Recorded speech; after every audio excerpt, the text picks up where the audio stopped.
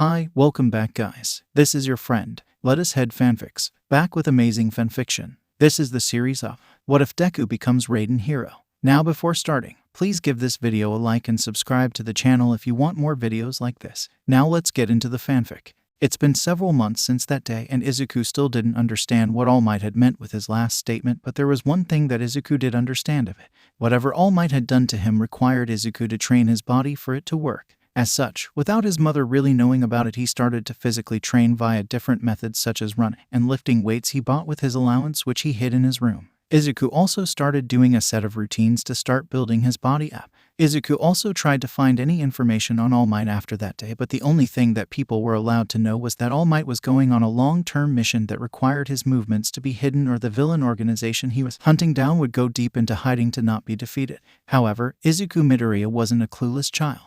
No, he was a quirkless child that was forced to survive in a cold and harsh world. Izuku knew several things that happened that day. One was that All Might was seriously injured, and two, he was fighting a villain that could end him. Izuku didn't buy into the lie that they were putting out in the media that he was going on a long-term mission. No, he knew All Might was either dead or in critical condition in the hospital, which was being kept under wraps to prevent chaos and someone from attempting to finish the job. Izuku indeed was smarter because he had to learn far more on his own, which led him to be ahead of everyone else since teachers would sabotage his learning in school by providing him wrong information. As such, he always needed to learn on his own and read between the lines to survive against the teachers that wished him ill or tried to sabotage his schooling. He also needed to be smart to survive against his fellow classmates since they would always harm him with their quirks. As such, Izuku learned a lot of medical knowledge and human anatomy so he could better know where to let the hits land so there was less damage in less important areas. This is why he knew what was put in the media was a complete lie, so Izuku was preparing himself to figure out whatever All Might gave him, which he believed may be a quirk since it was the only thing that would make sense even though it defied all no logic, nor did he understand how it would work except the blood portion. However, on the 6th month since meeting All Might, he finally understood some of what All Might had done that day, and his theory was correct. Izuku Midoriya had activated the quirk he had inside of himself now, as green arcs of lighting were going over his body parts that he had it on and was shifting it to, but it was downright painful to use the quirk that he had to quickly shut it off in fear of destroying his body. I understand why he said to train my body, because if I threw a punch or tried to move then I likely would have died, most likely. Izuku thought as he laid on his bed as his entire body was sore. The quirk he now had was too powerful for him to actively use as it stood, so Izuku knew he needed to train his body more, but there was one thing he could do. Izuku decided to show it to his mother and claim he had just awakened a quirk inside of himself, which wasn't a complete lie. It was just leaving out a massive amount of information that he knew where it truly came from. When his mother saw it, she was so thrilled that her child had finally gotten a quirk that she agreed that they needed to go register it the next day. She asked if he had a name for it, but before he could even start thinking of a name, he had one somehow in his mind. He opens his mouth and speaks out. I want to call it energy manipulation, since it feels like I am pulling from a pool of energy to manipulate it, so I might find more tricks to it in the future. Izuku said, not knowing where that entire statement came from, but just said it as it appeared in his mind. How did that come in my mind? I know All Might said something about trusting the predecessors, but that seems a bit ridiculous that the past users can interact if they aren't around. Maybe. Could it be that the quirk somehow holds memories of the past users and feeds it to the new user? Izuku thought, but soon put it out of his mind since he had more important things to figure out right now, since he needed to start getting more training under his belt, since he believed his mother would be more supportive of his training. This way he wouldn't need to hide his training anymore from her, since she would always stop him from joining a dojo or other training places, since she said he was too vulnerable for places like that. Izuku knew that she shouldn't be treating him like glass, but left it alone since it was better for him to keep his mouth shut and have a place to call home than none at all. Izuku again wasn't stupid, and he read the online forums that other quirkless people have created about their lives and the treatment they receive. Izuku knew his mother could be physically abusive with him based on the treatment the others received, or worse, she could kick him out.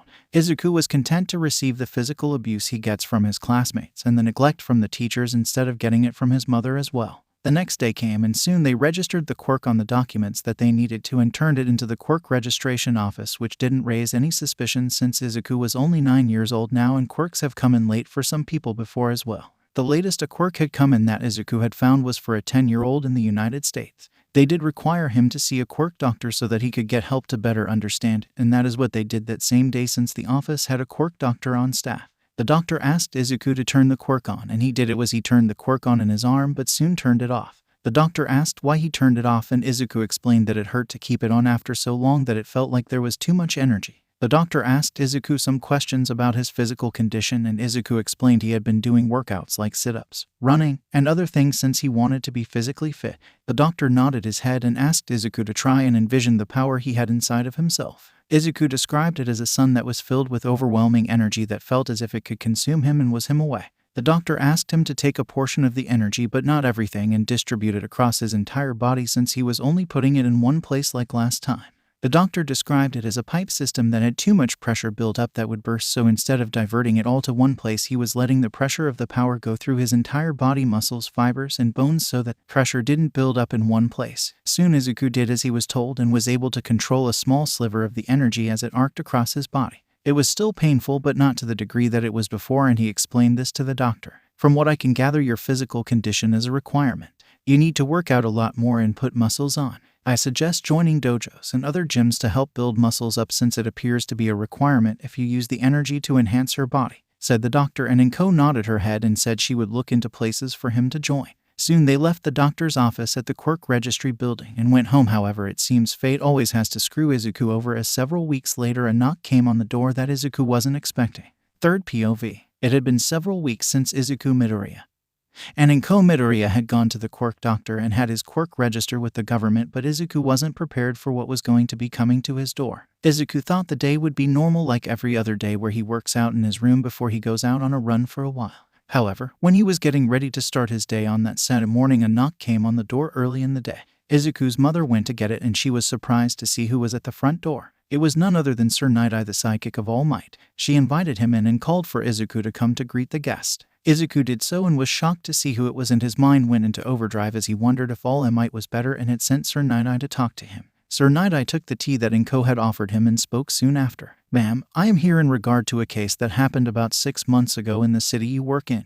As you know, I work for All Might as his sidekick, and I am here to talk to your son that might have seen something since he was in the area where the event happened.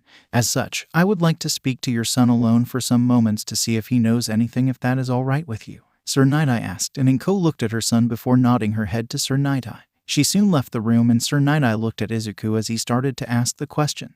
I am sure you know what I am here to talk about, since I have video of you leaving the area where All Might was at. Something was taken from All Might that I am tracking down to ensure it gets provided to a better suited individual, if you know what I mean, Sir Nighteye said, and Izuku mind provided several options and theories, but the way that Sir Nighteye talked implied that All Might likely didn't know Sir Nighteye was here, since All Might had given the quirk to Izuku with nothing that implied it was meant for anyone else. No, All Might implied that he didn't want the quirk dying with him, so he passed it on, so he did that. Unless All Might came asking for it back, then Izuku had no plans of giving it up, since it would help him achieve his dreams of becoming a hero and saving people. As such, Izuku chose to play dumb. Sir, I don't know what you mean or are getting at, Izuku said, and Sir Nighteye frowned a bit. Listen here, what you were given is meant to be a symbol and not a plaything, so it doesn't seem fit for someone like yourself to keep a hold of what you were given. You can either agree to hand it over to someone I find more suitable to become the next vessel, or I can take harsher measures. The choice is yours, so decide now, Sir Nighteye said, and that statement rubbed Izuku completely wrong. Does he mean someone quirkless shouldn't hold this power? It seems this man is just like all other people that look down on quirkless people. Even though I have a quirk, the staff and students at my school haven't treated me any better, since no one would believe me when I said I had a quirk, since I refused to illegally use my quirk, Izuku thought as he gritted his teeth. Once again, I have no idea what you are talking about. I was under the impression you were asking for information about a case I must have witnessed, but it seems you're here implying I stole something instead. You do realize this is illegal, since you lied to my mother and started interrogation of a minor without legal representation or their guardian, since you lied to the said guardian to do his illegal interrogation, Izuku said, and Sir Nighteye frowned even more as he looked at Izuku. He then stood up and told Izuku that he chooses to take the rough method instead. Soon Inko came back into the room with a frown on her face that confused Izuku until she spoke.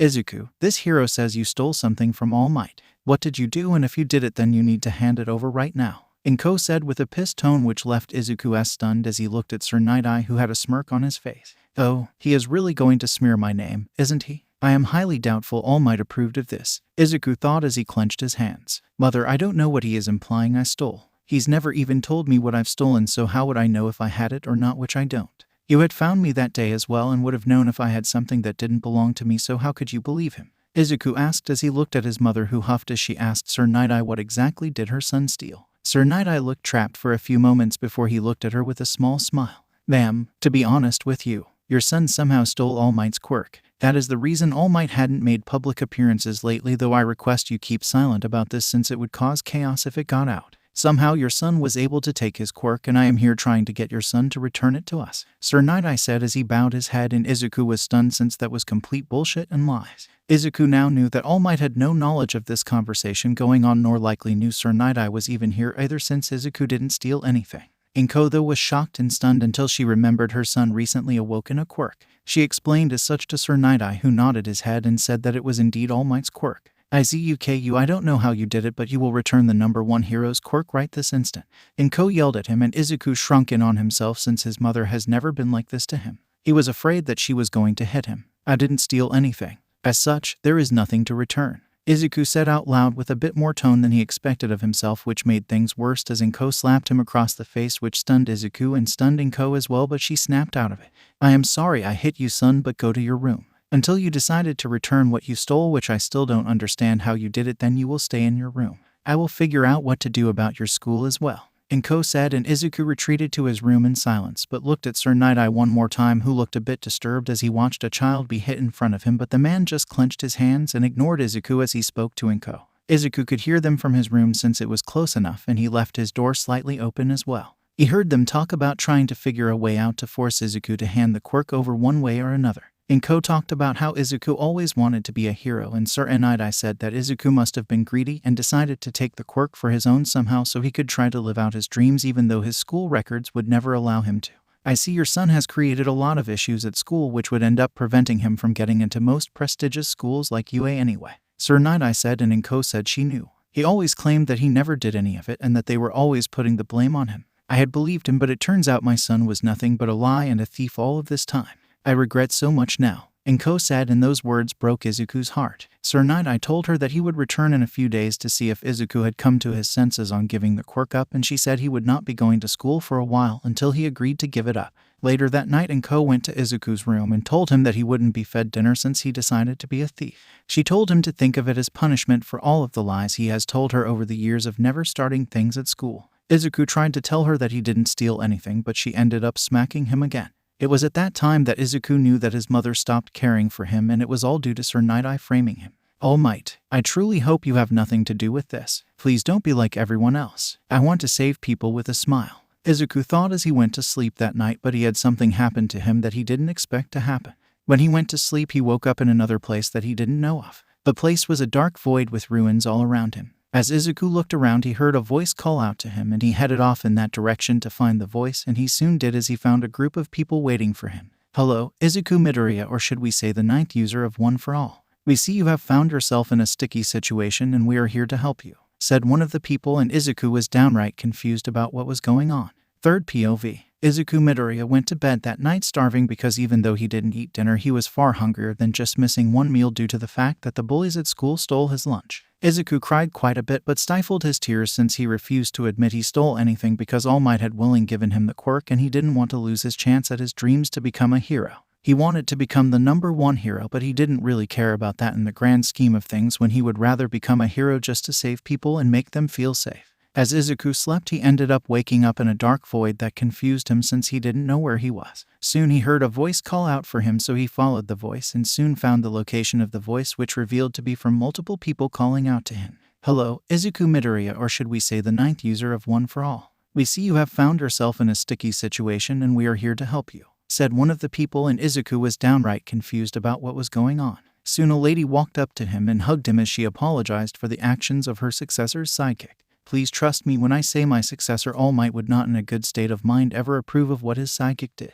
From what we know from the bits we get from All Might's echo is that he woke up for a brief moment in the hospital and spoke of you having One for All since he passed it on before blacking out again," said the women that hugged Izuku, and he was shocked at what he heard. "Okay, can someone please explain what is going on and what is One for All? I am assuming it's the quirk I received from All Might, but can I get the full story since Sir Nighteye just turned my mother against me and I am likely going to get abused soon," Izuku said, and all of their faces twisted a bit at that statement, but the person with white hair stood up and nodded his head. "Indeed, you are owed the truth from us since you have been trusted in an unknown situation," said the man as he introduced himself as the first user. "You can call me first since my name has long been lost to time, so it doesn't matter," The lady next to you is Nana Shimura, the 7th user of One for All and the Master of All Might. The others will be introduced to you in time, but for now, let's focus on us three," said the first witch. Izuku nodded his head as the scene around him changed and they were now sitting at a table. First, let's talk about the quirk itself. Good job on managing so far and not destroying yourself due to how powerful it has grown.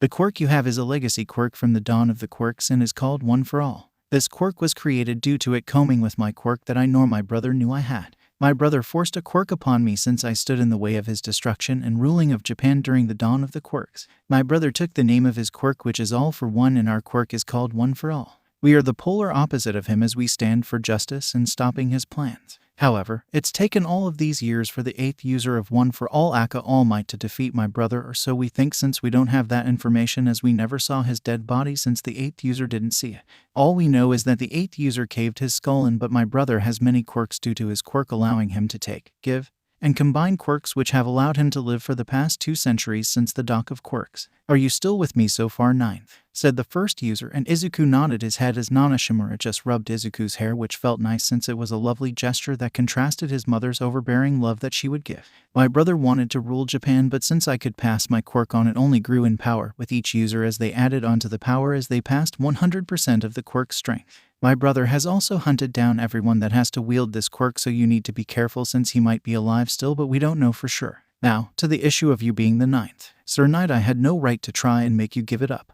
All Might gave you the quirk, so it is yours now to do as you wish. And we only ask you to use it for good. Not even All Might has the right to ask you to give it back either, said the first user, and Izuku brought up a point that Sir Nighteye said. What about if All Might had someone he intended to pass this quirk on before he had no choice? Izuku asked, and Nana shook her head as she talked. He didn't have anyone lined up to take it. As such, you were the only person in his mind. As such, you can say you were lucky that you were there, but it is also fate in a way. Do you think we were chosen to wield the quirk, Izuku? She asked, and he said yes, but she told him no. Almost every single one of us expects Toshinori aka All Might was given the quirk in the heat of the moment, since all before I were hunted down by All for One and were forced to make snap decisions, Nana said, as memories flood his mind of the past users passing the quirk on. I see, Izuku said, and she nodded her head. As such, due to the fact that he had no one lined up in mind to take the quirk and the fact that this is common, the quirk One for All is yours only, and not even All Might can take it from you. We've reviewed your memories as well and know the type of person you are. We approve of you as the 9th user, so don't let anyone tell you otherwise, Nana said as she hugged Izuku, which made him smile. They soon moved the conversation forward. Now, All Might is alive, but he is recovering from the battle, as you guessed correctly. Sir Nighteye has done what he did of his own free will and not All Might's orders, the first user said as Izuku nodded his head as he saw All Might's ghost figure in the back, which smiled at him. Freaky, Izuku thought. Now the issue of your mother. We should wait to see what she does, but don't give the quirk up to anyone. If push comes to shove, we can do some extreme things like have you run away and hide away in the mountains, since the home that the 4th user had should still be there since no one ever found it when he was alive. We can help train you and teach you knowledge as well, but the issue would be formal education that would allow you into UA or another hero school in the future, said the first user. Izuku agreed to wait to see what his mother and Sir Nighteye would do moving forward, but they agreed to give them 2 weeks to see what they would do before they made the drastic decision to run away. They did tell Izuku to start preparing himself to run away so he wasn't caught off guard if he needed to make a quick escape. They also worked on Izuku's fine control in the dreamscape as they explained how much power Izuku was using currently, which was only 1%, which was still hurting his body a bit as he needed to build up more muscles. They wanted him to work on controlling his concentration and making himself go to 1% naturally without risking him going over in the event he loses concentration. As such, what felt like hours passed before he started to vanish from the place, but he was told he was waking up. Izuku said goodbye to them all, and he soon awoke to find his mother standing over him. Have you decided to give back what you stole? She asked, and Izuku just opened his mouth and spoke. I stole nothing, so I don't know what I am meant to hand over if I indeed stole anything, Izuku said, and Inko stared into him before walking away. As she did, she shouted out that he wasn't going to be eating breakfast either, since he didn't want to admit to the truth, but Izuku just kept silent.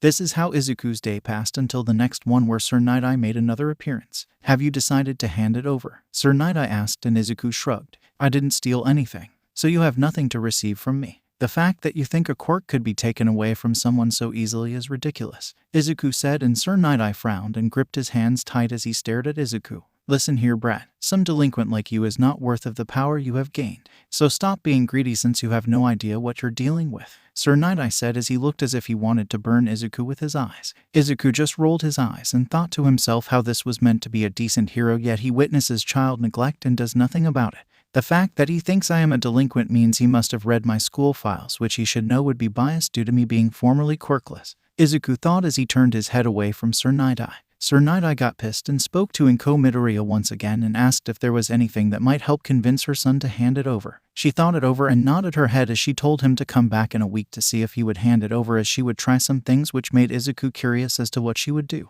After Sir Nighteye left, she turned to him and spoke. Izuku, if you don't stop being an ungrateful brat, then I will kick you out of this house. I have raised you all of these years and loved you, yet you decided to steal and cause all of this trouble. Stop being ungrateful and return to your room until you decided to hand it over, Inko said, and his eyes widened in disbelief that she actually threatened him with that. He got up and ran to his room, where he broke down in tears as he once again was denied food, as this was the third day he has now gone without food, which was making his stomach hurt a lot. Izuku soon was met with darkness as he was exhausted from crying and passed out. He was met with the past users of One for All, who were pissed at what they saw and heard from Inko Midoriya and Sir Nighteye. This time, though, there was another member who was present, which turned out to be the fourth user of the quirk, Hikage Shinomori. Kid, it's time to leave. The moment she goes to work tomorrow is when you need to leave. I want you to steal as much food and water as you can from the house after she leaves for work, and then you will be escaping to the old home location I had in the forest. Once you are there, you will not leave that place for much. Expect to try to establish a new identity once we figure out how to do that, since we want to enroll you in an online school or something if we can figure out how to get that portion of the plan done, said Hikage Shinomori, which Izuku nodded his head. The seventh user, Nana Shimura, apologized for what her successor's sidekick had done to Izuku's life, but Izuku wasn't having it since it wasn't her fault, and as far as they know, it wasn't All Might's either. Izuku just wishes things were different, since he didn't think this is what he would be doing at 9 years old, but he knew he wanted to be a hero more than anything. He also knew the way his mother treated him was never truly acceptable if he had a quirk either, which he saw in how she changed when he first told her he had a quirk until Sir Nighteye screwed it all up. Izuku sighed and asked for the general location of the place he was heading towards. You currently are in the prefecture of Shizuoka, and you need to get to the prefecture of Gifu, which is one of the most prefectures with a lot of forest areas. It's why I chose it, but it still is near large cities that I could lose people and if I ever needed to escape someone. The home is located near the city of Jiro, which was small back then but most likely grew by now, but it still shouldn't have come close to finding the hidden home, which was in the mountains and forest, said the fourth user, Hikage. Izuku nodded his head, and soon the plan overall was made on what they would be doing. Izuku resigned himself to his new fate, but he wanted to be a hero even if it meant fighting the ancient evil that hunted One for All down the last 2 centuries if All Might had failed to end the man. Third POV. Tuesday arrived, and it was now several days since Izuku hadn't been to school, though Izuku knew they wouldn't miss him. Izuku checked the entire house to make sure his mother was gone and at work before he started his plans. Izuku quickly moved to his room and grabbed his bags that he had already packed. In these bags were most of his clothing, his journal, spare journals, a few posts of All Might, his laptop, his phone, chargers, his school books, hygiene products, and some other random stuff. Izuku then took several empty bags and put all of the food that wouldn't go bad quickly in them while making a meal right away that he could eat out of the food in the fridge, since he wanted a decent meal to have before he ran away. Izuku also heard a whisper in his mind that told him to steal any money from Inko that he could find, which he ransacked her room and took the money he knew she stored under the bed, which was about 550,000 yen, which was about $5,000 USD. Izuku felt guilty stealing the money since that is what he was doing, stealing. However, the past users kept pushing thoughts to the front of his mind, reminding him that what she has done to him was emotional and physiological abuse, which she has now physically abused him since she has been starving him for days now, so that made him not feel as guilty anymore. After getting everything packed and changing his clothing to better ones suited to hide his appearance and throwing a medical mask on, he went out the door and left his key since he wasn't going to be returning. Goodbye, mother. No, goodbye, Inko Midoriya. I wish things could have been better between us, Izuku thought as he closed the door and walked away. He soon made his way towards the train station and waited for the train that would take him in the direction that he needed. Izuku was thankful for Japan's public rail system, which cost very little for transport and went almost everywhere in Japan. He had to wait about 30 minutes until the train arrived and he got on it. Izuku looked at the map and knew he would need to take about 3 different lines, but he would make it after 4 hours or so to the city of Jiro, where he would rely on the guidance of the past users to take him to the hidden home of the fourth user, where he secluded himself and trained to grow the quirk, since the fourth user didn't face off against All for One until after he passed the quirk later on in his life. Izuku sighed to himself as he set his alarm for 40 minutes, which was 10 minutes before he would need to change train lines, which required walking to a different station to take that train line. Soon the time passed and Izuku switched trains and kept repeating this process until he was on the last train line that would get him to the city of Jiro. Izuku arrived and looked around the city, and indeed it was still a smaller sized city compared to most of Japan, but it was still decent.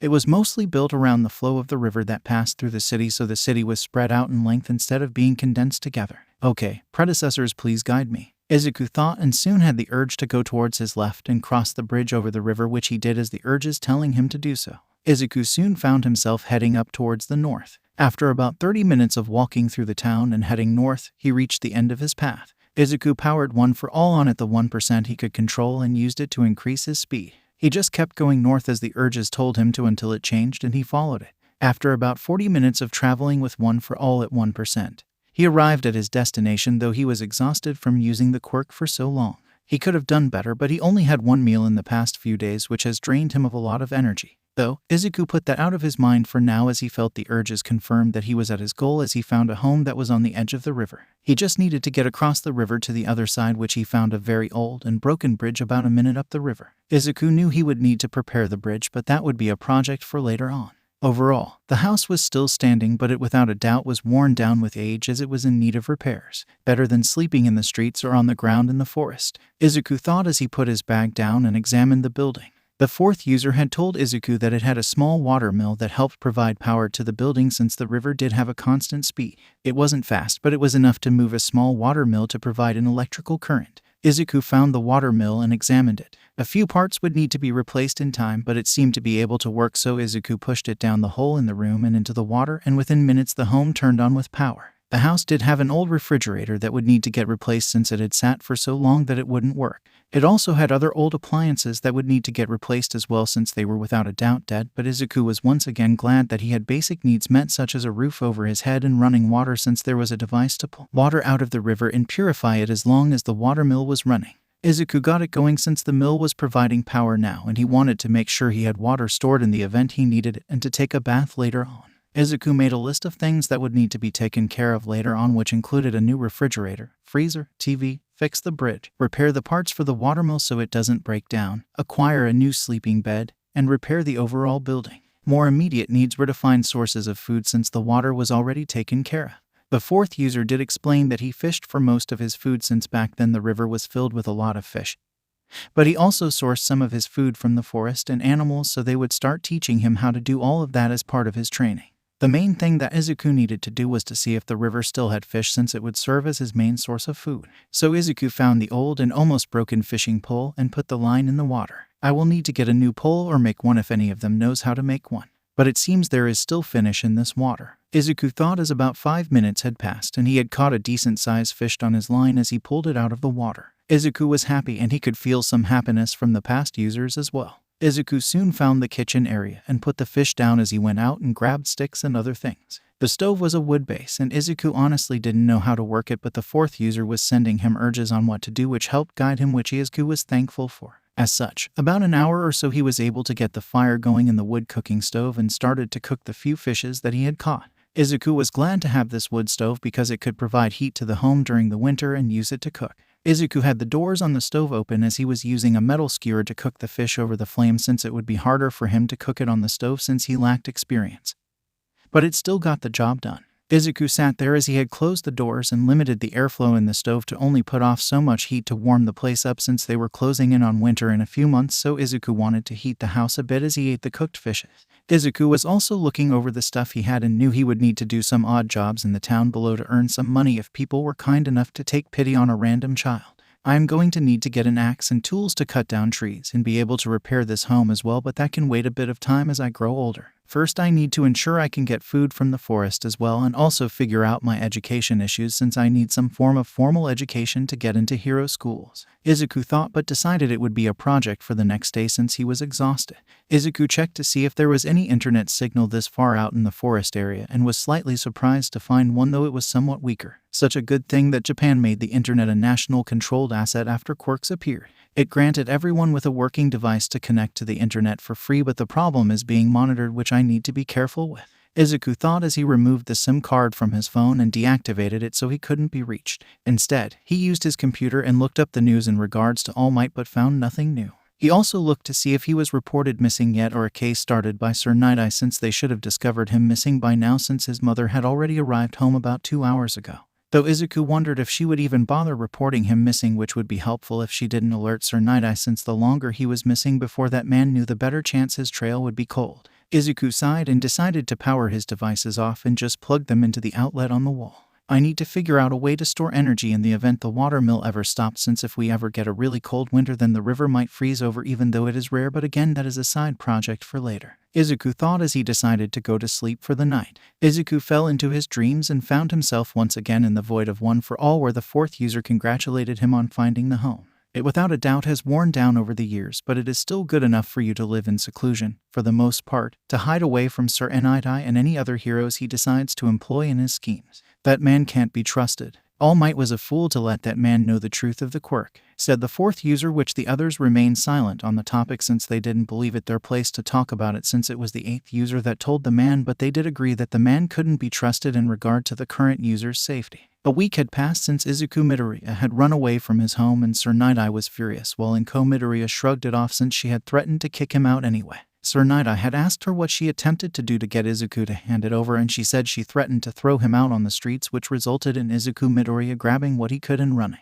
Inko was pissed about the money being stolen and food, but that could be replaced with time. Sir Nighteye though was pissed that he didn't get told that the boy had run away when she had his number. He had asked her why she didn't contact him or report the boy missing, and she just said he was better off gone since he was causing so many issues. It's not like you can get pissed with me when you are making him a villain already, since he stole from the symbol of peace. No one will care about him, so why should I? I raised him all of these years while he was still quirkless, and my life took a nosedive since my husband left after my brat was declared quirkless. I had loved him since he used to be a good boy, but you showed me he was nothing more than a thief and child that caused problems. Just hunt him down and declare him a criminal or something, since he stole money from me, Inko said as she kicked the man out of the home. Sir Nighteye was pissed with the woman but left regardless to try and figure out where the boy had gone. Overall, he couldn't do much unless he started an official case, which would require him to state the reasons why he made the case, which he couldn't do without exposing the fact about the quirk itself. He couldn't really use the fact that the boy stole money from the mother, since that would be a civil issue between them since she was responsible for the boy.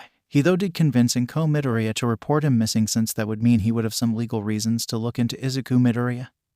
And for him, this allowed him some means to look into the boy more and try to track him down, but so far Sir Nighteye didn't have any luck, since it seemed the boy planned well and he lost track of him after he got off the train the first time.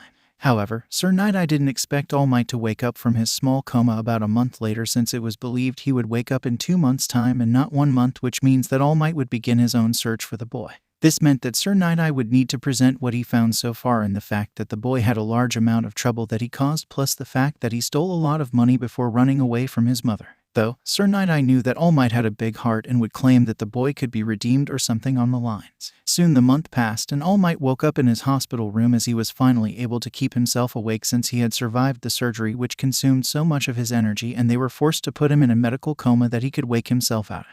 The doctors came in and started to check him over, as well as a pro hero named Recovery Girl. "Well, it's good that you are finally awake. You almost died, you big idiot," Recovery Girl said, and he apologized to her. After all of the other staff left the room, he turned to her and asked what has happened in the time since he's been asleep.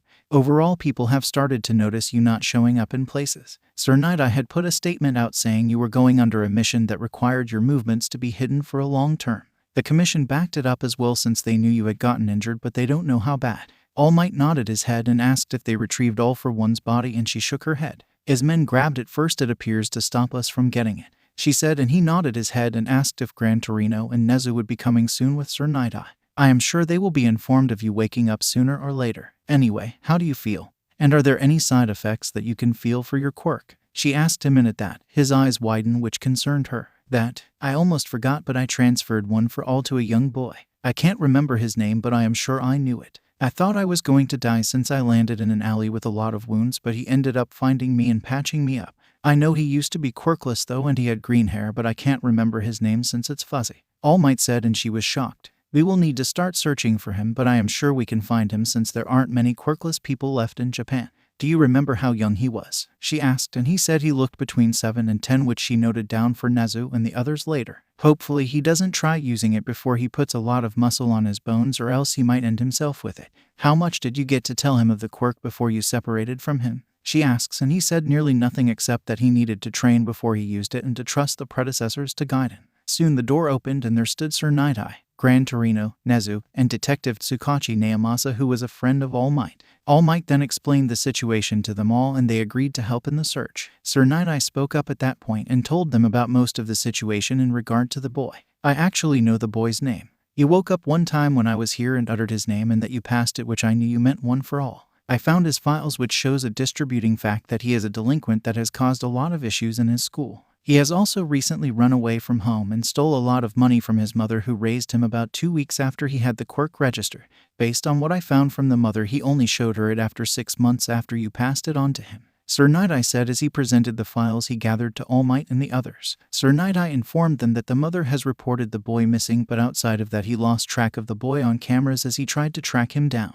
All Might was in shock at what he was reading of the boy. From what he told me and how he acted in front of me, these show someone completely different, All Might said, and the detective spoke up at that point. People do tend to act completely different in front of authority figures. It's not unheard of at all for people that cause trouble to attempt to use an image to hide what they do, said the detective, completely unaware of what Sir Nighteye had done in this situation or that the files were heavily biased against Izuku Midoriya. He knew that people received discrimination, but he was used to lighter discrimination and not something so heavily biased, since schools tend to try and avoid raising suspicions if they made a file too heavily biased. With how much trouble he has been involved in, there is no way he would have made it past the screeners at UA, so I don't know why he claimed to you that he wanted to go there since he wouldn't get in, Nezu said as he felt something was off but didn't know what it was. But Sir Nighteye spoke up, which brought him off of his thoughts. Anyway, recovery girl, how are All Might's current condition and outlook for the future? He asked her, and she started to explain his situation and the fact that he was missing portions of his organs, so his body would deteriorate into a worse state in the future. That made them all grimace and filed the need to find the 9th user. So we will need to find the kid and get him to transfer it to someone more worthy of being the future symbol of peace, Sir Nighteye said, but All Might said no. I believe his words were true in what he wanted to do in his future when he spoke to me. I believe even if these files are true that I can turn the boy onto a better path, so unless he shows me that he isn't redeemable, then I won't ask him to transfer the quirk. I will instead help him train once I find him and provide him home if he doesn't want to return to his mother's home if there is something wrong there, All Might said. Sir Nighteye brought up the fact that his record would prevent him from getting into a hero school like UA, and All Might scoffed at that. I am doubtful UAS screeners or Nezu here would reject a request from me if I can put him on a better path. Nezu also would likely rather have the 9th user in his school now, wouldn't you, Principal Nezu? All Might said and asked Nezu who was in the room. Nezu thought it over and nodded as he spoke. If All Might could indeed turn the boy to a better path, we wouldn't ignore a letter of reference from the #1 hero and symbol of peace, Nezu said, confirming All Might's statement, which irritated Sir Nighteye since he didn't believe the boy was worthy of the quirk. A week had passed since that conversation, and Sir Nighteye tried to convince All Might to retire due to his state, but All Might had refused. It was then that Sir Nighteye spoke up about the future he had seen when he used his quirk on All Might. If you continue down this path, then you will end up dying a horrible and gruesome death, Sir Nighteye yelled out, but All Might took that as a challenge instead and said that he needed to find the 9th user and help train them even more now instead, as the world needed a symbol of peace until then. Sir Nighteye gritted his teeth and said he couldn't stand around and watch him go to his death with some random boy that was not even fit to become the next symbol of peace due to all of the trouble he caused and would likely cause in the future. As such, Sir Nighteye turned in the opposite direction and walked away. Thus this resulted at the end of the partnership between Sir Nighteye and All Might, nor did Sir Nighteye admit to the truth that he had a hand in Izuku Midoriya running away, since he didn't believe he truly did have a hand in it. He truly believed in his mind that Izuku Midoriya was just a boy that caused a lot of troubles and would never become a hero. He also believed that Izuku Midoriya running away would have happened no matter what, nor did he report the fact that Inko Midoriya was abusive, neglectful, nor the fact that she had actually abandoned Izuku Midoriya instead of him running away on his own free will, since she left him no other options. No, none of this would come out until much later on, as the detective wouldn't question Inko Midoriya for a long time since they had information from her already due to Sir Nighteye questioning her, or so they thought. Until then, Sir Nighteye would not be held responsible for the crimes he committed. Third POV. Izuku Midoriya was breathing hard as he laid on the ground in the middle of the forest. The reason he was breathing hard was that he was currently training his body over the past months since he arrived here in the forest. Many things have happened as he had gone into town and purchased tools such as an axe and many other physical tools. Izuku didn't have the money to spare on the high-end electricals and knew very well that the watermill wouldn't support supplying the electrical energy for all of the tools plus the refrigerator that he had bought as well as a few other appliances. He also knew his money was running dry as well, and he's been lucky that he's found a few households that took pity on him and offered him odd jobs. Most of these households were older families that were too old to do a lot of things themselves, so having a young child with a lot of energy was amazing for them since Izuku could do a lot of things they couldn't in their old age, such as chop a tree down or pull all of the weeds out of the large garden. However, back to the training and tools part. A part of the training that he got from the past users were having Izuku do was to use the axe and cut down some trees where he would then cut it into parts. Some parts were turned into lumber that he used to repair the home, which they taught him how to cut the wood correctly into parts, and some of the tree parts were turned into training equipment such as heavy and large trunks that were left alone, used as a giant weight to lift with the quirk turned on. As such, over the past months he had pushed his quirk control from 1% to 5%, which felt amazing to Izuku for being only 9 years old and having such an improvement with his small body, and being on his own since he doesn't count death as being actual people with him, since people would think he was crazy if he ever claimed that. Anyway, Izuku had repaired the bridge with the wood he had made, and the bridge was in a much better condition now, though he knew he would need to replace the parts since he didn't have the money to purchase a wood sealer to stop the wood from rotting due to the element. He also repaired portions of the house and again would need to replace them sooner or later in the future due to lacking funds to buy a wood sealer. Izuku would rather save the money and replace them instead of using a wood sealer and not having money for an emergency. Other than the physical labor of the tree cutting, Izuku also received a training plan from the past users who had good knowledge on building up muscles. They wanted him to build up significant muscles, but over time, since they didn't want his body to be harmed by putting too much muscle on, but instead to get a nice toned and firm body instead, which they could get over the years. Most of the training was with routines that would help him slowly build up his muscles, but most of it was focused on building up endurance so he would have the stamina to last for a long time. Some other things he was working on were combat lessons that the users had him learning. He would repeat exercises that the past users would teach him when he went into his dreamscape every few days, and he would spend the time between practicing them until he got it and they moved him to the next step. Outside of physical training, he also needed to train his mind. Now there was a slight issue since Inko Midoriya had reported Izuku missing a week after he ran away. He found this out since he did a search about his name and found a small news article about it that didn't say much except that he ran away and was missing. What concerned Izuku was the fact that Sir Nighteye was reported to be the main person investigating it since he had requested the case. Izuku knew not to trust anyone related to his case now since they would be tied to Sir Nighteye and under his direction, which didn't mean anything good for Izuku. The past users had told Izuku of the information they gained from the All Might Echo that fed them information.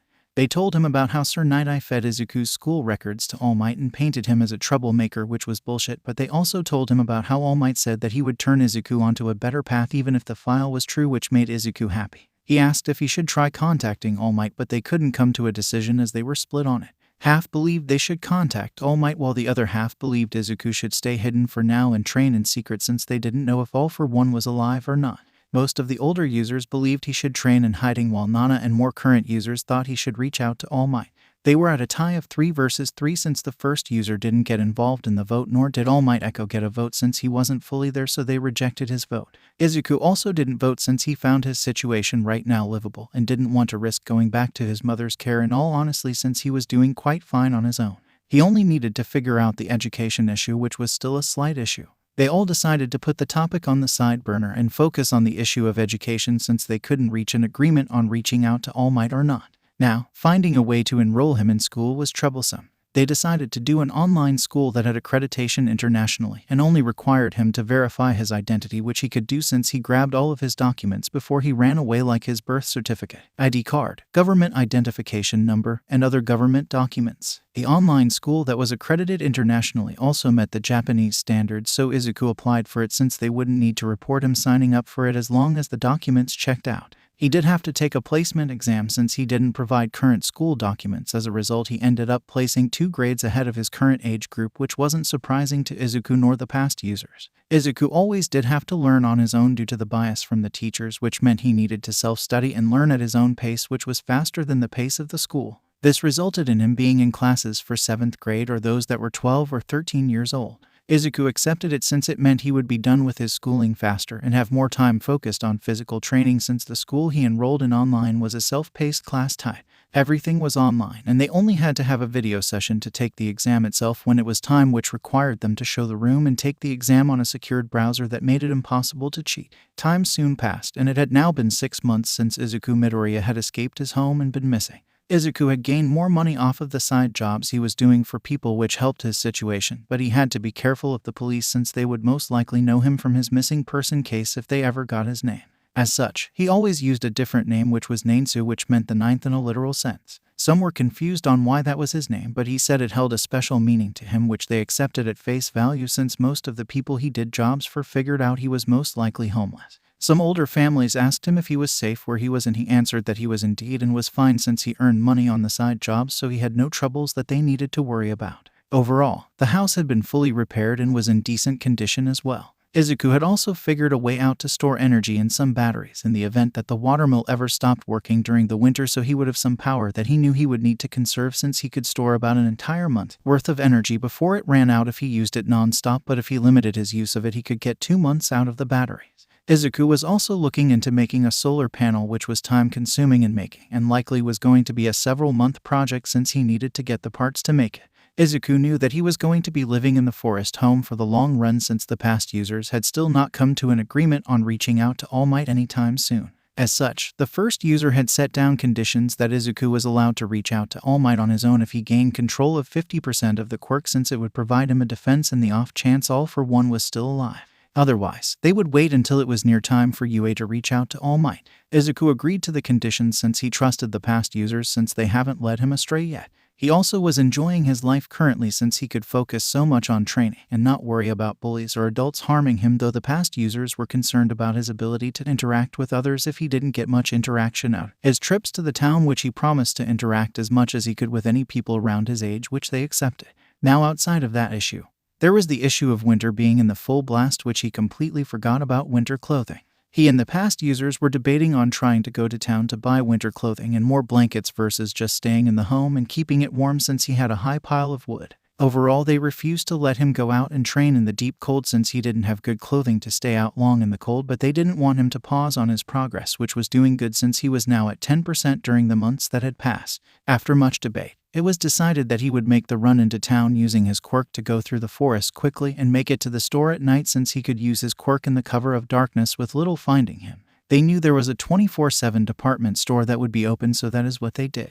It was also turned into stealth training to avoid the small number of heroes that were in this town and avoid the police as well. As such, after an hour out in the cold avoiding police and other heroes, he had gone and returned from the store with winter clothing and more blankets for the winter. They didn't need to worry about having a space heater or anything since the stove provided enough heat off of it to heat the entire house since it wasn't large. Third POV. We find ourselves in a large city that housed mighty towers, which is where All Might himself worked and lived most of the time on the top floors of the agency. All Might, however, wasn't good as he was anxious overall, and you might wonder why was the #1 pro hero anxious? Well, it was pretty simple for those that knew the truth. It was due to the fact that they couldn't find any clues on Izuku Midoriya being alive at all. The police had wanted to close the missing person case and declared him dead, but All Might had stepped in and stopped it from happening with the help of his detective friend. All Might expressed that he believed the boy was still alive and he was a person of interest to All Might. As such, the case was reassigned from Sir Nighteye to All Might himself since Sir Nighteye didn't have the ability to stop it from being reassigned to the #1 pro hero.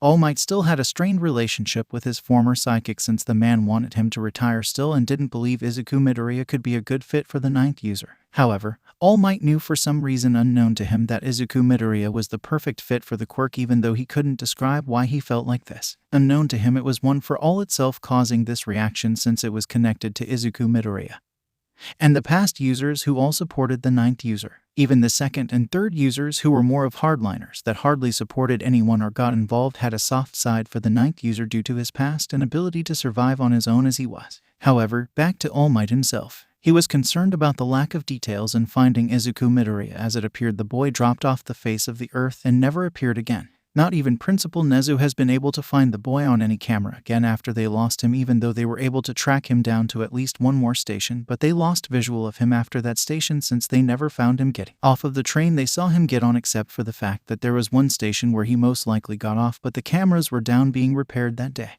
As such, they knew a possible area, but Izuku Midoriya could have gotten on a train, a bus, a cab, or anything else at the stop, so they had zero clues where he went since there weren't many public cameras around the train station where they had a dead zone where they believed he had stopped at. As such, they never found him going to a new station which camera was also under maintenance as well since the city was replacing them all on the same day, so they didn't know if he ever got on a train, so they didn't know where to look since the station fed into many different places. Nezu told All Might he would keep looking, but there was a lot of footage from all of the different possible stops and it would take him a large amount of time since a lot of the footage wasn't good enough to run through a program to scan for Izuku Midoriya's face, so Nezu had to do it manually. As such, it's been an entire year now since Izuku Midoriya had been missing and All Might didn't know where the ninth user was, even though he was sure the boy was alive due to the feeling he had with his own version of One for All, is what he told Nezu, Recovery Girl, Gran Torino, and the detective who all helped contained to search for the boy. All Might knew he could release a statement asking for people to search for him, but that was a heavy risk he wasn't willing to do since villains would target the boy.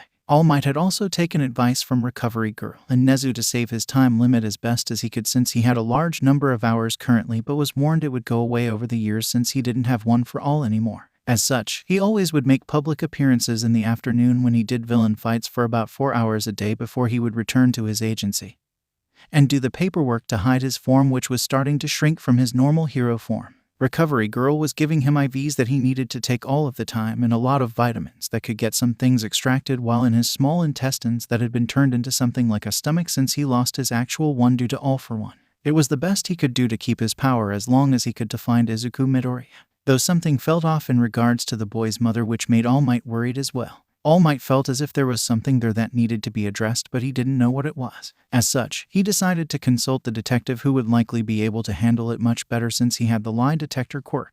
He had asked the detective to stop by his agency whenever he was in town, which was several weeks later. The detective asked what he needed and All Might pointed out how a statement that Izuku Midoriya made came back to his mind.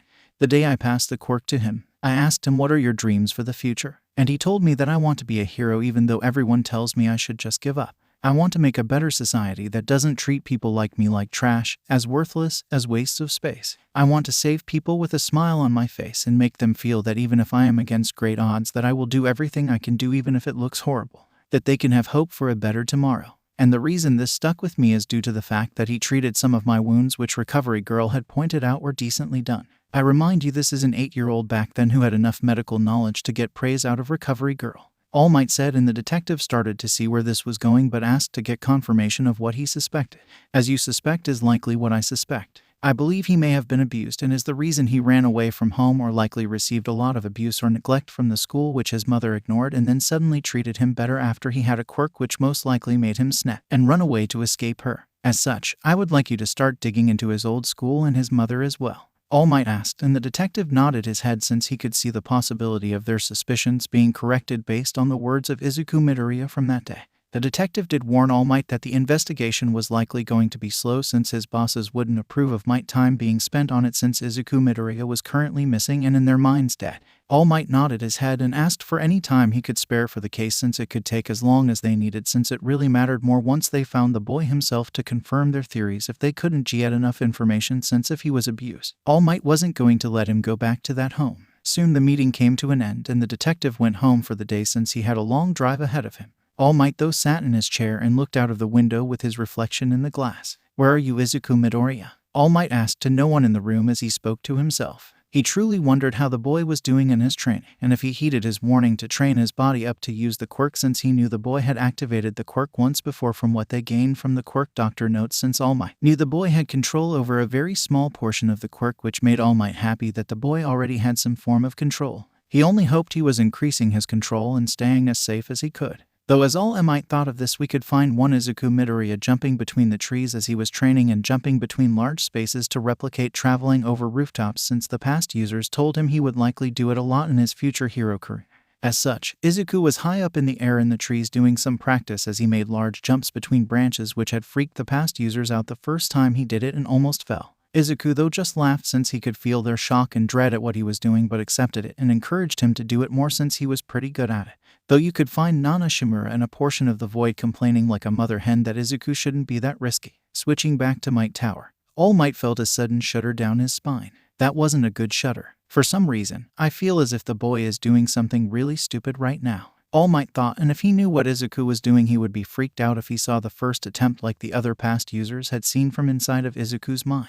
Though All Might would likely never learn of the truth of Izuku's crazy tree-jumping stunts, or maybe he would. Who knows? Third POV. The morning sun was rising in the air, and as you exit from the home in the forest, you could see the breath come off of one Izuku Midoriya as he was outside training, as he has done every single day for the past 4 years since he had arrived in this hidden land. It has also been 4 years that have passed since he had escaped from his mother's home. Izuku came to a stop and moved to the edge of the house. As he sat down on the edge of the home, Izuku turned his head and looked at the river that was flowing on the other side of the home, and he could see fish jumping out of the water every so often. The land had provided for Izuku ever since he had made the journey from his former home. No, from his former shelter to his current home, as the previous dwelling where he lived with his mother wasn't a home in reality, and Izuku has long accepted this. Izuku was truly thankful for the past users always guiding him over the years, especially when the quirk One for All evolved in a sense that even the past users didn't see coming until it happened. Now you might be wondering what Izuku is talking about. Well, the past users and Izuku realized that Izuku had access to the previous users' quirks on top of One for All itself, and they figured this out one day when Izuku activated the 7th user's quirk Float after he had fallen from a tree one day, since it had rained the night before, so the tree branch was slipper than Izuku accounted for. As such, when he was falling, the feeling generated from Nana Shimura and Izuku at the same time resulted in Izuku unlocking her quirk, and right before he smacked the ground he was floating in the air. They were all shocked until the past users started to feel the differences in the quirk itself and noticed that the core of the quirk had grown from the last time they had looked at it, which had been years since they had no reason to investigate the core until then.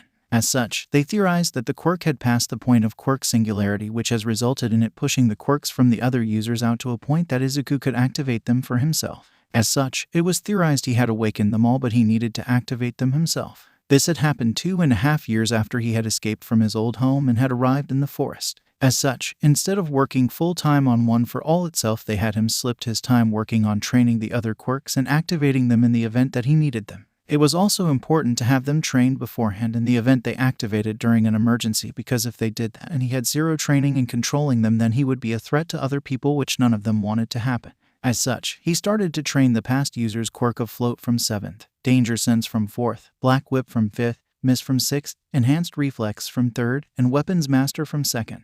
As there wasn't a quirk from the 8th or 1st user, since All Might was quirkless, as Izuku learned from Nana Shimura, which was shocking to him, and Izuku had questions on why he didn't do more for the quirkless people. Also, the 1st user's quirk was really One for All itself. Now, in regards to why All Might didn't do more, Nana explained that portion. From all he knew, the quirkless treatment was still similar to his own, which was light physical bullying and mostly verbal. Quirkless people were not common, but more common than your generation, so he had put it outside of his mind on what treatment you received, but I can tell you he knows now since he looked into your school and mother. She's been arrested roughly a few months ago, so it took him about 2 years to get the information since the detective, and he worked on it privately in their spare time. Nana Shimura said, and Izuku nodded his head with a smile that All Might knew the truth about his mother. Izuku did ask if All Might learned the truth of Sir Nighteye's involvement, and she shook her head and told him that they had split, and Inko Midoriya didn't mention anything about Sir Nighteye since they didn't question her about it, nor did she know All Might himself was involved. As such, it never came to light.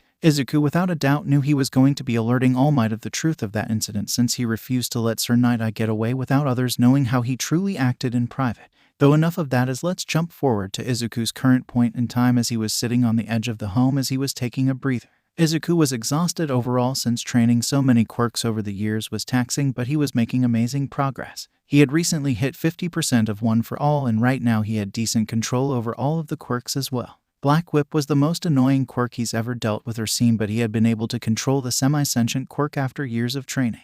Outside of that, the other quirks were an interesting combination that he had. The Float quirk was relatively easy to learn and train since he had the initial user to teach him, and it was by far the most easier one to get the hang of compared to the others. This quirk allowed him to float in the air or even fly in a sense due to how powered up it had become due to One for All enhancing it after so many years. Danger Senses was a bit annoying as it wanted to register everything as a potential danger, but after a while and in seclusion for some time he was able to rework his mind to define what was dangerous to him as something that could actively pose a threat to him or others. For example, a car that was on a path towards him, or if someone had ill intent to harm him. Danger Sense did have a way to tell how dangerous a person was as well, so Izuku kept that as a passive effect and more on if he was in mortal danger, active if something was going to harm him, but after a lot of training he got it to a workable stage. He didn't know how it would react in a large city, but at least in the small city nearby it was completely fine, as it only threw up a possible danger every so often that Izuku could easily ignore. Now on to the more interesting quirks that Izuku ended up working them together as a combination. The quirks from the second, third, and sixth users all made an interesting fighting style for Izuku, as the second quirk user allowed him to train faster with weapons. They didn't provide his complete mastery over something, but it granted him basic knowledge, and he easily was able to train it up at a faster rate than other people. Then he had the enhanced reflexes quirk from the third user, which allowed him to move his body at a faster rate, which he needed to train his eyes and body to keep up with his mind's reflexes that the quirk produced, which tied into more physical training, which granted him the 50% control of one for all. Overall, Izuku was easily able to dodge almost everything as long as his mind could keep up with it, since his body could keep up with his mind due to one for all. Then there was the sixth user's quirk, which was called Mist. This quirk allowed Izuku to condense the water molecules in the air to be heavier to create a mist in the air and slightly control it. Though that wasn't the main function of this quirk. The main function was the ability to go into the mist and appear in different places as if he teleported when he was really becoming a part of the mist and appearing somewhere else, so in a form it was a teleportation quirk but short range. Izuku trained greatly with this quirk, and the users were confused except the sixth user N, who had a theory which was confirmed one day when Izuku combined Mist with enhanced reflexes and weapons master, which turned into a very fearsome fighting style, as Izuku would condense Mist in his fighting area and appear behind the fake targets and attack them with the weapons. One for all itself was also amazing to add to this fighting style as well, since Izuku could get right behind someone and just hit them with a powerful attack, though most likely a kick, since Izuku focused more on kicking attacks since his arms were not as good as All Might's and didn't pack as much punch as his legs did. Black Whip was used in this fighting style as well, but less often, since Izuku didn't want to ruin his clothing all of the time, since it ripped through his shirts near his wrists, which annoyed him. As such, Izuku Midoriya had a fundamental level of control over all of his quirks that One for All had provided him, and he had gained 50% control of One for All as well, and is now entering the winter months of his 4th year being gone. Izuku realized that he ran away shortly after he turned 9, and he was now 13 years old. This meant there was roughly a little over a year left before he would need to leave the forest for UA, which complicates matters due to the fact that he hasn't reached out to All Might yet. Izuku decided to go to sleep since he wanted to talk to the past users on that issue, and soon he was in his dreamscape of the void that was One for All. Hello, Izuku. It's been about a week since you purposely pushed yourself into the dreamscape. I see you wish to talk about All Might, said the first user as everyone appeared before him, and Izuku nodded his head. Indeed, soon it will be time to go to UA, and I have 50% control of One for All as well. I would likely have far higher if the other quirks didn't appear, since I had to divert time to them. Overall, I had all of my middle school and the first 2 years of high school completed, which just leaves 3rd year level work to be finished. I expect to have that done likely soon regardless, but I have decided to reach out to All Might via Principal Nezu of UA, Izuku said, and they asked him why to Nezu instead of All Might himself. Izuku thought over it quickly before explaining his thoughts. Multiple reasons. First, I don't want Sir Nighteye somehow getting wind of this. As you told me before, All Might doesn't know of Sir Nighteye's crimes yet. This means that All Might may inform Sir Nighteye even though their relationship has soured. As such, Sir Nighteye could attempt to get to me first due to his greed for One for All. Second, you all have told me that Nezu knows about One for All and is trusted by All Might. This way, I can warn Nezu about not trusting and informing Sir Nighteye and to have him inform All Might, Izuku said, and they all nodded their heads. Izuku then asked him if they are able to guide All Might as they did to him to get All Might to the secret house. The past users thought it over and they nodded their heads. They warned him that it would strain his own mind a bit since they were a part of him, but they could reconnect with All Might's version more to guide him to the home once Izuku had informed Nezu. They would monitor All Might's version and know once All Might has been informed. As such, a plan has been made, and Izuku decided to reach out to Principal Nezu of UA, so he decided to head into town as he disguised himself with a hoodie and a medical mask and entered a public library. Izuku then plugged in a thumb drive and started up his hacking skills. The cool fact is that the third user was an expert hacker back in his days during the time closer to the dawn of the quirks. Izuku was shocked to learn this but accepted it since hacking was a good skill to have in this day and age, since it allowed him to investigate more and get information easier. As such, Izuku hid his location since they would guide them to the city instead. Izuku then hacked into UA, which took a bit of time, but he did it nonetheless. Within moments, he received a response on the little chat box he sent to Principal Nezu's computer. Let the journey begin, All Might. Izuku thought with a smile at reuniting with his master. Even though the main didn't directly train him, he did impart knowledge from his echo, since the other users would take information from that All Might and give it to Izuku to learn for more up-to-date events and techniques like changing the weather, which Izuku used once in a while when he had reached 50%. Third POV. Principal Nezu was standing in the staff room of UA when an alarm on his phone went off. He quickly pulled it out and dropped his teacup, which shocked the staff since they all knew how much their boss loved his tea. Eraserhead, having the balls, decided to ask what freaked their boss out until they all saw him run out of the room quickly. This concerned them all, but their boss would tell them if something was really wrong and they needed to deal with it. While they were doing that, Nezu had quickly run to his office since he had just learned that someone had successfully hacked into UA. Nezu had multiple reactions, which included shock since he made the system himself and thrill since he could hunt the person down since he hasn't had a challenge in hacking for a while. Nezu quickly arrived in his office, ignoring all of the students that freaked out seeing him run quickly. Nezu turned his computer screen on and looked ready to start tracking the hacker down when he noticed a chat box on his screen. Oh, the person wants to talk, Nezu thought as he ran a program to check for Trojan horses and any other virus in the chat box, but found none, so he deemed it safe enough to talk through it. Nezu typed out his message and sent it. Nezu equals Principal Nezu. Nansu equals the 9th in Japanese aka Izuku Midoriya. Nezu, hello, how may I help the individual who decided to hack my school? Nansu, hello, Principal Nezu. When Nezu saw the name that went across his screen, he froze for a second before typing out a message. Could this be a joke, or is it meaning what I hope it means? Nezu thought, since they haven't had any clues on the 9th user of One for All for years, even though All Might said he knew the user was still alive due to One for All telling him somehow that they are alive. Nezu, oh, that is an interesting name you have taken. Does it have any meaning and connection to why you decided to hack into my school? Nansu, indeed it does, however you know the true meaning of what Nansu means. As such, can you pass a message on for me to ensure it doesn't get caught by nosy eyes and ears? Nezu, I can most certainly pass it on to who I believe you intend the message for. Nansu, here is the message then. Nansu, in an alley of blood we met. You told me to trust the past and I did. Now it's your turn to trust the past and be guided to the future. Though be warned, those formerly at your side sought the future in greed and caused harm, so be wary of those you bring to seek the future, or else you risk not being guided by the past. Nansu, I hope my message can be delivered and trust well placed in you, Nezu. Hopefully, you and he will understand the meaning I have placed in this message. Until we meet, Principal Nezu. The other party has left. Nezu sat there looking at his screen in astonishment as he could not track the individual down. The 9th user has skills that he has acquired. I wasn't able to track him down or break down his defenses to track him down in time before the chat ended, though the message he has left us is worrisome. Nezu thought as he grabbed his phone and made the call to the man that the message is intended for. After a few rings, All Might answered the phone.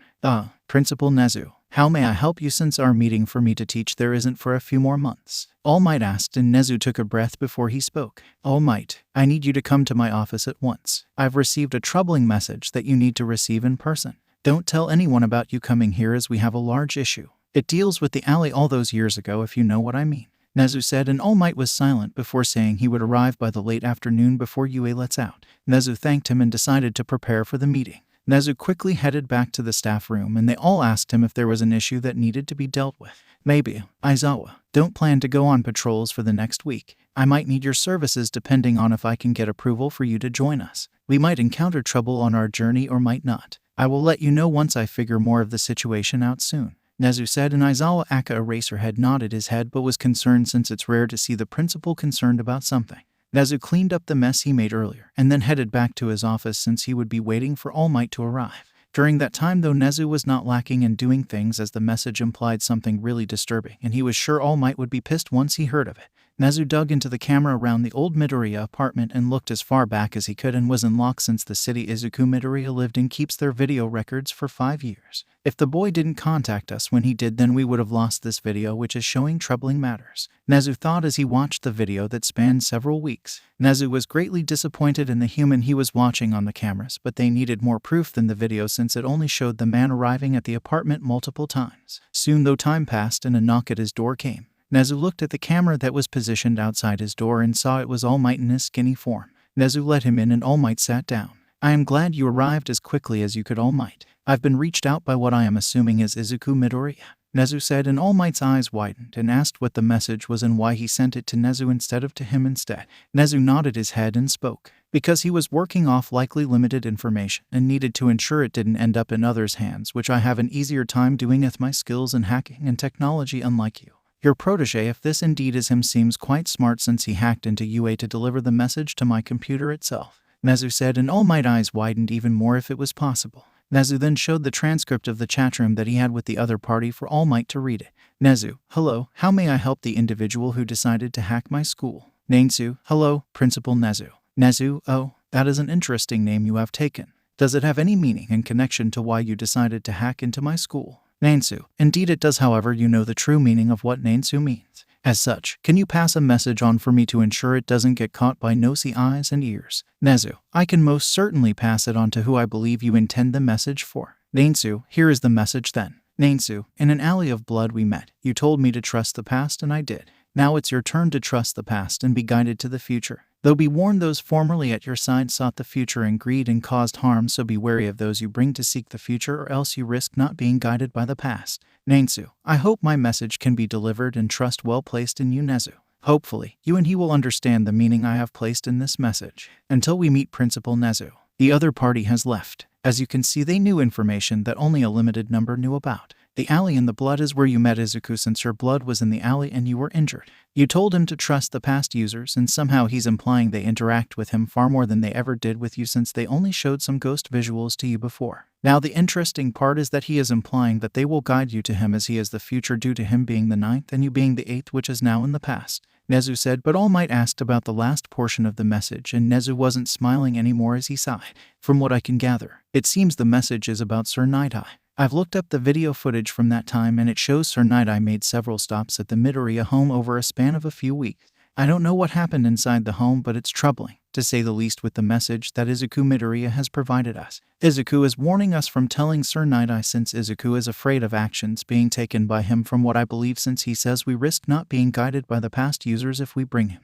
Nezu said, and All Might sat back in the chair in disbelief at what he learned and saw on the cameras. None of Sir Nighteye's notes implied he made multiple visits to the Midoriya home, which raised flags even in his mind.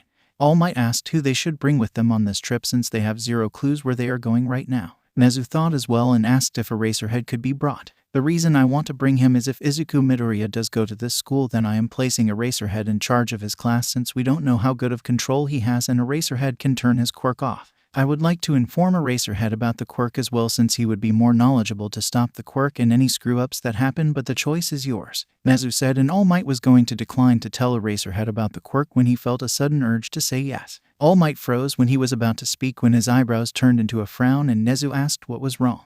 I was about to say no when I had a huge urge to say yes for some unknown reason. All Might said, and Nezu ponders for a bit before speaking up. Is it possible it's One for All guiding you? The message did say they would guide you to the future, so they might approve of him knowing. Try to say a random person like Endeavor needs to know and see what happens. Nezu said, and as All Might thought of it, he had a huge urge that was screaming in his body that protested the decision, as made him feel as if that was a horrible decision. All Might confirmed their theory, and Nezu smiled at the implications that One for All was far more alive than they ever knew. After a bit more talking, they decided to call Gran Torino, the detective, recovery girl, and Aizawa, and scheduled a meeting in 2 hours, since Gran Torino and the detective would need to travel to get to them. After the hours passed and All Might spent it thinking about the situation with Sir Nighteye, he really hopes the man had just caused a misunderstanding and didn't truly harm the 9th user of One for All, because the more he thought about it, the more he was pissed at Sir Nighteye. All Might always have believed the school records truly didn't accurately describe the boy he met in that alleyway all those years ago, and he was right when they investigated Inko Midoriya and the school, and was able to prove the files wrong.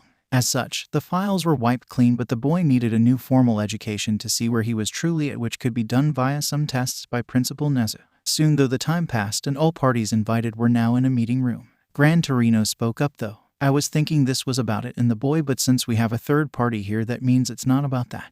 Gran Torino asked, and All Might shook his head. Actually it is. It's been decided to bring Eraserhead into the loop, since he would be teaching the boy in his class when he attends UA, since his quirk could stop OFA if we needed to, since we have no idea of his current progress. All Might said, shocking those that knew the truth and only confusing Eraserhead. Nezu asked if he should tell the story or would All Might want to do the job, which he wanted to do it. As such, All Might explained the entire story of One for All and All for One, then went on to talk about the boy he gave the quirk to. So you are telling me you gave a volatile quirk to an 8-year-old that could have ended him and had an ancient monster hunting the quirk down? Eraserhead asked while glaring at All Might, who paled a bit. Yes, but I had no choice at the time, since I thought I was going to die. All Might said as he dropped out of his buff form due to Eraserhead using his quirk, which shocked Eraserhead at what he saw. Eraserhead, keep this silent to the other staff. They will be informed about his state later on when he teaches here when Izuku Midoriya attends, but not until closer to the time. Nezu said, and Eraserhead nodded his head slowly as he was still shocked to see the #1 pro hero like that. Anyway, we need to talk about the main issues, All Might. Nezu said, and All Might sighed and nodded his head, which confused the others about what main issues, but then Nezu showed the message on the screen. Eraserhead. Earlier UA got hacked, which this conversation happened. It seems Izuku Midoriya learned quite a lot on his own since he figured out how to hack the school and hide from me, Nezu said, stunning Eraserhead in the room. Then the others asked about the dark message that was given, and Nezu then played the video of Sir Nighteye. From what we can gather, Sir Nighteye likely had a hand in forcing Izuku Midoriya on the run. He never made any notes about the multiple visits in the case files. The message also talks about greed, which implies that Sir Nighteye was after one for all and somehow caused harm to the boy. We need to keep Sir Nighteye out of the loop on this and get more information from the boy, as well as question the mother about Sir Nighteye as well, which the detective will do once we find the boy, Nezu said, and everyone nodded their heads. Eraserhead though was pissed at Sir Nighteye and everything he was learning. He wanted to meet Izuku Midoriya, who was the former quirkless child who went through abuse and neglect at home and at school, which reminded him so much of himself. Aizawa wouldn't admit it, but he was glad he was trusted to be told this information and to join the trip. Eraserhead then asked how they were going to find the boy, which Nezu spoke up. We know One for All is a bit more alive than first believed. It will lead us to Izuku Midoriya, as the message implies, so we just need to wait for the quirk to, Nezu was saying, but got cut off by All Might, who spoke out quickly. Jiro, All Might said out of nowhere, which confused them all, but Nezu believed he understood. Seems we are going to Jiro then, Nezu asked, and All Might nodded his head as he spoke. As you said that statement, I had the urge to say Jiro out of nowhere. I don't think I have ever been to Jiro either, so I wouldn't know why I would go there, so it has to be One for All wanting us to go there, All Might said, and they all nodded their heads and planned to leave for Jiro. It was decided that even Recovery Girl would join them on the trip, but might just stay in the city itself depending on where they are lead.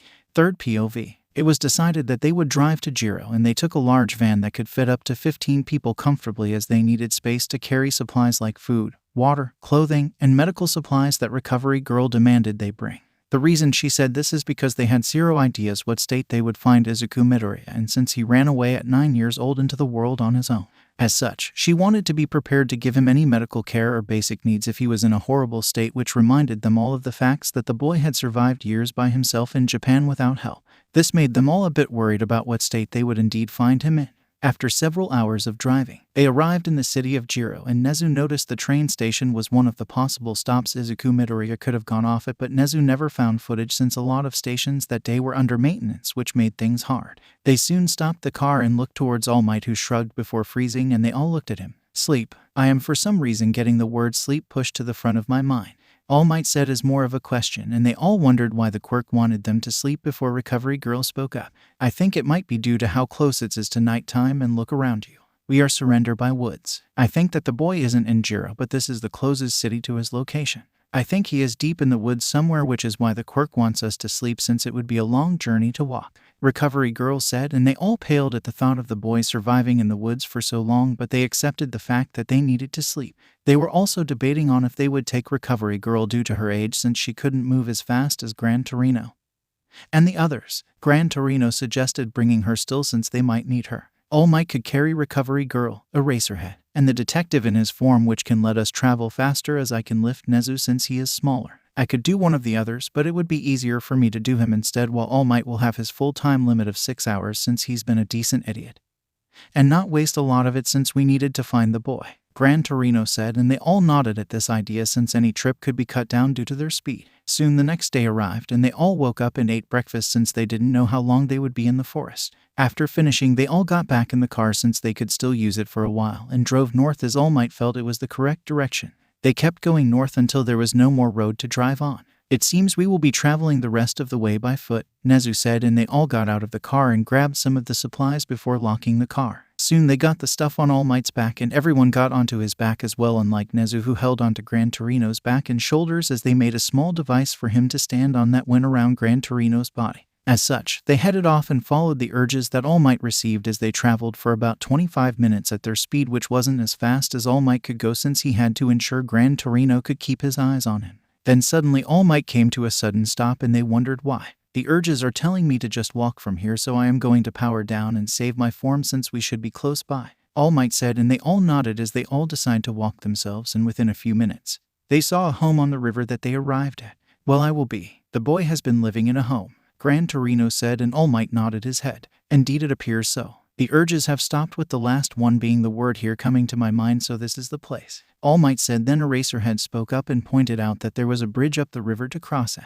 They all moved towards it, and you could see things were far older, and then there were newer parts. "This house may have been here long before, so I wonder how he found it." The detective spoke up out loud as they walked towards the home. They stopped outside of it as they looked around. "I wonder if he is inside or out in the forest somewhere." All Might pondered until they all heard someone behind them, which made them all turn quickly around.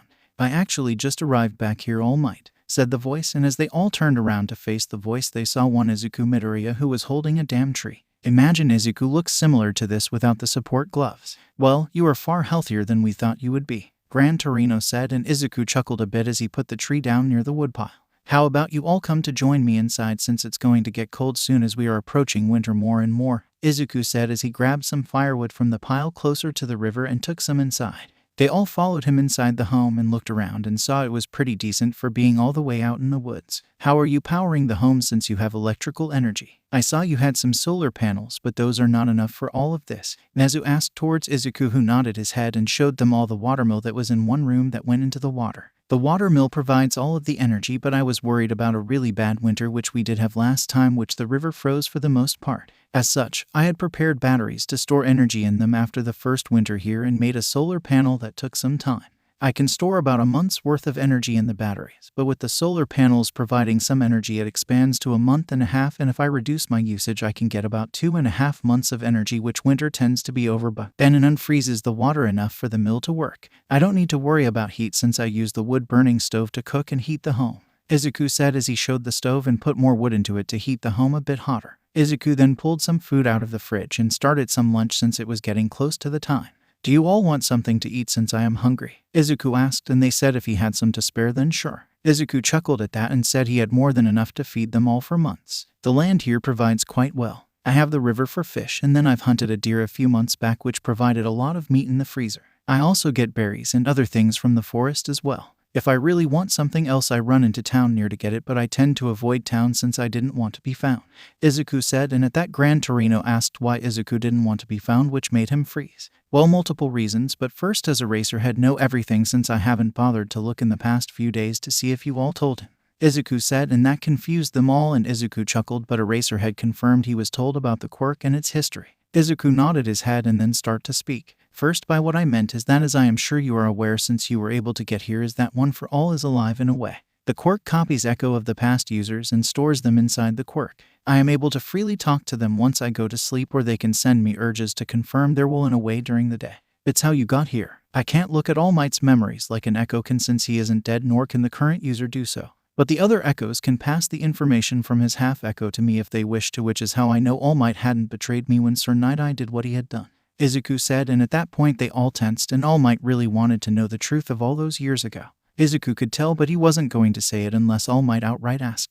Izuku put the food down, and at that moment All Might asked the question on all of their minds. "Izuku, can you please tell us what Sir Nighteye has done, since you were quite clear in your message that he has caused you harm and was greedy for what we are assuming is One for All?" All Might asked, and Izuku nodded his head as he put his food on the table. Izuku looked at All Might and spoke. "Many things had happened at first, but let's start at the very beginning. After you passed the quirk to me, it took me 6 months for me to get enough muscle on my body to even activate the quirk, but I could only control 1% after visiting a quirk doctor since I was an idiot and tried to use it only in one spot, which hurt like hell. Weeks passed, and I had registered the quirk as energy manipulation, which in hindsight was a blessing in disguise that I named it that, and I will explain later on why," Izuku said as he took a sip of his tea before starting again. Izuku then explained that Sir Nighteye had shown up at his home about 2 weeks or so after the visit to the quirk doctor and registration office. "I am assuming that you told him my name at one point as you came out of your medical coma before going back under, from what the past users have told me. This resulted in him having a large amount of time to hunt me down and start his plans. He had lied to my mother and explained that he was looking into a case from the city you fought all for one in. He lied to Inko Midoriya to get the room alone with me to interrogate me since he knew I had the quirk.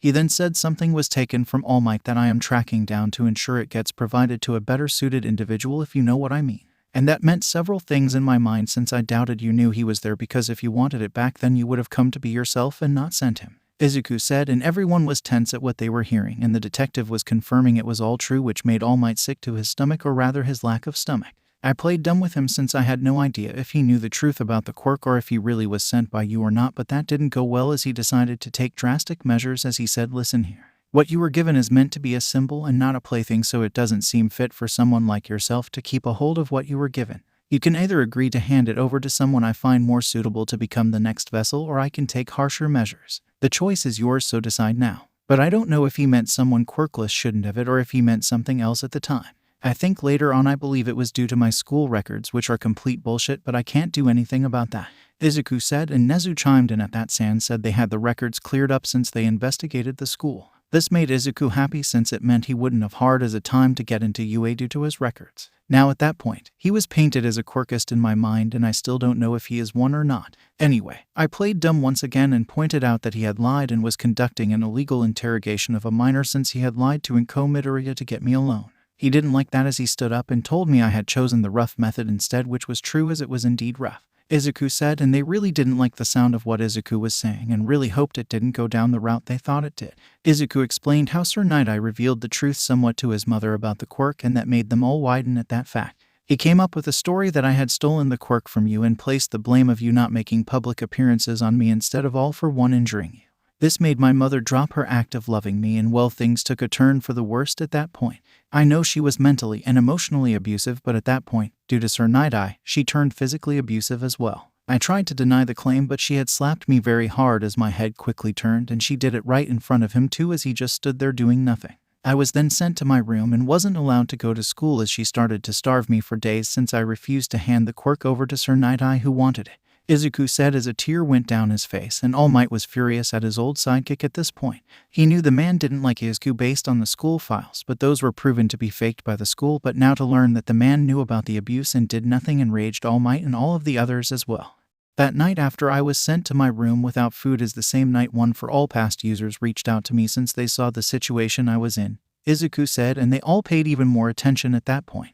Izuku explained how they told him the entire story of One for All and All for One. Luckily, they cleared your name. All Might, as Nana explained, you had no one you intended to give the quirk to before you met me on that fateful day. She and the others also explained that you actually have zero right to ask for it back from me anyway, since the quirk is mine now and the only condition for my usage is to use it for good, Izuku said, shocking the room, and All Might asked if Nana was doing good, which Izuku confirmed. Izuku then explained that nearly every user except All Might was chosen more of random luck as they all died at the hands of All for One except the fourth user, who died of age since he had lived in seclusion to build the quirk up. Actually, we are in the home of the fourth user. He's the one who built this house and he trained here. It's why I came out here, since they were sure it should still have been standing and in somewhat decent condition, as it was better than sleeping on the streets or dirt, Izuku said, shocking them all that they were in the home of the fourth user of One for All. That confirmed how old the home was and explained why there are older devices like the wood-burning stove. Izuku then explained that the past users told him of All Might's condition and that Sir Nighteye was acting of his own will and not All Might's orders from what they knew.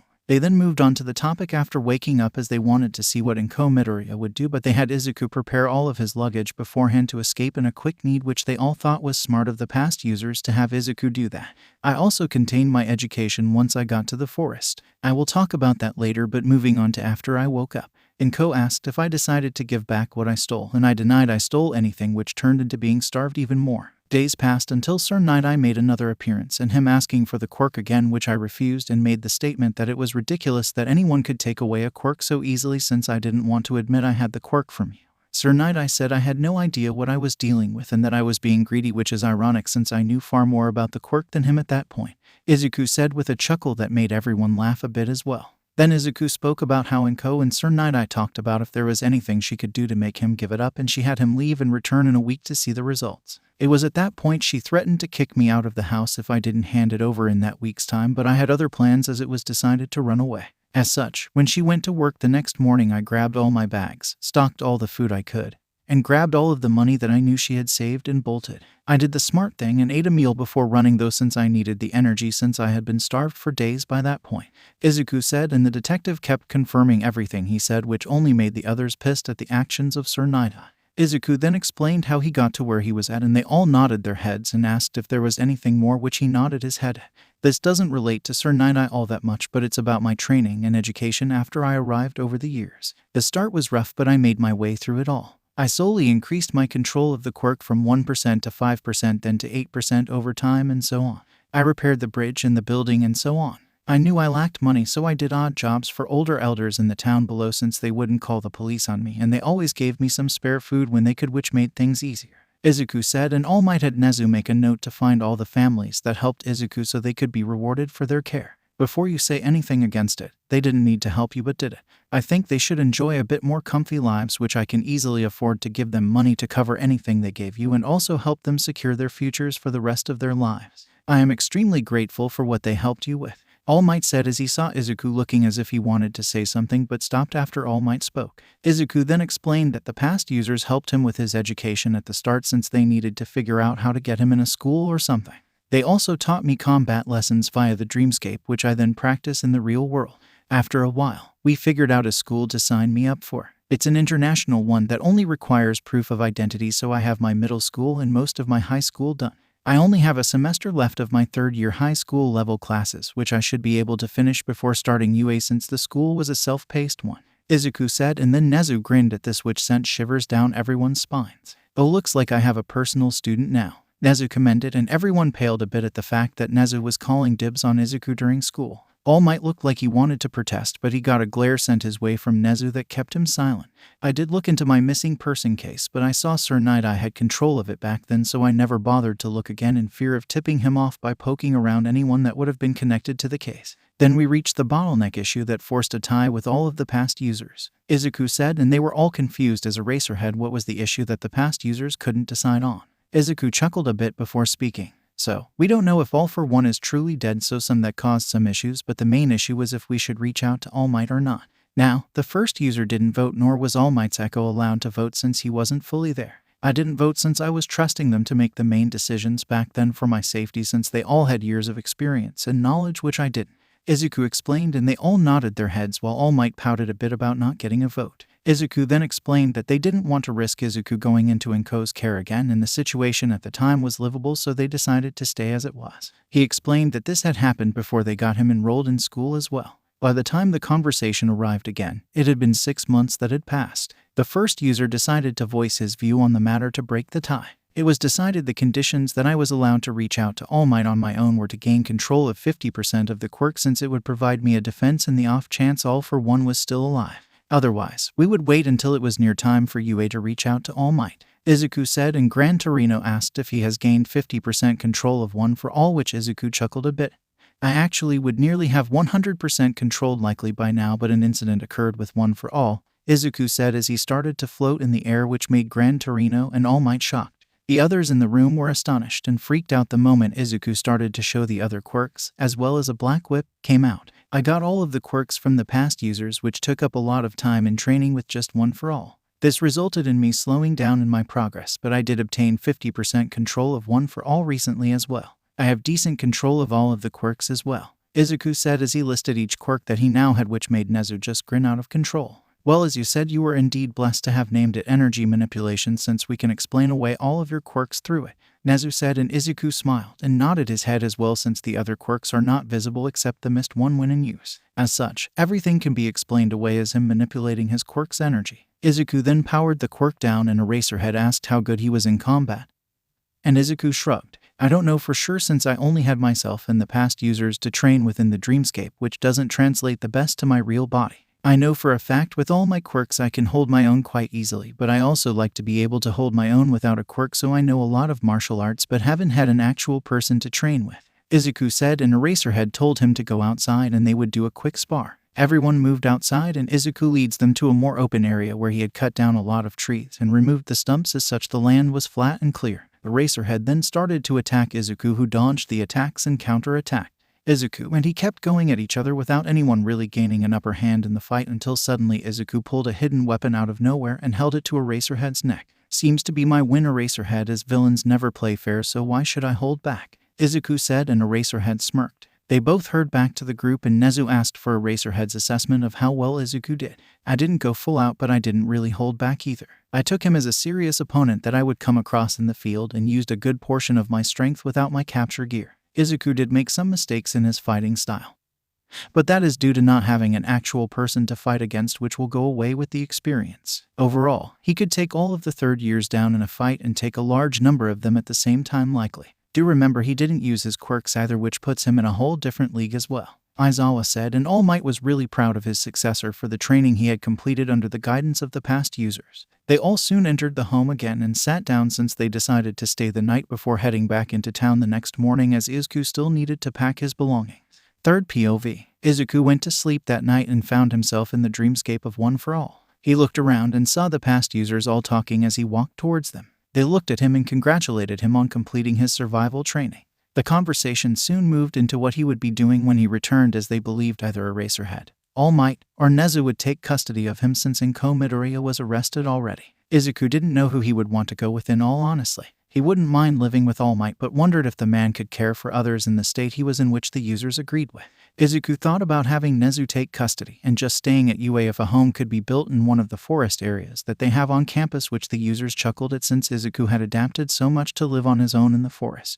They also started to work on a design for Izuku's hero outfit. Izuku, in all honesty, didn't want to be as grand as All Might was. He wanted to be a mix between underground work and limelight work, in all honesty, as he could do both with the set of quirks he had, but he still wouldn't directly hide like Eraserhead attempts to do so. As such, with the combined knowledge between them all, they started a rough design of the hero outfit and came up with a design that would be eye-catching but also useful for staying hidden.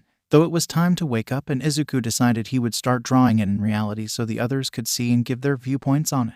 Izuku found himself awake, and he looked around the house and noticed only Eraserhead was awake currently, as the others were still asleep.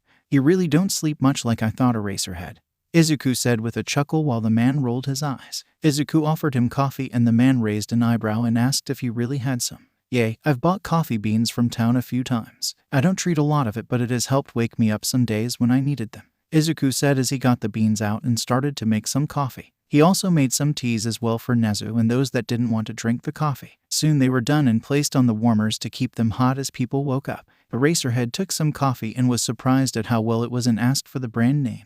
Izuku gave him the empty bag since he used the last of what he had. Izuku then sat down with some paper and coloring tools and started working on his outfit design. Nezu had woken up and was behind Izuku watching before he spoke up. "Is that the hero outfit you are wanting?" Nezu asked, and Izuku nodded his head and confirmed. "I don't want to be exactly like All Might, as he was a sole pillar holding society up. In all honesty, I will likely hold myself back to allow for the illusion of people being closer than they really are if I ever got to the #1 spot, but I also aim to do underground work as well since I have quirks that are perfect for it.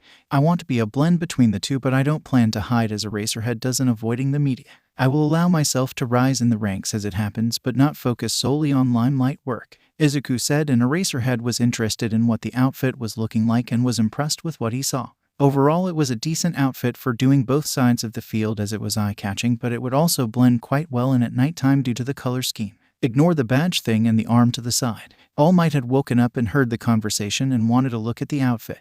"Oh, it looks quite nice," All Might said as he nodded his head. Izuku thanked him with a smile on his face before finishing the work. "Overall, I don't need much actual support gear to help me tame One for All since I have 50% of it under control. I just need the outfit made to withstand the sheer power I would put off and have some self-repairing around the wrists due to black whip coming out from my wrists. For gear, I would like knives to throw and a kodachi that is hidden in the outfit since I am pretty good with blades and I've learned about the human body quite a lot to know where to hit for a fatal blow or not to," Izuku said, and they all nodded their heads, and Nezu said he would have it arranged, and in the meantime, they could get him certified to use the weapons before UA starts. About UA. "Where am I living since sorry All Might, but the past users, and I agree that you aren't really in a good health state to care for another person even though we know you would really love to adopt me. I still care for you as a parent regardless since the past users have shown me how much you care about me," Izuku said, and All Might sighed as he admitted that it would indeed be hard for him to care for Izuku in his state. Before Eraserhead could speak up, Nezu grinned and spoke. "Why, you could come under my care. I live on the UA campus, and I am sure you would enjoy my home since it is located in one of the forests on campus," Nezu said with glee, and Eraserhead glared at his boss. Izuku chuckled and told Eraserhead he could have half custody if he wanted, which caused Nezu to frown a bit, but Izuku reminded him that he was getting him as a personal student since he was done with most of his high school education, which made Nezu smirk again. Though everyone else was shivering a bit due to the smirk and wish Izuku didn't remind the principal about that fact. Soon Izuku got started on packing everything up and the others helped. Izuku made sure to put the fire out by spraying it with water to ensure it didn't restart without anyone there. He also pulled the watermill out of the water and secured everything else such as the solar panel as it was detachable and could be moved inside the home. Izuku asked everyone to not speak about the location of the home since he could use it as a safe house in the future for whatever reason, or a future user could use it as well if something ever repeated like this. They all agreed, and soon they made their way back to the city, which was easier this time since they had Izuku, who could carry Gran Torino, and Nezu, while All Might carried the others. As such, they both quickly moved out of the forest in under a few minutes due to their speed and found the car that they had left parked. They put everything in the car, and they were glad to have gotten a bigger car since it easily fits all of Izuku's luggage that he had gained over the years. "So, what are you all doing about Sir Nighteye?" Izuku, and he felt the mood in the car drop. "To be honest, I don't know. There is a risk of him opening his mouth about the quirk, which would prove troubling. However, it's clear that he can't be trusted with secrets anymore," All Might said, as the man honestly didn't know what to do. Nezu then spoke up with an idea. "I say we wait and see what he does with the fact that Izuku is back. If Sir Nighteye tries to approach Izuku, then we block his attempts. If he makes any statements about you not being a worthy ninth user or something, then we bring up the fact that he shouldn't be a hero anymore for his crimes he committed as a hero. As long as he stays away, then it should overall be a fine until we can figure something out in regards to the man, because I doubt he would agree to have his memories wiped of one for all if we even found someone capable of that," Nezu said, and they all nodded their head, and Izuku accepted it since he really didn't care as long as the other heroes knew of what the man did, since his reputation with them was now destroyed, which made Izuku happy. In all honesty, Izuku would hate for such a good quirk that Sir Nighteye has to not be put to use to save people, so this worked for now. I'll accept that unless he does something. The quirk is useful to save people and is really the only thing he has going for him since he has a shitty personal character. I really didn't like him after learning he ended the partnership with All Might due to his stupid vision, since the future isn't set in stone and it's only the highest probability that he is likely seeing," Izuku said, and Nezu asked for more details on why Izuku thought of it like that. Izuku explained that every human is making a different reaction, and if enough people make a different reaction, then the future would start to change. The further out Sir Nighteye saw, the more obscured it would have been, since many different actions would have changed. Example is me, because if he saw the future, a 100% unbreakable future, then he should have known where to find me since All Might came to get me, but yet he made no attempts to come to get me," Izuku said, and they all widened their eyes a bit at that and nodded their heads since that was true. If Sir Nighteye did see an unchangeable future, then why didn't he find Izuku already? Though all those thoughts were put aside as they contained their drive towards UA, which was a few hours out. Recovery Girl wanted Izuku in her office once they arrived at UA so she could give him a complete medical overview to make sure he wasn't missing anything from his diet due to being in the woods for so long, which he agreed to. Nezu said that they would close the case about his missing, but would try to keep it on the down low to not raise any suspicions with Sir Nighteye. After a few hours passed, they had arrived back at the school, and classes were already out for the day, which only left the staff on campus. As such, there was no one to stop and see Izuku since they quickly moved him into the nurse's office so Recovery Girl could start her medical checkups, which included blood work and everything else. Nezu said he would have drones take the luggage to the house on campus while he and Eraserhead got to work with the detective on paperwork for his custody to be transferred to them since Inko Midoriya lost hers when she was arrested. Izuku nodded his head, and soon it was just him, Recovery Girl, and All Might left alone in the nurse office. "Man, it feels weird to be back in society again after being cut off from everyone else for so long with only the internet to communicate," Izuku said, and All Might chuckled and nodded his head. "Indeed, but you did amazing in surviving for so long on your own. I am so proud of you, my boy. Now I did have a question on if you wanted to do the recommendation exam or take the actual one." All Might asked, and Izuku asked who would recommend him, and All Might said he would, or Nezu likely would, depending on Izuku's preference. "Can I take some time to think about it? If I went with the recommendation exam, then it draws a lot of attention onto me, so I want to just relax for now and adjust back into some form of society until it's a bit closer to time to make that decision," Izuku said, and asked which. All Might nodded his head and said he wouldn't need a decision until it was closer to the end of the current school year. Izuku nodded his head, and soon Recovery Girl cleared him to go. "I will have all the blood work back in a few hours later tonight. I will send everyone the notes on them so we know what he needs to be healthy or if he is already healthy. Otherwise, for now he is clear to go," Recovery Girl said, and they thanked her as they headed towards Nezu's office. She waved them off as they closed the door behind them. Third POV. Izuku and All Might made their way towards Nezu's office when Izuku decided to speak up. "Hey All Might, can I call you Toshi like Nana does in the dreamscape?"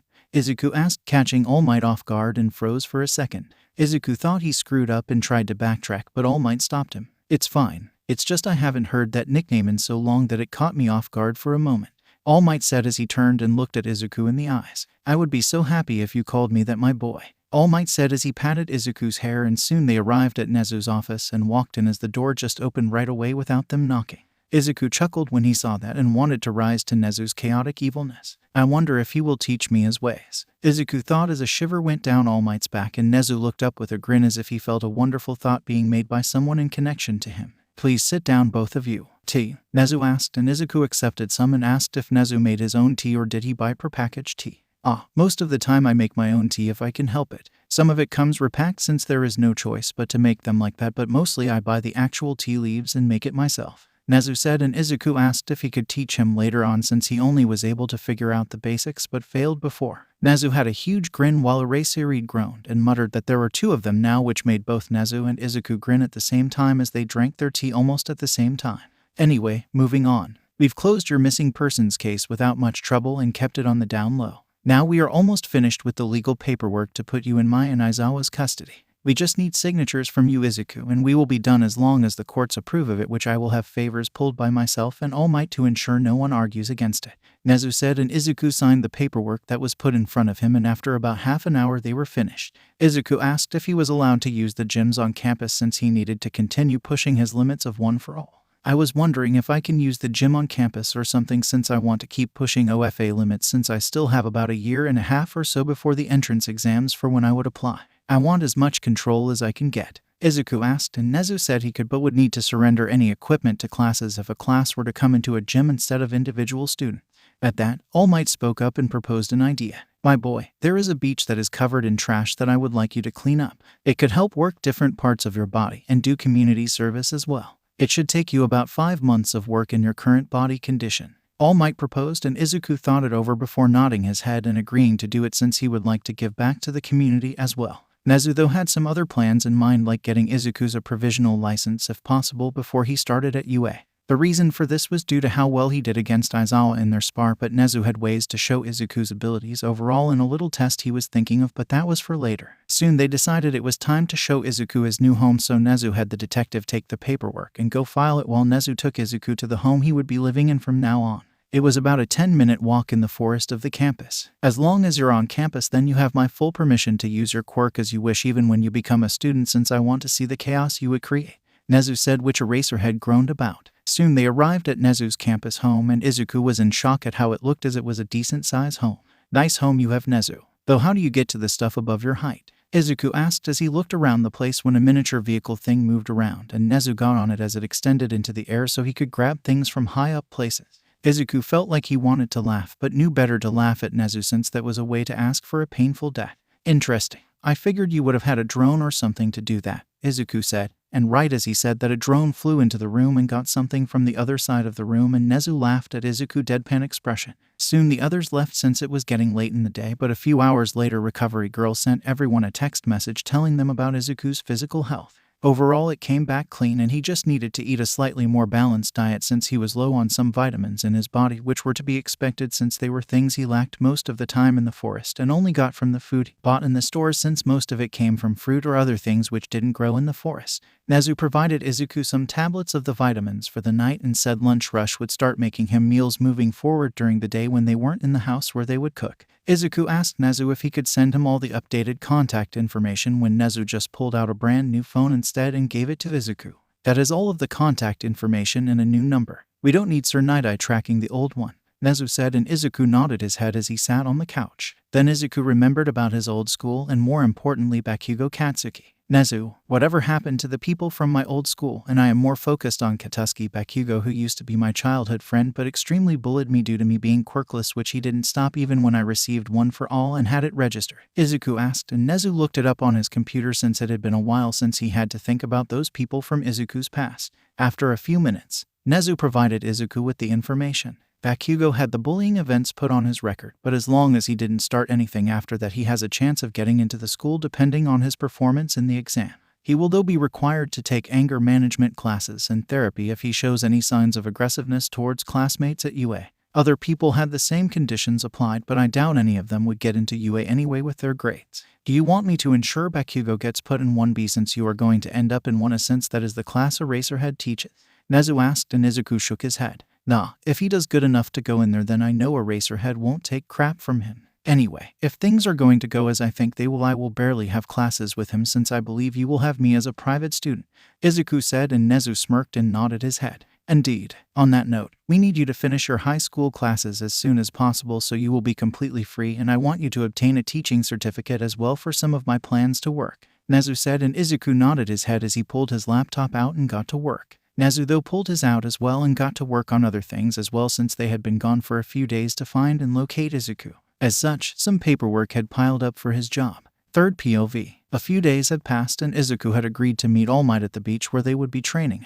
Izuku changed into some workout clothes and took a small bag with drinks and energy bars so he could refresh himself when he took some breaks. After about a 30-minute jog from UA early in the morning before the students had arrived on campus, he made his way towards the beach. Once he arrived after the 30-minute run, he looked over the beach and nodded his head at what he saw. They really didn't let this beach go to waste with all of this trash, Izuku said out loud to no one in particular when he heard All Might's voice from behind him. Indeed, my boy. The city had failed to maintain the beach and now it has become an illegal dumping site since some trash had washed up on the shore many years ago, All Might said as Izuku turned to face him. Izuku greeted him and they both looked over the trash beach together and started to talk about how he was going to be cleaning it.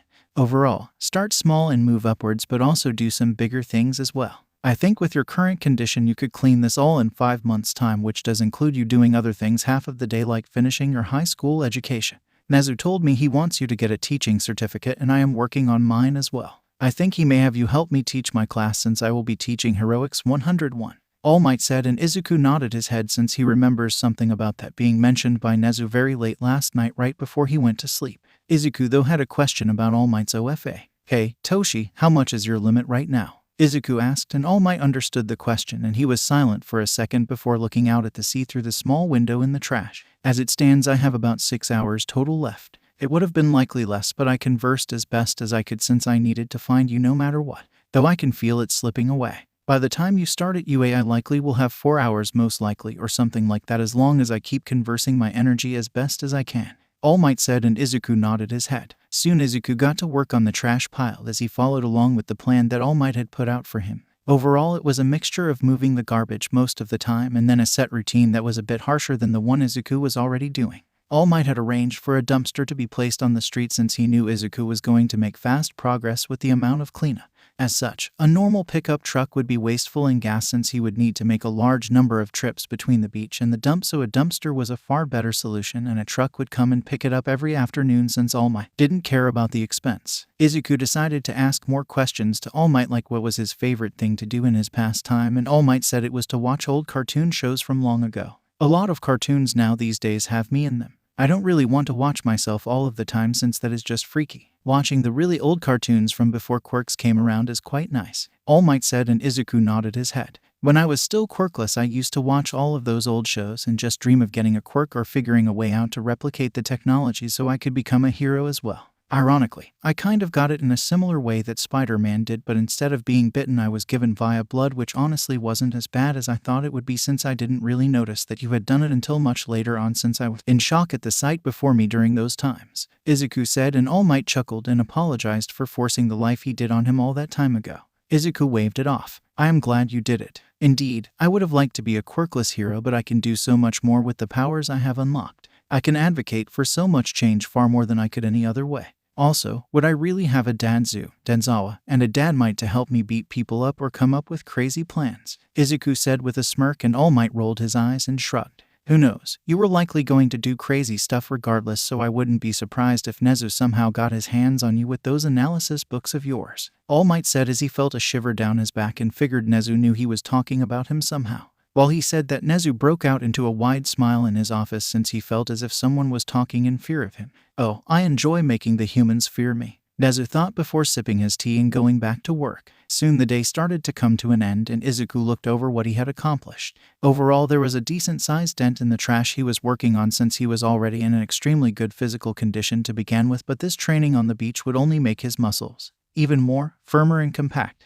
They decided to call it a day as Izuku headed back to UA since the students would be off campus already, which meant they wouldn't see him. Izuku wanted to avoid getting seen by anyone, and especially the current second-year student Lemillion, who was a work-study at Sir Nighteye's agency. Nezu had warned Izuku about him and told him to avoid the boy if he could since he might have learned something from Sir Nighteye.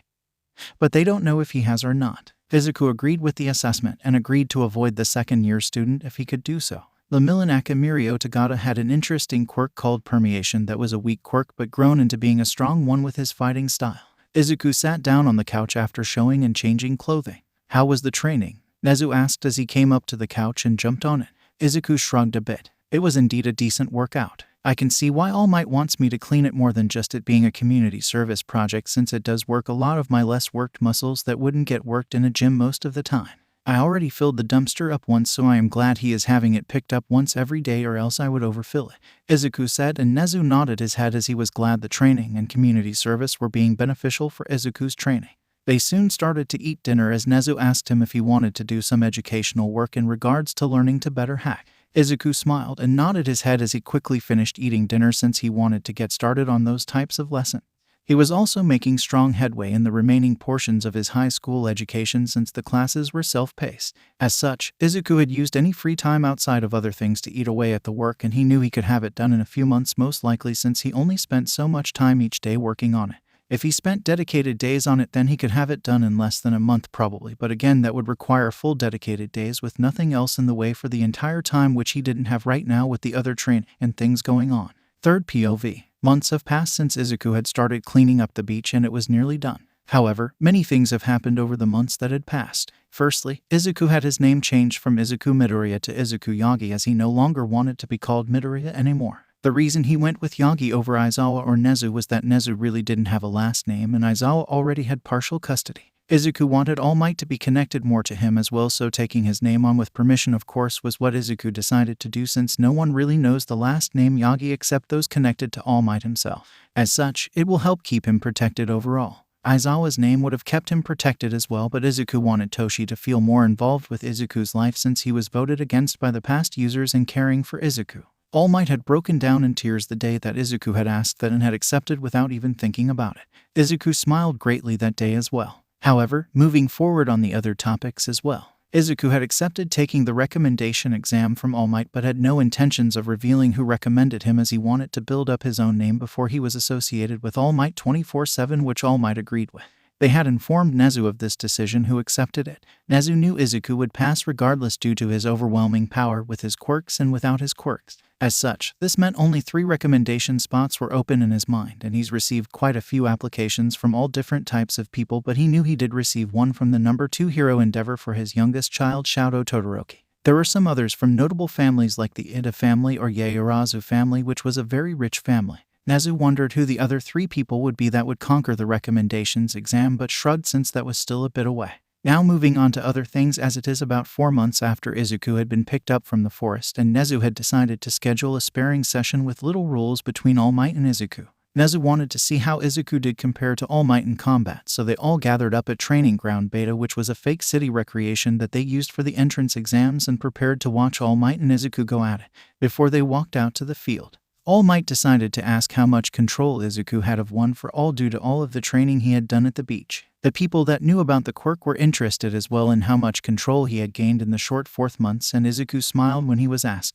When we left the forest I was at 50% plus the other aspects. Now, I sit at 65%, which means I have gained 15% in the past 4 months, which isn't surprising since I was already toned and healthy. The training on the beach is helping build of those less known muscles, which has done wonders for my control since I am spreading the quirk across all of my muscles, which includes those, Izuku said, and All Might smiled greatly as he nodded his head. Overall, Izuku had been doing an amazing job in his training and looks to be on track to have almost all of One for All under control before his first year of school, which means he would just need to focus on all other heroic aspects of his training. Soon both of them stepped out into the fake city, and Izuku right away called in the mist to condense in the area of the fight.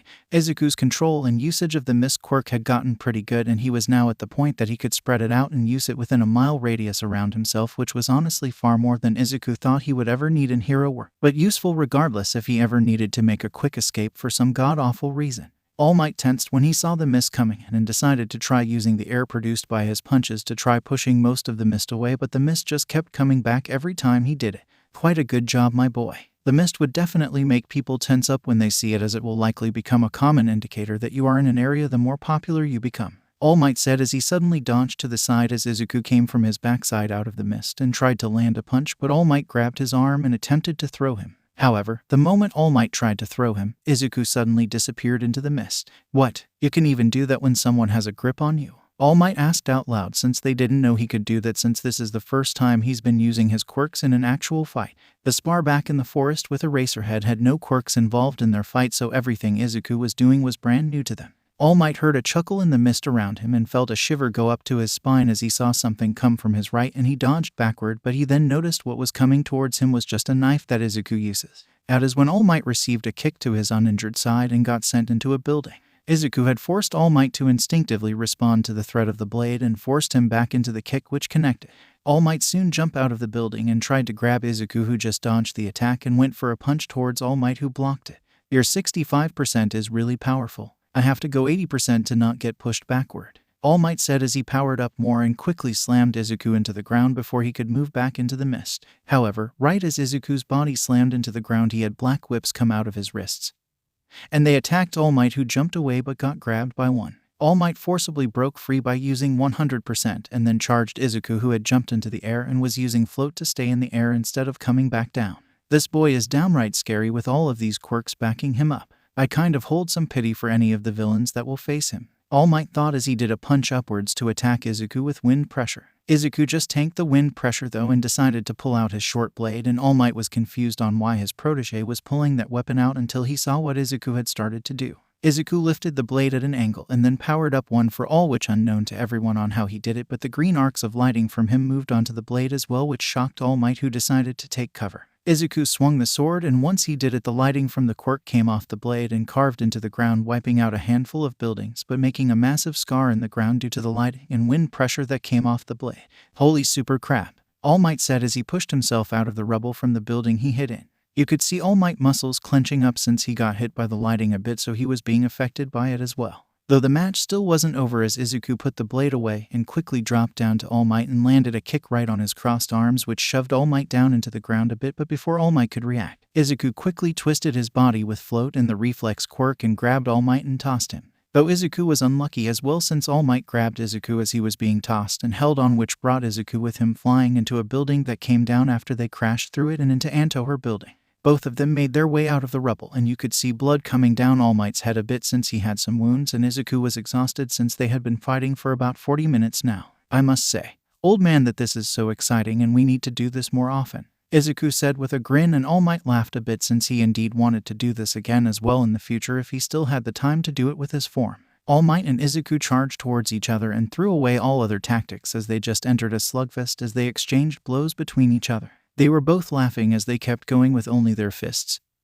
and one for all backing them up. After about another 10 minutes, Izuku fell to his knees as he was breathing hard due to the extended quirk usage and fighting. Izuku hasn't really had to deal with fighting that long nor using his quirk for an hour almost, but All Might wasn't in any better condition either as he was breathing hard and looked like he would need to stop soon. It's clear that we are going to need to stop, so I guess we should go for one last punch to decide the winner, Izuku asked, and All Might nodded his head. Both of them jumped away from each other and Izuku started up float and all of his other quirks that could be used for a physical fight all at once. I am putting everything I got into this, old man, Izuku yelled as he pushed his limits and moved from 65% to 70% of one for all. All Might nodded his head and was prepared to use a 100% punch since he couldn't risk going over since it would shorten his time limit.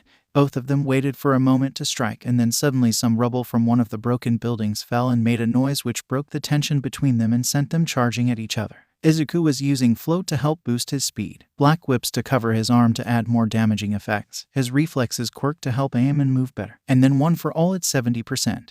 And the closer he got, the more he smiled, just as All Might was doing, as both of their smiles widened even more due to the thrill of the fight. However, before they collided, Izuku suddenly used the reflexes quirk and changed the trajectory of his fist to go under All Might's attack and land a blow to his stomach to the side to ensure he didn't hit the wound.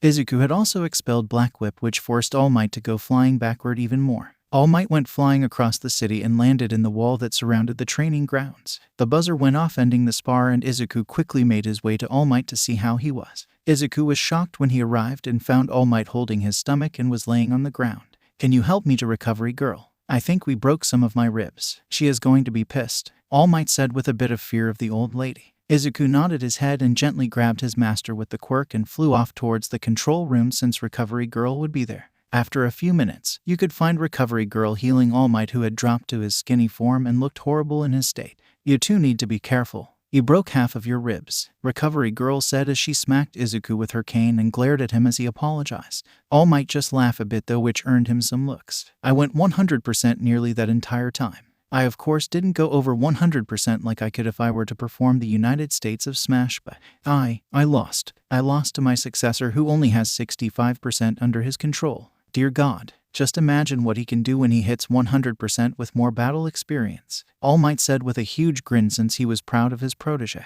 It was at that moment that they all realized the implications of that. The undaunted symbol of peace had just been beaten by someone who wasn't even close to their prime.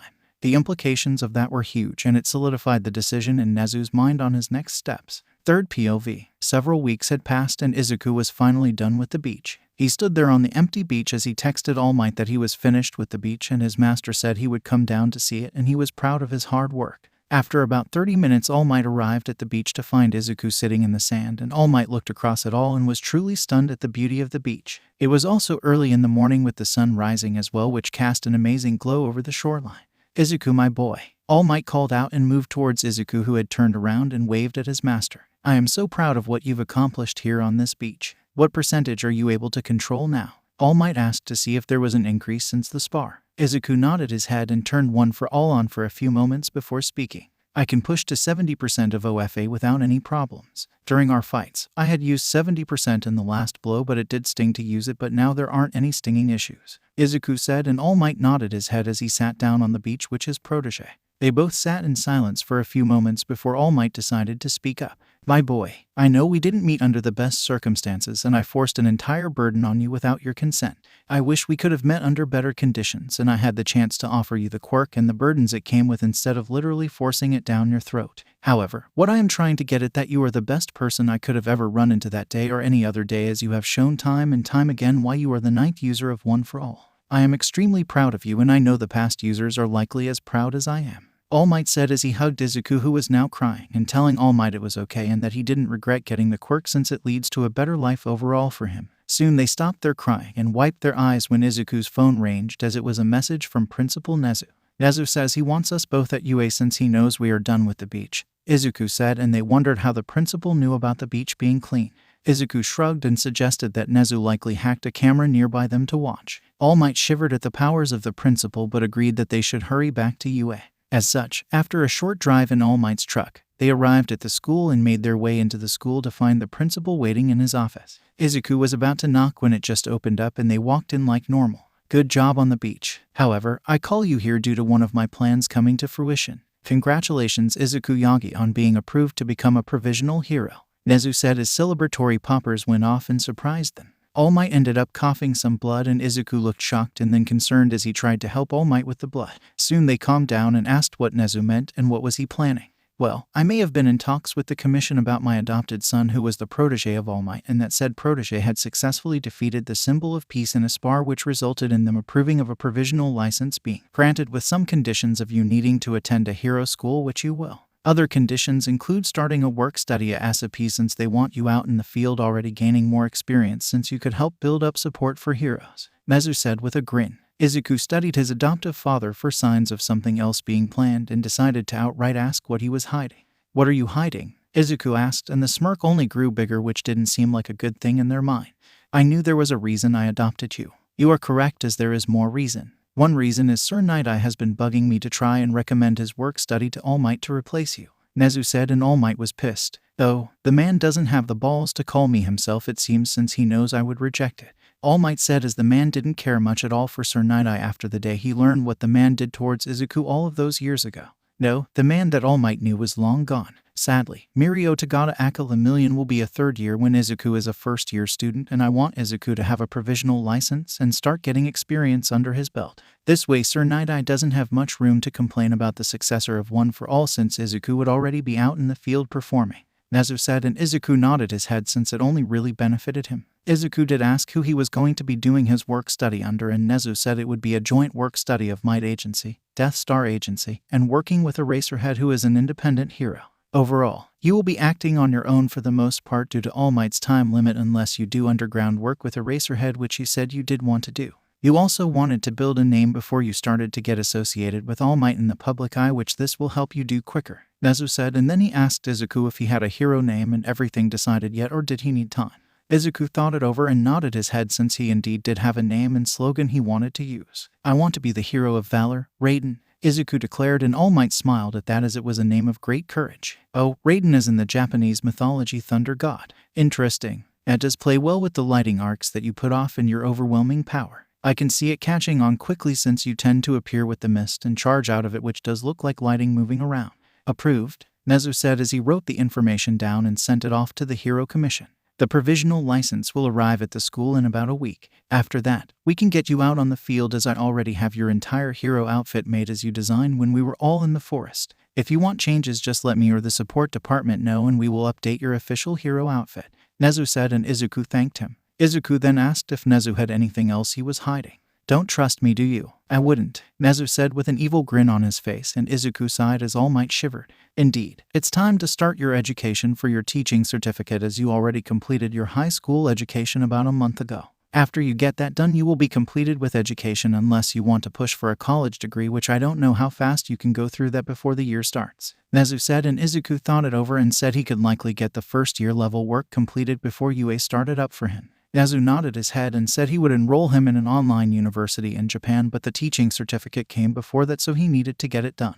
Nezu told him it should only take him a month or two at max, so he would have it far before UA started up, which would make him able to teach classes with other staff. Izuku just shook his head at all of Nezu's schemes but had to agree this was an efficient way to help stabilize Japan, as All Might would need to start pulling back soon as his retirement was only getting closer. Do you know if Sir Nighteye has told Lemillion about the quirk or any other secrets that he shouldn't have, since it's clear his lips are quite loose to strangers, so it wouldn't be surprising if he speaks about it to those that he has employed? Izuku decided to ask, and Nezu was silent but only sighed in the end. Without bugging his office and our own student, there isn't a way to see if he has told anyone else legally. As such, we will continue to move under the assumption that he has likely told Lemillion, even though it isn't his right to tell anyone, Nezu said, and Izuku nodded his head and the meeting came to an end. All Might decided to take Izuku out for a meal since they haven't had much personal time together to just relax. Soon they arrived at a restaurant in Tokyo since they drove there because Izuku was going to stay the night in All Might's apartment at Mighty Towers before returning the next morning. The restaurant was one that Nezu recommended, which had amazing food but also food that All Might could eat which his wounds and still enjoy himself. As such, they were sitting there and talking about how things are changing at a fast pace. To think I was 9 when I ran away from home and survived on my own with the guidance of the past users. Now, I am sitting in one of the top restaurants in Tokyo with one of my father figures. I didn't honestly think I could get so lucky as I look back on how depressing my life was before now, Izuku said, and All Might lightly smiled as he listened to Izuku spoke as they looked out the window since the restaurant was high up in a building. The view was quite amazing from the building, and the sun had already set, so the lights in the city were on. Indeed, many things have changed that we couldn't anticipate. I look forward to seeing you rise through the ranks, because even though you will be doing some underground work, it will be hard for you not to end up on the high ranks with the type of person you are, All Might said, and Izuku smiled as a tear went down his eye. The future is one that is always changing, Master. I will destroy whatever vision Sir Nighteye saw that day to ensure that you are watching me rise through the ranks, Izuku declared to All Might, who widened his eyes as Izuku made the declaration to destroy Sir Nighteye's vision. Izuku has said it before, but never has All Might felt so much determination and spirit in the words until now. I wonder if it's because I've seen what he can do since he defeated me once already. Up to now I only had the will to push through the vision to ensure Izuku was safe and cared for, but now I want to live, All Might thought as he heard Izuku's statement. All Might thanked him and promised to keep fighting to the very end with every breath he had. Indeed, this was the moment that All Might had truly made the full commitment to living without having other motives than to just simply live his life. At first, he stayed alive to find Izuku Midoriya and help train the boy, but now he truly wanted to live just for the sake of living itself, and he had to admit he felt so much bliss in knowing that fact. The bliss that he didn't realize he needed in his life up until that moment. All Might couldn't wait for the adventures that he would get to see his protege and son go on through his rise of the ranks, because All Might knew he had an amazing time during his rise to fame, and he hoped Izuku Yagi would have the same amount of fun as well. The fact that Izuku had decided to take Yagi on as his last name always did make All Might really happy as well, and he honestly couldn't feel happier than right now. Third POV. The remaining time had passed, and it was now the following week, which meant that Izuku's provisional license had finally arrived.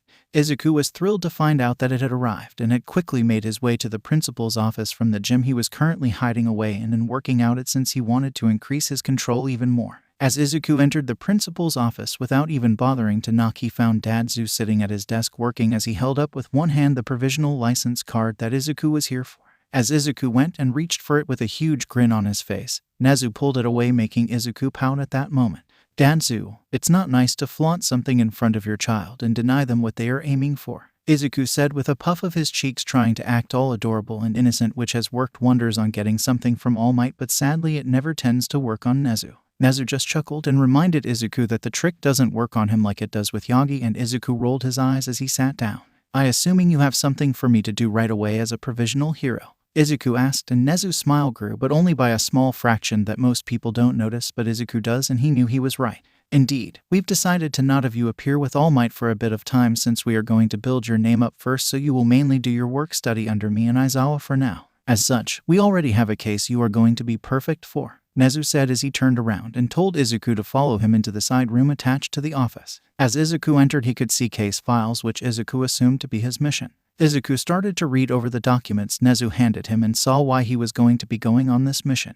The mission he was working on was a kidnapping ring that had been kidnapping children with all different quirks that most would deem villainous, as it was believed that the group was taking these children to turn them into villains, since some society would just ignore the fact that they had gotten kidnapped and forced into the work instead of helping them as the traumatized children they were. Izuku felt a special type of hatred for these types of villains that would dare do this to children. From what I see in the files, the reason I am being requested is due to the fact that their main base is on the small island of Tashima. The villains have wiped out all of the pro-heroes on the island and are terrorizing the residents as well, since the island only had about 1,000 citizens total. This meant only a small police force and about 2 to 3 pro-heroes were ever on the island to begin with. Now, though, there is only the small police force that had to submit to the villain control, and then no pro-heroes due to their deaths, Nezu said, and Izuku asked when the island fell under the villain's control and how many villains are on the island as far as the government knew. Nezu nodded his head and pulled another sheet of paper and gave it to Izuku. The details listed the fact that there are now about 200 villains on the island, which was part of the reason that the Commission and government realized what had happened to the island, as it was unnatural for such a jump in population to happen. There was the issue of the pro-heroes having been reported dead, but the villain group had dumped the bodies on the mainland of Japan, so it took a bit of time for it to be connected to the island, since there has never been a large number of villains or crime on the island. The villains had also gained control of the island for about 4 months now, though they have been operating on it for roughly 6 months now, since they had been slowly increasing their numbers to take over the island without tipping the local police and heroes off before it was too late, which they were successful in doing. Now, the reason you are a perfect fit for this entire operation is due to the fact of your quirks. From about 5 a.m. to about 10 a.m. there is typically a heavy mist on the island that rolls in from out at sea and covers most of the island. As you can guess, this means that you can go in on a small boat and be undetected, as you can become one with the natural mist, and since the entire island is covered naturally, it will allow you to not exhaust yourself in making the mist to travel through the entire island at a fast pace, Nezu said, and Izuku nodded his head, since it was indeed a very good reason for him having been picked for the mission. Overall, he would be able to go to the island and go undetected, since anyone that comes to the island via other means would be watched heavily by the villains to ensure their operations are not broken. Even once the mist starts going away, Izuku could force mist to build up via his quirk and make it seem like a weird day of the mist staying longer than it should on the island, which wouldn't raise too many flags as long as he didn't hold it for a long period of time. Though, Izuku would have around a 5-hour period to get on the island and start the mission, as he would need to locate all of the kidnapped children before he could start taking the villains out, since they could use the children or the entire town of 1,000 citizens as hostages against Izuku or any other heroes. Now, while you will be going in alone on the mission, you will have backup waiting out at sea in some commercial fishing boats that will hold about 5 pro-heroes each for an entire team of 15 pro-heroes, and some police forces that will help once you secure the children and start taking out the villains. Do remember, they can't come too close to the island or else they risk setting red flags off with the villains, so you need to time yourself on when you want to call them and start setting the fighting on the island off. Do you understand the risks and challenges of this mission, since it is your first mission and you are going in without backup for a large portion of the mission? Nezu said as he looked at Izuku with a serious expression, since this was a huge burden that even most normal pro-heroes would be nervous and freaked out about.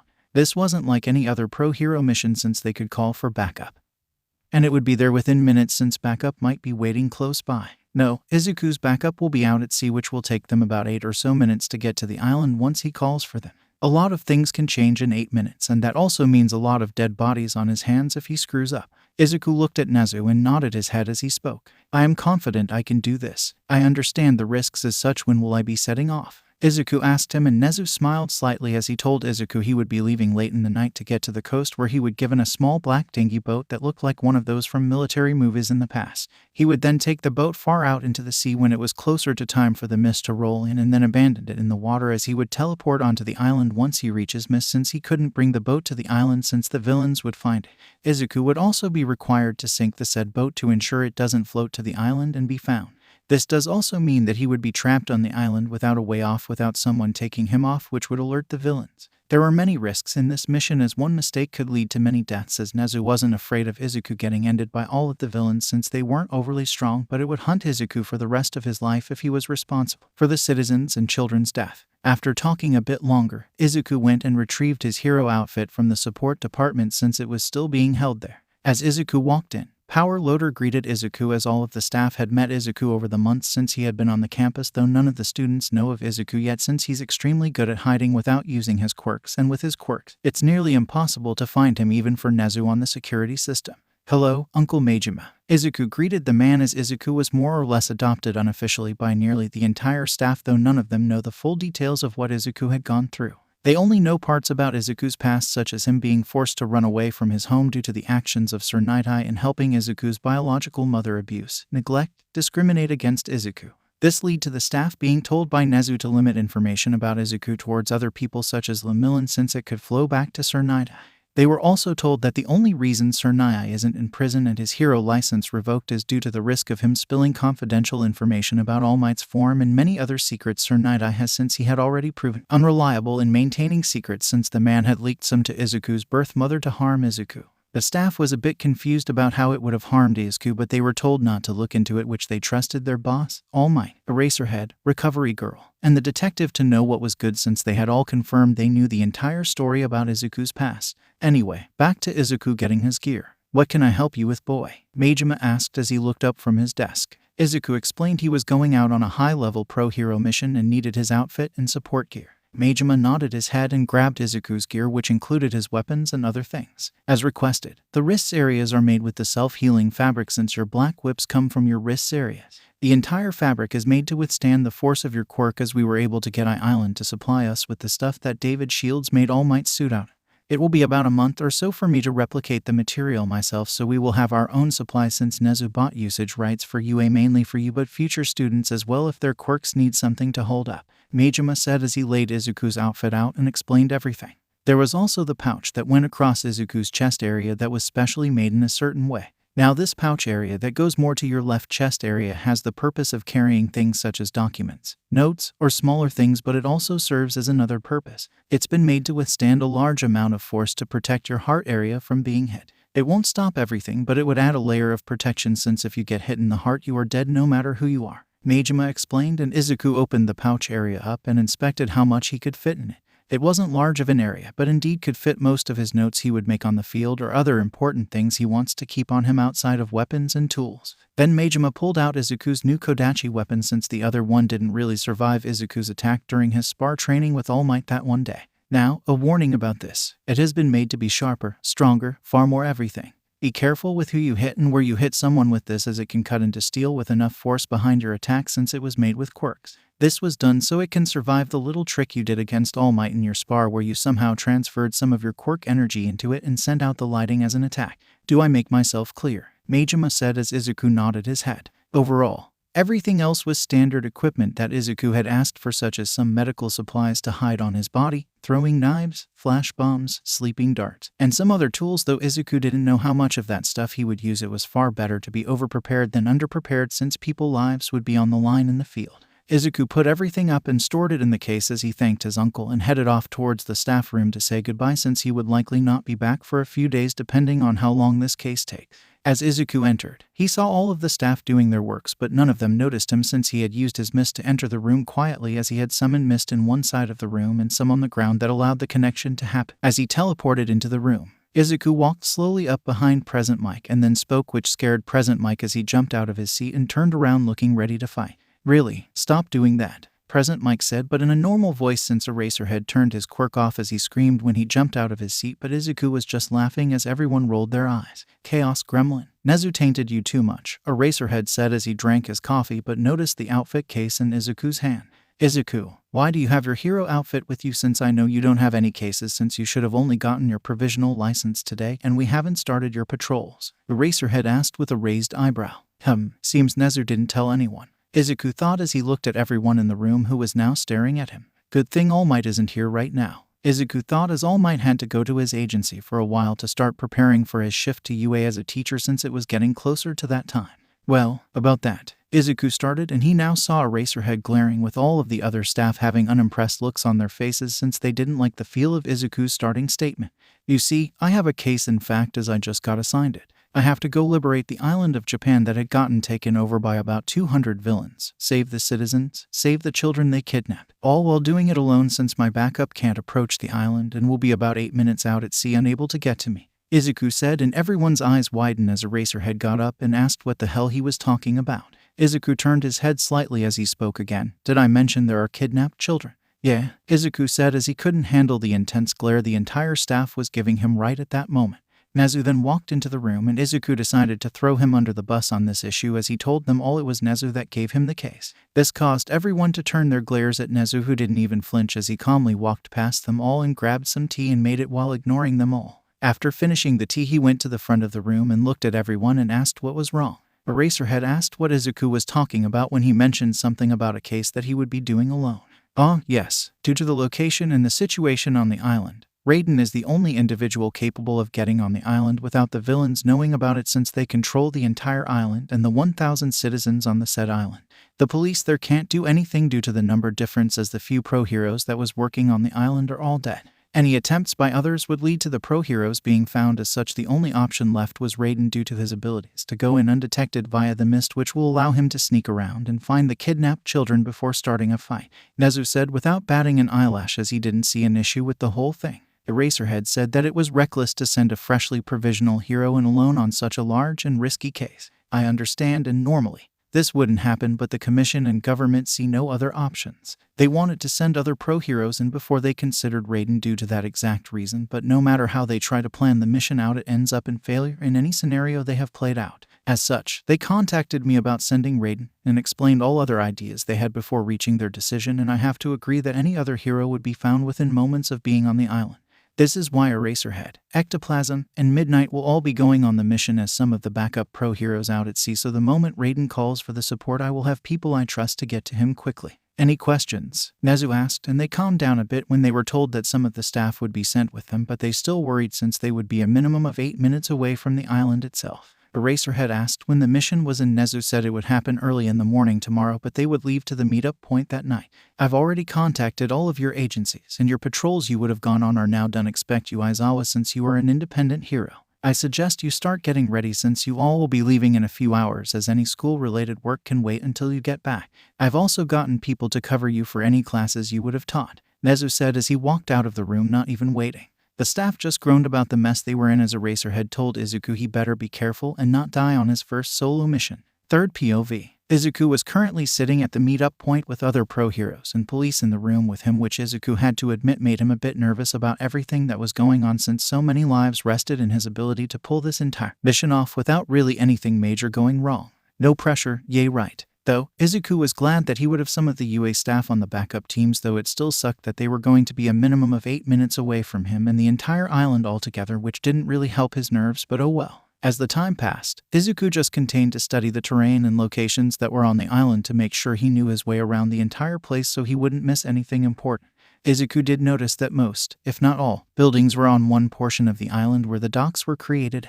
This made Izuku think about where the villain base may be at, since he was sure they didn't want the citizens to know about it since the villains were on the island for months before they took over, so they needed somewhere to hide. If they had all stayed in the town, then they would have been noticed, since even though the island gets people from the rest of Japan and the occasional foreigner, the police and heroes would have noticed non-native islanders staying for a long period of time. This meant that they had to have somewhere to stay away from the living portion of the island, which made Izuku think about checking the uninhabited portion of the island for the kidnapped children. Izuku looked at the time and noticed it was about time to get moving. He placed the map of the terrain and the notes he made so far in his pouch on his chest and checked his gear over one more time to make sure he had everything, since there was nothing he could get once he landed on the island. Izuku then moved towards the docks and saw the UA staff waiting for him as they told him to be careful and take his time as a mistake could be lethal. Izuku nodded his head and said he would be careful and would be waiting for them when he called. After that, he walked down the rest of the docks where the police chief who was in charge of the police force for the mission was waiting, and he asked if Izuku needed anything before he left, which Izuku didn't have anything he needed. As such, Izuku got onto the sinkable boat he was going to be using to get close to the island and started to head off in the cover of the early morning since the sun hadn't risen yet. It has been about 40 minutes since Izuku had set off in his small boat, and he could see the island of Tashima in the distance. As such, he cut the engine of the boat and just floated in the water since the fog hadn't rolled in yet, as there was about 30 to 40 minutes before the typical time of the morning fog. As Izuku waited, he just mentally prepared himself for the jump into the mist once it rolled in, since he would need to sink the boat and ensure it started to sink before he entered the fog, or else the villains would find it since the currents would push the boat to the island. The time quickly passed and the fog was rolling in like normal, and Izuku started the engine and slowly moved in so he wasn't too close, and right as he entered the fog he ended the engine and tore a large hole on the bottom of the boat, which started to flood with water that had already met the top of his shoes as Izuku entered the mist. That filled faster than I thought it would, Izuku thought, but he put it out of his mind as he maneuvered as part of the mist and landed on the edge of the island. As Izuku came out of the mist, he sent an alert on his communications device that he had arrived and got a confirmation that the fishing boats were in position, as well as they acted like they were fishing, though they would move around a bit over the next hours until they would be forced to leave later in the day to not arouse suspicions. This meant if Izuku couldn't solve everything in one day, then he would need to sleep on the island without being found, which was risky. After sending his alert, Izuku started to go back into the mist and decided to check on the town area first to see what was going on there. Looking over the town, Izuku could say it wasn't a good situation overall, since he could tell who was a part of the villain group a bit easy inside the town, since they walked with pride and confidence in their step while the actual citizens backed away in fear or moved to the other side of the roads to avoid blocking the villains' paths. Izuku also had to sit there and watch the citizens cower in fear as the police officers nearby could only stand by and clench their fists and turn their heads in shame. I need to finish this as soon as I can, but I need to find their base of operations, Izuku thought as he slipped back into the mist and started to search the entire town, but found nothing that would point him towards their operations being based in the town itself as he thought. As such, Izuku moved out of the town and headed up the mountain, which resulted in Izuku indeed finishing the base of operations for the villains after about 4 hours of searching the entire mountain. This meant there was only about 1 hour of normal mist lingering around the island left, which was a tight squeeze in getting much done without having to use his own quirk to keep the mist around. In all honesty, Izuku wondered how the villains made the base of operations that he found inside the mountain area of the island, since it would have been noticed by someone that such a thing was being built. As Izuku used the mist that was lingering into the building since the main doors were open, Izuku realized why no one noticed them setting this place up. It was literally an emergency shelter that the island had built in the event of a large earthquake, tsunami, or something else that would have been a threat to the island. Smart of them to take this over. Most people wouldn't come to look at it much since it was only for emergencies, Izuku thought as he slowly made his way through the place and used his mist to transport himself into the vent system since it was large for him to crawl through. While Izuku was exploring the villain operations, he used his device that he was given to take pictures of the villains and anything he found interesting. Though, he came to a stop at one vent as he saw children being trained in a room that had been transformed into training grounds. Izuku watched as the children were beaten when they made mistakes and told to do it better, as the children had to fight each other and the loser was beaten. Sadly, effective way to motivate them to fight to avoid getting beaten. Can't wait to take these bastards out, Izuku thought. Looking throughout the room, from what he could see, he found around 40 children, and Izuku wondered if that was all of the children they had or if there was more. "Oi, get your ass up here, brat," one villain yelled, and a kid with purple hair that looked around Izuku's age stumbled up. "Listen, this is the newest recruit we obtained. You will all show him the ropes and get him to adhere to the rules, or else the punishments will be like the normal ones. Do you brats understand?" The man yelled out, and all of the children except the new one yelled out, "Yes, sir." The man smacked the purple-haired kid on the head and asked him in a stronger tone if he understood, and the kid repeated the "yes, sir" words. "Good. You 40 are all that remains of the 160 children we had obtained for our employer. He wants trained soldiers for his apprentice, so I got hired to create well-behaved and well-trained men for this, and I refuse to look back in front of that man. Any disobedience will be met with death, because I only need a minimum of 20 of you to meet his needs, but the more I provide, the higher the pay. So unless you want to die, then you will be good little puppets, so get to training, and if I come back and find anyone slacking off, then I will end them," said the man as he walked out of the room and left. Izuku noticed as he left that there was a few guards out of the room. "I will need to take them out, but I need to know if the man's words are true on that these are the only children left," Izuku thought as he decided to quickly scout the rest of the base out. About an hour passed, and Izuku made it back to the room where the children had been training. The entire mist of the island had already departed by now, and Izuku could no longer risk making mist without alerting the villains, since it would seem unnatural from that point forward. But Izuku did indeed confirm that only the 40 children in the training room were the last ones alive, since Izuku had found the other children, or rather the location of the other children. Izuku had located one of the main villains' offices, which included a map that showed a mass grave site that Izuku went and scouted out before the mist left the island. Izuku knew these villains would not hesitate to end all of the innocent people on the island, and he had sent an image of the grave and a warning to the command station back on mainland Japan. Izuku informed them that only 40 children remained and that he would return to see if they were still in the training room. If they were, then Izuku would start his side of the operation and start taking out the villains as best as he could without alerting anyone in the base. Izuku also said he would be calling for the backup to come to the island the moment he has the children secured to one room, since there was only one way to the training room where they were. The reason to go this route was if Izuku could knock out all villains in the base, then he could keep the children safe while the backup attacks the villains in the town.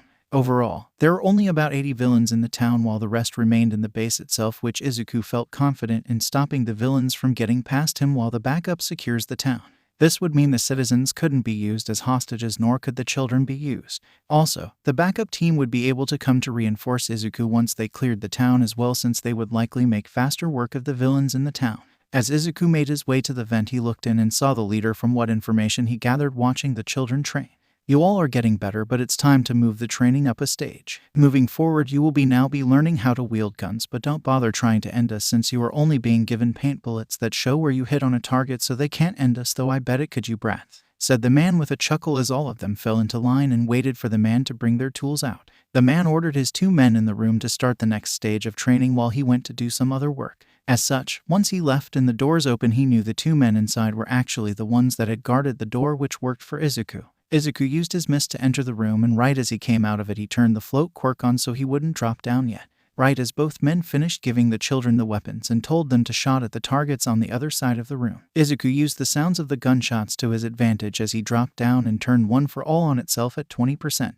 Right as the 2 noticed him, it was already too late, as Izuku kicked them both hard enough that they blacked out due to their brains hitting their skulls, which caused them to black out. Indeed, they are overall weaker, but it's their numbers that allowed them to do what they needed. Though, based on what I heard, the man guy is a bit more powerful, Izuku thought as he looked at all of the children who were staring at him. "Keep firing to hide what has happened, okay? I promise to get you all out of here as soon as possible," Izuku said, and some nodded their heads as they came out of their shock and started shooting to create noise. Izuku then grabbed some rope from the room's supplies to tie them up, though he did decide to duct tape their mouths shut so they couldn't scream for help in the event that they woke up before he was done with the base. Izuku then went to the door and it opened as Izuku looked into the hallway before stepping back in. This room is the furthest in the base and only had one hallway leading here from what I saw of the blueprints in the main guy's office, Izuku thought as he looked at the photo he took of the blueprints and studied them again and nodded his head slowly. Izuku then told them all to stop shooting. "Okay, my hero name is Raiden, and I was sent here to save you all since the government discovered that the villains had taken this island over. I've already knocked those 2 guys out, but I need to deal with all of the other villains in this base that will make their way here once they discover this. Once I defeat them all, I can lead you all out of the base and away from here. Do you understand?" Izuku asked, and they all nodded their heads, though the purple-haired kid raised his hand and Izuku pointed at him. "Is there not other heroes for this outside of you? This is a sizable villain group after all," said the kid, and Izuku asked for his name, which he said was Hoshi Shinso. Izuku nodded his head and explained why it was only him. "As it stands, I am the only hero on the island due to how hard it is to get here without the villains knowing, since they control the entire thing. There are police and pro-heroes hiding out at sea on boats waiting for me to call them, which I will be doing in a moment. Though while they take the town back, I will be fighting the remaining villains here until they arrive. Again, there is only one way to this room and they will have to get through me, so I need you all to stay here as well as knock those 2 out if they wake up." "Any other questions?" Izuku asked, and none of them had any and told them to be careful. Izuku then made contact with the command station back on the coast. "Send the backup. I've secured the living children and will be starting my work on all remaining villains in the base," Izuku said, and the order was confirmed as he was told it would be about 8 minutes for the police and heroes to land on the island. Izuku then cut the communications and exited the room as he looked into it and saw no one still. As he left, he was careful to not cause much sound, but slowly he summoned mist that traveled on the ground slowly in front of him in the event the alarms went off. This way he could be quicker in flooding the hallways with his mist to use it to teleport behind villains and quickly land the knockout blows. After arriving in the first room, Izuku opened it to find it had 5 villains whose backs were turned to him as they were watching a TV with a game show on it. "Seems they are on break," Izuku thought as the room was a small room that looks converted into a break room but horribly done. Izuku pulled out his sleeping darts and threw one into each of their necks as he quickly grabbed their heads with black whips to stop them from shouting out before the drugs took effect. After a few moments, Izuku dropped them and then headed towards the next room where he kept repeating this process until halfway through the base he got caught by a villain who was staring at him in the middle of the hallway. Izuku turned OFA up to his limit of 70% and darted off as the floor tore up due to the force, but right as Izuku did it, the man shouted for help. Izuku punched the man as he dropped the power to 30%, which sent the man into the wall, but again it was too late as more people had walked out due to the man's quick shout, which sent the alarms off. Izuku de-iced to go all or nothing as he flooded the entire base with mist as he quickly made his way between people and wasn't aiming to just purely knock them out but to disable them as short-term threats, since Izuku was using his kodachi to cut ligaments in the back of people's legs, which made them fall down. The wounds wouldn't end them, nor would it leave them unable to walk in the future, but for now they wouldn't be able to move since the ligament was cleanly cut. Izuku turned his comm link on for any pro hero nearby and asked if anyone was on the island yet that could hear him. After a few seconds, he got a reply. "This is Eraserhead.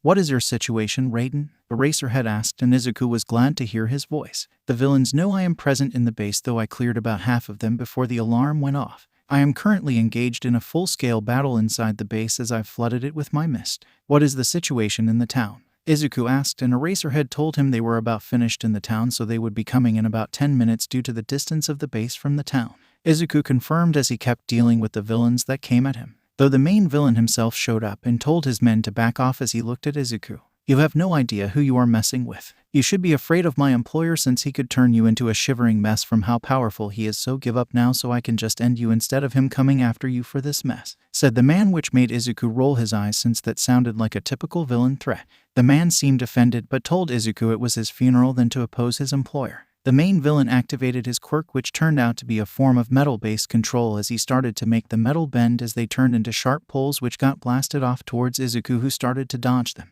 though they kept coming, which forced Izuku to turn into mist since it was a somewhat tight hallway with all of the poles coming at him. "I see how you got on this island. Interesting. I think my employer would enjoy knowing of that quirk," said the villain with a smirk, but Izuku didn't care as he charged forward as he flooded the hallway with more mist and appeared in the group of villains behind the main guy and took more of them out, which enraged him. "Don't ignore me," he yelled out as Izuku just kept defeating his men while keeping an eye out to make sure no one went towards the children. More time passed when Izuku decided to quickly change targets and went straight for the main guy, which threw the guy off balance since he had been chasing Izuku around the hallway the entire time trying to stop Izuku from destroying his men.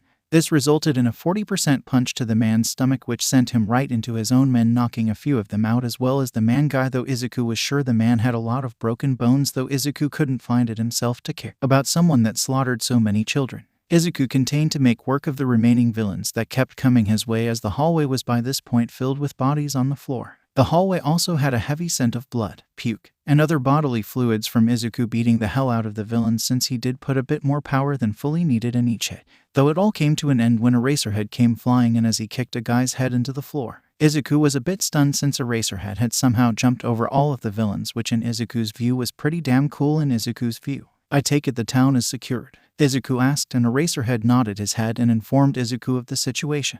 "Indeed, we left ectoplasm and a couple of pro heroes guarding the town. Everyone else came here since all of the remaining villains are here," Eraserhead said as they could hear the fighting from the other side of the villain group that had been fighting Izuku. "Well, this was quite interesting for a first solo mission turned into a team mission," Izuku said with a smirk on his face as they continued to work on the remaining villains. After a bit longer, they met in the middle of all of the bodies with the other pro heroes. "Okay, Eraserhead want to join me with the children?" Izuku asked, and the man nodded his head as they left the villains to everyone else to deal with and clean up. "God, Chaos Gremlin, did they sheet themselves facing you?" Aizawa asked as he smelt the horrible smell in the hallway as they walked towards the room the children were in. Izuku rubbed his neck and shrugged. "I guess so," Izuku said, not wanting to mention the fact that he likely forced them to dedicate themselves due to the large hits to their stomachs and interests, which likely helped the villains in that matter. Soon they made it to the training room and opened the door to be greeted with all of the children pointing guns at them, which shocked Eraserhead, whose eyes went wide. "Oh, calm down, they only have paint bullets," Izuku said, which calmed Eraserhead down. "Okay, children, all of the villains have been taken care of and you are free. We will work on getting you all out of here once the villains are all dragged out by the police, so just sit tight a bit longer, but the situation is over," Izuku said with a clenched fist in front of him, which made the children smile a bit as the younger ones came up to him and asked him questions about himself. Izuku did his best in answering questions and keeping the children calm as a few minutes later a few officers walked in and started to question the students for their names so they could get a hold of their family. Izuku did notice one kid who turned out to be Hoshi Shinso was a bit away from the group. As such, Izuku moved over to him and checked to see if he was okay. "Hey, are you okay?" Izuku asked as he leaned down as Shinso was sitting on the floor. "Yay, just wondering what happens now for me," Shinso said, and Izuku asked what he meant. Turns out Hoshi Shinso was a child that was not actually kidnapped but instead sold by his foster parents to this villain group. Okay, they were 1. Wrong to do that. 2. You are not a villain, so don't believe their bullshit. I've had a pro-hero sadly villainous me when I was younger since they wanted something out of me back then and turned my own mother against me sadly. That forced me to run away and live on my own before I got adopted by a few pro-heroes who helped me out. 3rd, let's see what we can do about your situation," Izuku said, which stunned Shinso as he watched Raiden call out to Eraserhead and walk over to the man, though he couldn't hear what they were talking about but assumed it was about what he had just told Raiden. "So, Aizawa, I know Hisashi wants a child, and though you adopted me, I don't exactly fill the child's need of his since I am an independent kid who was forced to grow up years ahead of everyone else. As such, want to adopt Hoshi Shinso over there who was sold to this villain group by his foster parents. By the way, his quirk is brainwashing and he wants to be a pro-hero, which would be amazing to be taught by you as well," Izuku said with a grin on his face, and Aizawa just looked done with Izuku. "Fine, I'll call my husband and see if he would like to foster the kid before we move on to the Who adoption to make sure the kid will be okay with us," Aizawa said with a roll of his eyes, but Izuku could tell there was a small smile under the scarf as well, since Aizawa always did want a kid to take care of with present Mike, which Izuku couldn't really ever feel much to his own displeasure. It isn't like Izuku doesn't see them as parents, but Izuku raised himself with the help of the past users in that forest for so long that it would be impossible to force himself to settle down as they would need. It's why he was glad Nezu took him to his own, which was in a forest, which made him feel comfortable, and Nezu never treated Izuku like a normal child, but instead he treated him like a grown adult who had handled himself for so many damn years that wouldn't want to be downgraded in their independence. After waiting a bit, Aizawa came back and said they would foster the kid. As such, Izuku took Aizawa Aka Eraserhead to Hoshi Shinso and smirked. "Congratulations, you are being fostered by Eraserhead here and his husband present Mike," Izuku said as he waved his hand and walked away from them so they could get to know each other better. Izuku was glad he could help Hitoshi out in finding a safe place to live his life, since that was always an important thing in Izuku's mind for children, since he didn't want people to keep going through what he did with Inko Midoriya or having to raise themselves as he did in that forest.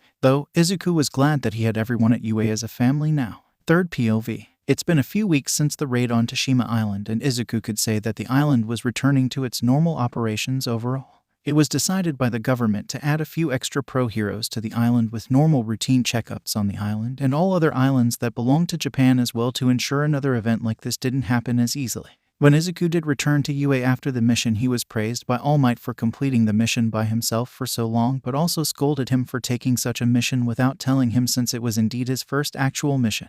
All Might also would glare at Nezu every so often for allowing the mission without informing Yagi, but Nezu easily withstood the half-hearted glare, since All Might was more proud of Izuku completing the mission than being assigned it.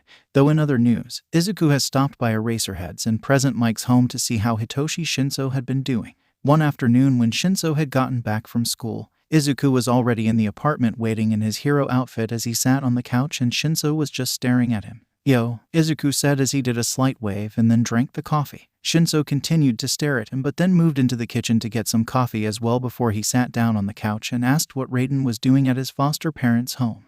I came around to snoop for any blackmail to use on Eraser. Always need some form of dirt on others," Izuku said with a grin on his face while the rest was hidden by his hood. Shinso sat there looking at Izuku with a deadpan expression before he spoke. "I don't know if I should be concerned that you want to blackmail my foster parents or scared that a stranger is in my foster parents' home without them knowing," Shinso said, which made Izuku laugh. "Oh, yeah, you wouldn't know since I stay at my other place all of the time since I have a hard to living around others," Izuku muttered lowly, but Shinso caught it and raised an eyebrow as he asked him what he didn't know.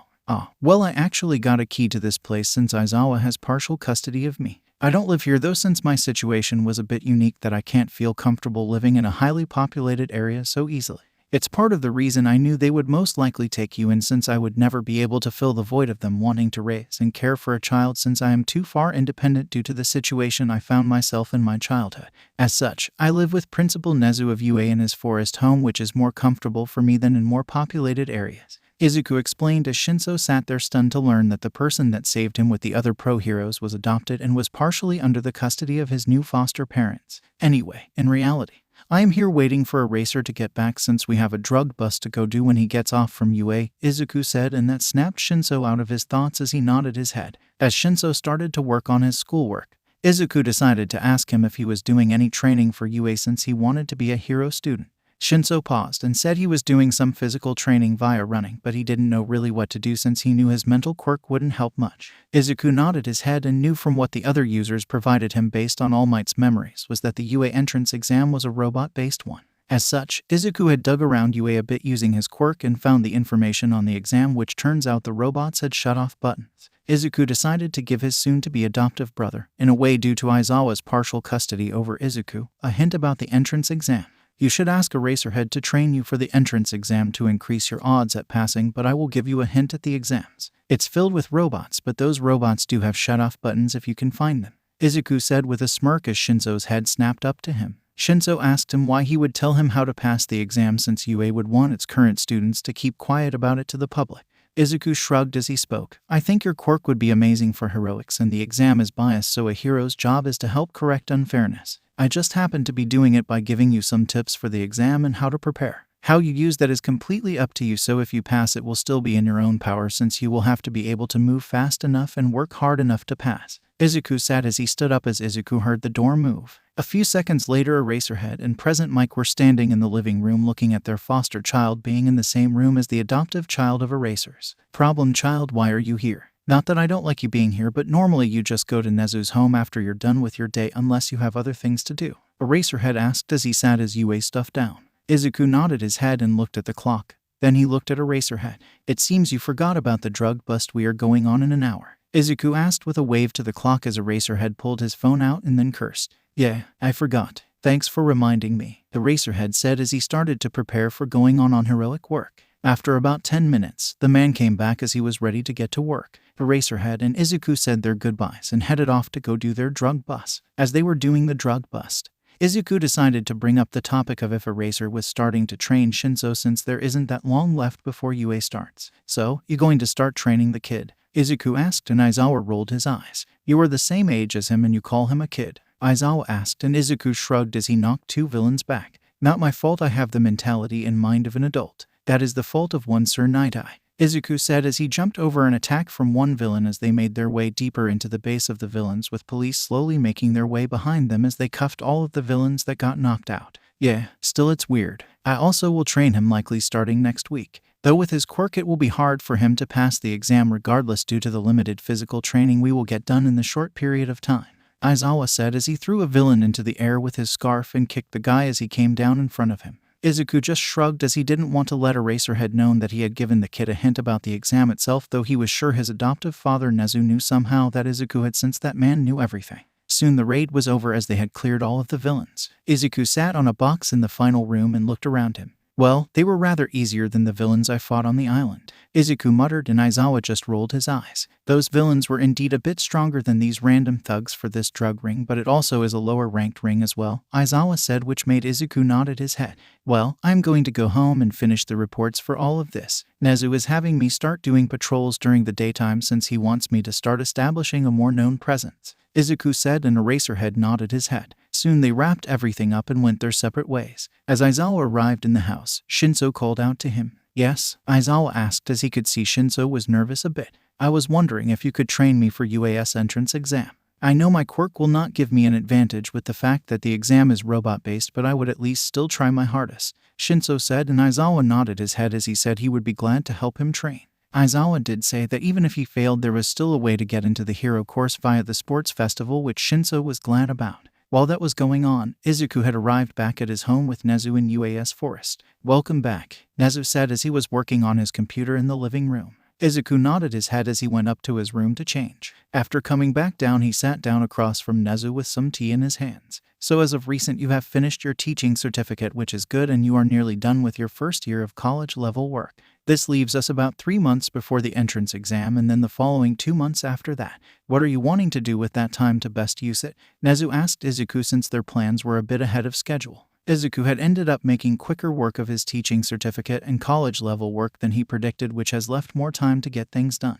Oh, I think I will start my second-year college work since I would like to have a college degree sooner instead of later, but all other time I think I will put it into just heroic work since I want to rub my progress and abilities into Sir Nighteye's face, since sooner or later he will get wind of who I am," Izuku said as he wanted to get a bit petty with that man.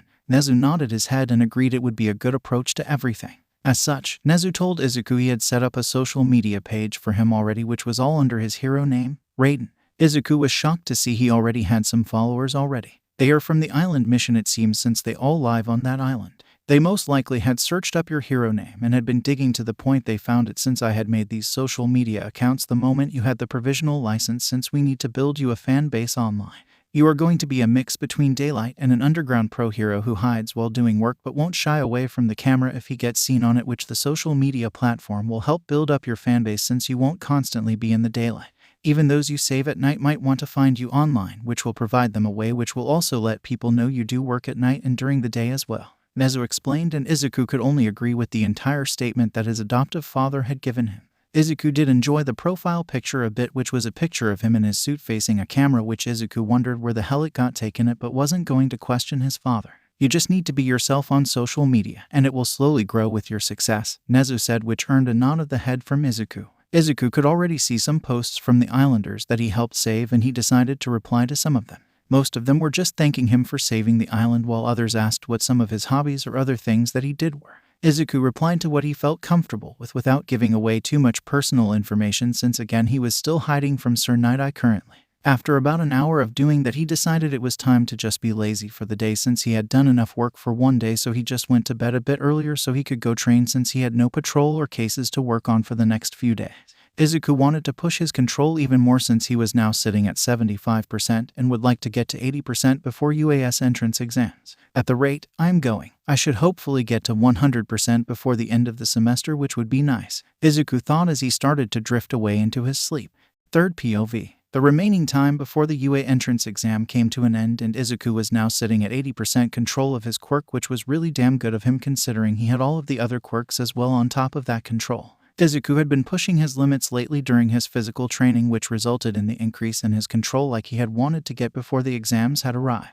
Izuku had also finished his second year of college work as well, so Izuku now only had 2 years of college work before he obtained his bachelor's degree in quirk science, as he was doing amazing in the major focus classes, but still had to learn everything else from his other subjects, which were slowing him down in his honest views, but he still wanted a higher education.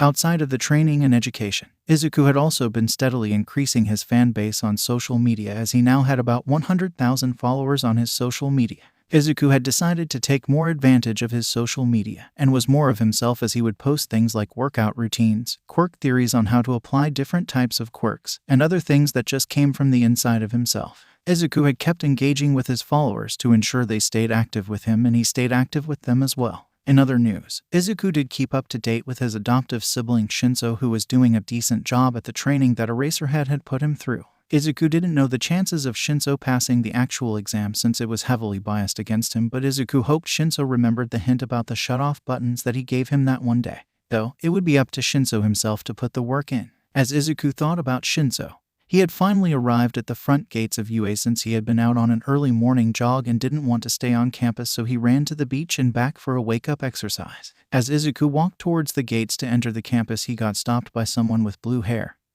and glasses that seemed judgmental of everyone around him. This kid is a hardliner when it comes to rules. His personality also reminds me of Sir Nighteye, which pisses me off, Izuku thought, as Sir Nighteye was someone who was really stiff and thought himself higher than others in Izuku's view, like the blue-haired kid did. "Sorry, what did you say since I was in my thoughts?" Izuku asked, as he had completely ignored the kid, which seemed to have irritated him even more. The blue-hair kid introduced himself again as Tenya, and he was telling Izuku that he should be in his middle school uniform.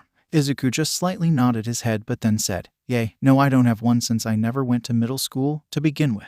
I did online classes. Anyway, you are about to be late to sign up for the exam if you are wanting to check in," Izuku said as he pointed at his clock, which he had moved to be 30 minutes ahead just to F with the person named Tenya. Ada stiffened up and thanked Izuku for giving him the time and quickly walked towards the check-in, while Izuku just vanished into the campus using his quirk without anyone noticing. Izuku then appeared inside of his home, where he found Nezu finishing some things as he waved to Izuku. I'll get change and we can head down to the control room. I'm not taking the exam, am I, since I am going to be a part of the staff? Izuku asked as he grabbed something to drink. Indeed, you won't be, since you are already in college and only need the training that will happen privately with the staff. Your main focus is teaching and hero work, since the commission was greatly pleased with all of the cases you have finished. They don't care if you don't formally attend as a student and accept you being a teacher's assistant, Nezu said, which made Izuku nod his head as he walked to his room to get some clothes to change into after showering. After the shower, Izuku walked downstairs in his hero outfit with his hood pulled upwards. I am ready to go when you are, Izuku said, and Nezu closed his laptop and put it in a bag as he jumped on Izuku's shoulder. Soon they made their way across campus, and as they were walking, Izuku muttered how he wished he could take others into the mist with him. Nezu asked why he doesn't try, which Izuku responded with that the original quirk user tried and it turned into a nasty death of the person he tried to do it with. The mist quirk knows how to rebuild our own body, but another person just comes out in a mess of blood and lumps. I was warned never to do it with someone unless I'm trying to end said person, which isn't something I normally would do, as even taking someone into it requires a small delay instead of my almost instantaneous breakdown into the mist by myself, Izuku said as they arrived at the control room. Nezu only nodded his head as they entered the room, and none of the other staff had arrived yet outside of Eraserhead, who was sleeping on the floor. Izuku sat down at the console with Nezu in a chair next to him. Izuku turned to Eraserhead and spoke up. How do you think Hitoshi will do? Izuku asked him. Eraserhead shrugged as he said he trained the kid the best he could with the little time they had. He had a base to work off of, which was good, but still wasn't in the prime condition I would have liked him to be. Unless he scores rescue points, I don't know if he will pass, Eraserhead said, which was fair since the man only had a short few months to work with Hoshi Shinso. Though only Izuku knows that he told Hitoshi about the shut-off buttons. Time passed and all of the staff had now arrived inside of the room as the written tests had been completed, which left only Present Mike not in the room as he was giving the speech about the physical portion of the exam. As he was explaining, a student stood up and asked a question about the missing robot from the pamphlet and talked about how UA shouldn't make such an error. If anyone was guessing who it was, then it was one Tenya Ida, who Izuku felt really annoyed at. Present Mike then cut the student off as he explained what the fourth robot was, which made the student apologize and sit down. God, that kid really needs to loosen up. He irritates me so much that he reminds me of Sir Nighteye stiffness, which isn't good for a hero in my view, Izuku muttered, but not low enough as the entire staff heard it. Nezu rolled his eyes and asked if Sir Nighteye was going to be a standard now of what not to be in a hero for Izuku to compare others against, which only a smirk and a head nod from Izuku. Everyone just shrugged it off, since Izuku had all the right to be petty as hell with Sir Nighteye, and the staff wanted to be petty as well but needed to be a bit more professional unless the man was going to be brought down. Soon the students in the exam moved from the assembly hall to the buses, where they were all taken to different sections. While Izuku was watching the screen, he noticed one person from his past, which was the individual known as Katsuki Bakugo. Seems you managed to keep your nose clean, Bakugo, Izuku thought as he looked at Bakugo's file and saw there were some more issues, but they stopped about a year after he was forced into therapy by his parents. Nezu had allowed Bakugo to still take the exam since Bakugo had kept his record clean after that, and the new school he went to didn't report any issues outside of his attitude slowly changing over time to be calmer thanks to the anger management therapy his parents put him in. As such, Nezu with the second opinion of Hound Dog allowed Bakugo to take the exam, and as long as he does good enough he will be allowed into the school. Izuku then turned his eyes to Shinso, who was in the same test site as one Tenya Ida, which made Izuku roll his eyes at that fact and hoped the child of Ida didn't start sheet with other people. As they waited, Present Mike went out onto one of the exam starting areas and yelled out for them to go with zero warning. Most people didn't move, but some like Shinso, who got trained by Eraserhead, started running in at his test site. Some others like Bakugo also ran in as well, which caused people to follow him. As Shinso was working on his exam site, he had gained about 40 seconds before anyone else entered the site, which allowed him to score some points, but breaking a robot where he used a part of it on other robots made it easier for him. Good job, Hitoshi. Now just keep it up, Izuku thought as he turned his attention to the other screens and watched people. Overall, there were some decent people with their quirks being used, but also some with weaker quirks that had creative ways to apply their quirks. As they sat there, Izuku could already tell some of the people who were going to pass and knew some that wouldn't make it unless they had scored a lot of rescue points. As they were moving forward, Izuku noticed something on the console in front of him which caught his attention. As he looked at the console and started to dig into it, he heard Nezu activate the 0 pointers with all might, pushing the red button.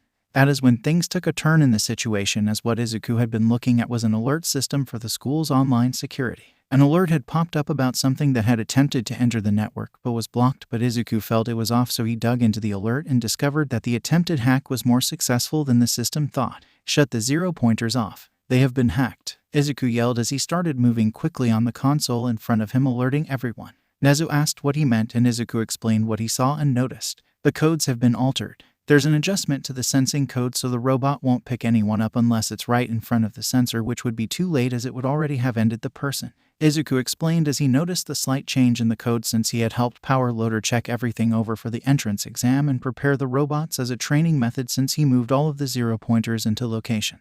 Nezu in Power Loader was helping with the hack while Izuku looked at the screen. A girl in one of the exam sites had become trapped under some rubble. I'm going out to save the girl in the exam site as the robot is too close to her and the shut-off system won't stop in time, Izuku said as he stood up and turned into mist quickly. He heard Nezu tell him to get there quickly since with his mist and everything else he could move at a far faster pace than All Might could. Izuku was already out of the building and in the air as he created a stream of mist throughout the air thick enough for him to travel through straight to the robot. As Izuku arrived, he saw Hitoshi had gotten the girl out of the rubble and was pulling her away, but it was still too close for Izuku's comfort, so he continued the attack he had charged up. Right as Izuku arrived, he had the entire robot covered in mist that hit himself and the robot as he used his sword to cut it apart at a fast pace due to him traveling through the mist and appearing at different moments.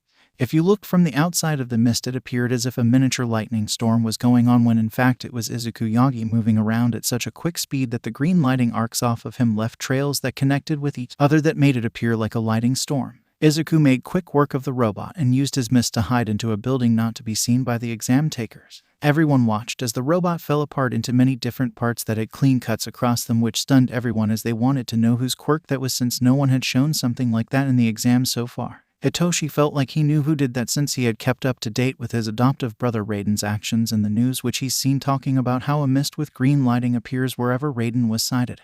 Oh, and if you don't know, Eraserhead and Present Mike finally adopted Hitoshi completely as they are no longer his foster parents but his legal adoptive parents. While all of the students were told that the exam had come to an end, Izuku used his mist to sneak away back to the control room, which he was given looks from everyone. What? Don't like my takedown? Izuku asked with a grin on his face. Why so flashy? Eraserhead asked and Izuku pouted. You try to not be somewhat flashy with literal lighting arcs coming off your body at such high speeds inside of mist. If I move at that speed without the mist, you normally wouldn't see so much lighting, but the mist helps them stick around a bit and shocks things inside of the mist, which is an added bonus. Also, I didn't want to be seen yet, Izuku said with a shrug of his shoulders, but then they moved on to the topic of who had tried to hack UA and students. Whoever it was has a lot of courage of us not finding them, since this will be met with retaliation. It could also mean that the individual is a part of a larger organization that plans to attack us again in the future, so we should be careful moving forward, Izuku said, and they asked why he thought that. No one has ever dared to touch UA since it's so fortified and guarded.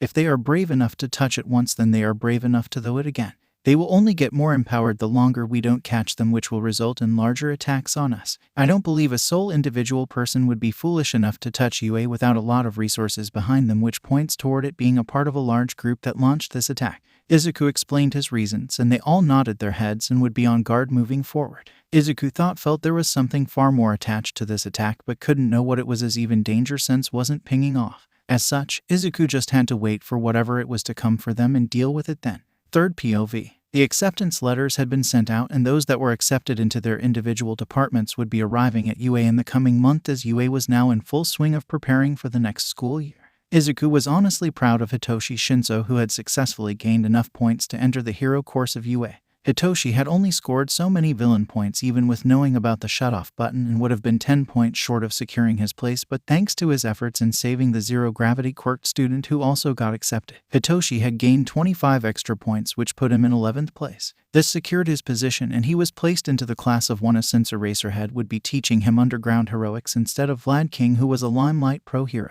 All of the other students were split up between the two individual teachers, with 18 entrance exam students per teacher, with 2 recommended students in each class for a total of 20 per class. Izuku wasn't counted in any class since he was a provisional pro hero who was assigned to a special class with Nezu, as in reality, Izuku is a part of the staff instead of being a student. The only studies he needs to do in regards to UA were the hero portions, which he would learn with time and was given privately most of the time anyway. As such, Izuku would switch between the classes when he wants to, or if a teacher asked him to join one for some reason. Otherwise, Izuku would focus on his own private training and hero work. Now enough of that, as it was time for us to skip ahead to the first day of classes. As we arrive on the first day of UA's new school year, we discover Izuku Yagi aka Raiden walking through the hallways without a UA uniform on, which got him stopped by 110. "It's you. Why aren't you wearing a uniform?" Ada asked as he walked up to Izuku with the zero-gravity girl next to him, who Izuku remembered was named Ochako Uraraka. Izuku looked at Ada and just sighed as he turned around and just walked away, which left the two students stunned. Ada came out of his shock and followed behind Izuku and kept talking about how he needed to get into a uniform since it was required by the school. Izuku then stopped outside of one and directed his hand to it. "I believe this is your stop. As such, I will be leaving you now," Izuku said as he turned around and walked away, not wanting to deal with Ida's annoying stiffness. The two students of Wana just stood there in silence, but after a few moments, they entered the classroom while Izuku had made his way through the halls to the staff room, as he was given a desk in the staff room to use whenever he was on campus. As Izuku entered, he saw Denzawa Eraserhead and he groaned to him, "Your students are annoying me already. Ada needs to stop being so stiff and rules." Izuku grumbled as he walked to his desk, and he could hear chuckles from everyone. Now, my boy. I am sure they will relax more after Eraserhead has his first class with them, since he always does scare them on the first day," All Might said, who Izuku just laid against, as the man was sitting on the couch near Izuku's desk. Izuku just shrugged in the agreement or whatever it was and looked at the clock as he saw the classes would start soon. "I think I am going to get changed into my outfit and stalk Denzawa's class today before I go out for a short patrol, since nothing else really happens on the first day," Izuku said as he got up and grabbed his hero outfit from under his desk where he put it. He then walked into a side room that was attached to the staff room and quickly changed as he threw his other clothing into the case where his hero outfit was previously. After finishing, he walked out to see most of the staff already had left since the classes would start soon. The only one left in the room really was All Might, who was reviewing the student files for the first years. All Might saw Izuku in his hero outfit and grinned. "I always enjoy seeing you in your outfit. It shows how far you have come from all the way back then. How much control have you gotten since the exam?" All Might said, and asked, which Izuku felt the quirk called One for All for a few moments, as he could hear whispers nowadays from the past users when he had it active, since the connection had grown that strong. "I was at 80% at the exam. I am now sitting at 85%, which is a high amount since 100% would be your prime, which means I am far stronger than you are now in physical strength. I was able to take you on at 65% with the other quirks, but now sitting at 85% with the quirks, I should wipe the floor with you unless you pull a fast one on me, Pops," Izuku said as he sat down next to All Might as they spoke about his current One for All training. All Might nodded his head with great pride on how far Izuku had come. Izuku decided it was time to head out to the field to make sure he got there before Wana did. As he reached outside, he discovered Eraserhead was already there, who nodded at Izuku. "I don't plan to show myself, but I will be hiding as I watch," Izuku said as a mist came out and around the training field. It wasn't a heavy mist, but it was enough that Izuku could travel through it. Izuku had also spread it far out to make it look more natural, so when Wana came out they didn't even raise an eyebrow at it, except Hitoshi, who has had multiple encounters with Izuku's hero persona. The students had questioning looks on their faces on why there was a light mist, fog roaming around the training ground when the news didn't indicate anything like this in the weather, nor did they experience it at all this morning. Though before anyone could put more thought into it, Eraserhead called on them and explained what they would be doing. "Today we will be doing a quirk apprehension test to see where you all stand currently. Bakugo, you scored first with villain points, so get up here and throw the ball. You may use any means including your quirk," Eraserhead said as Bakugo caught the ball and went into the white circle. Bakugo stood there and then threw it as he yelled, "Get out of here," so loudly, which made Izuku want to chuckle, as it wasn't a normal catchphrase from childhood where he would yell "die." The ball went about 700 meters, which caused some to say how fun the test would be, which Izuku rolled his eyes.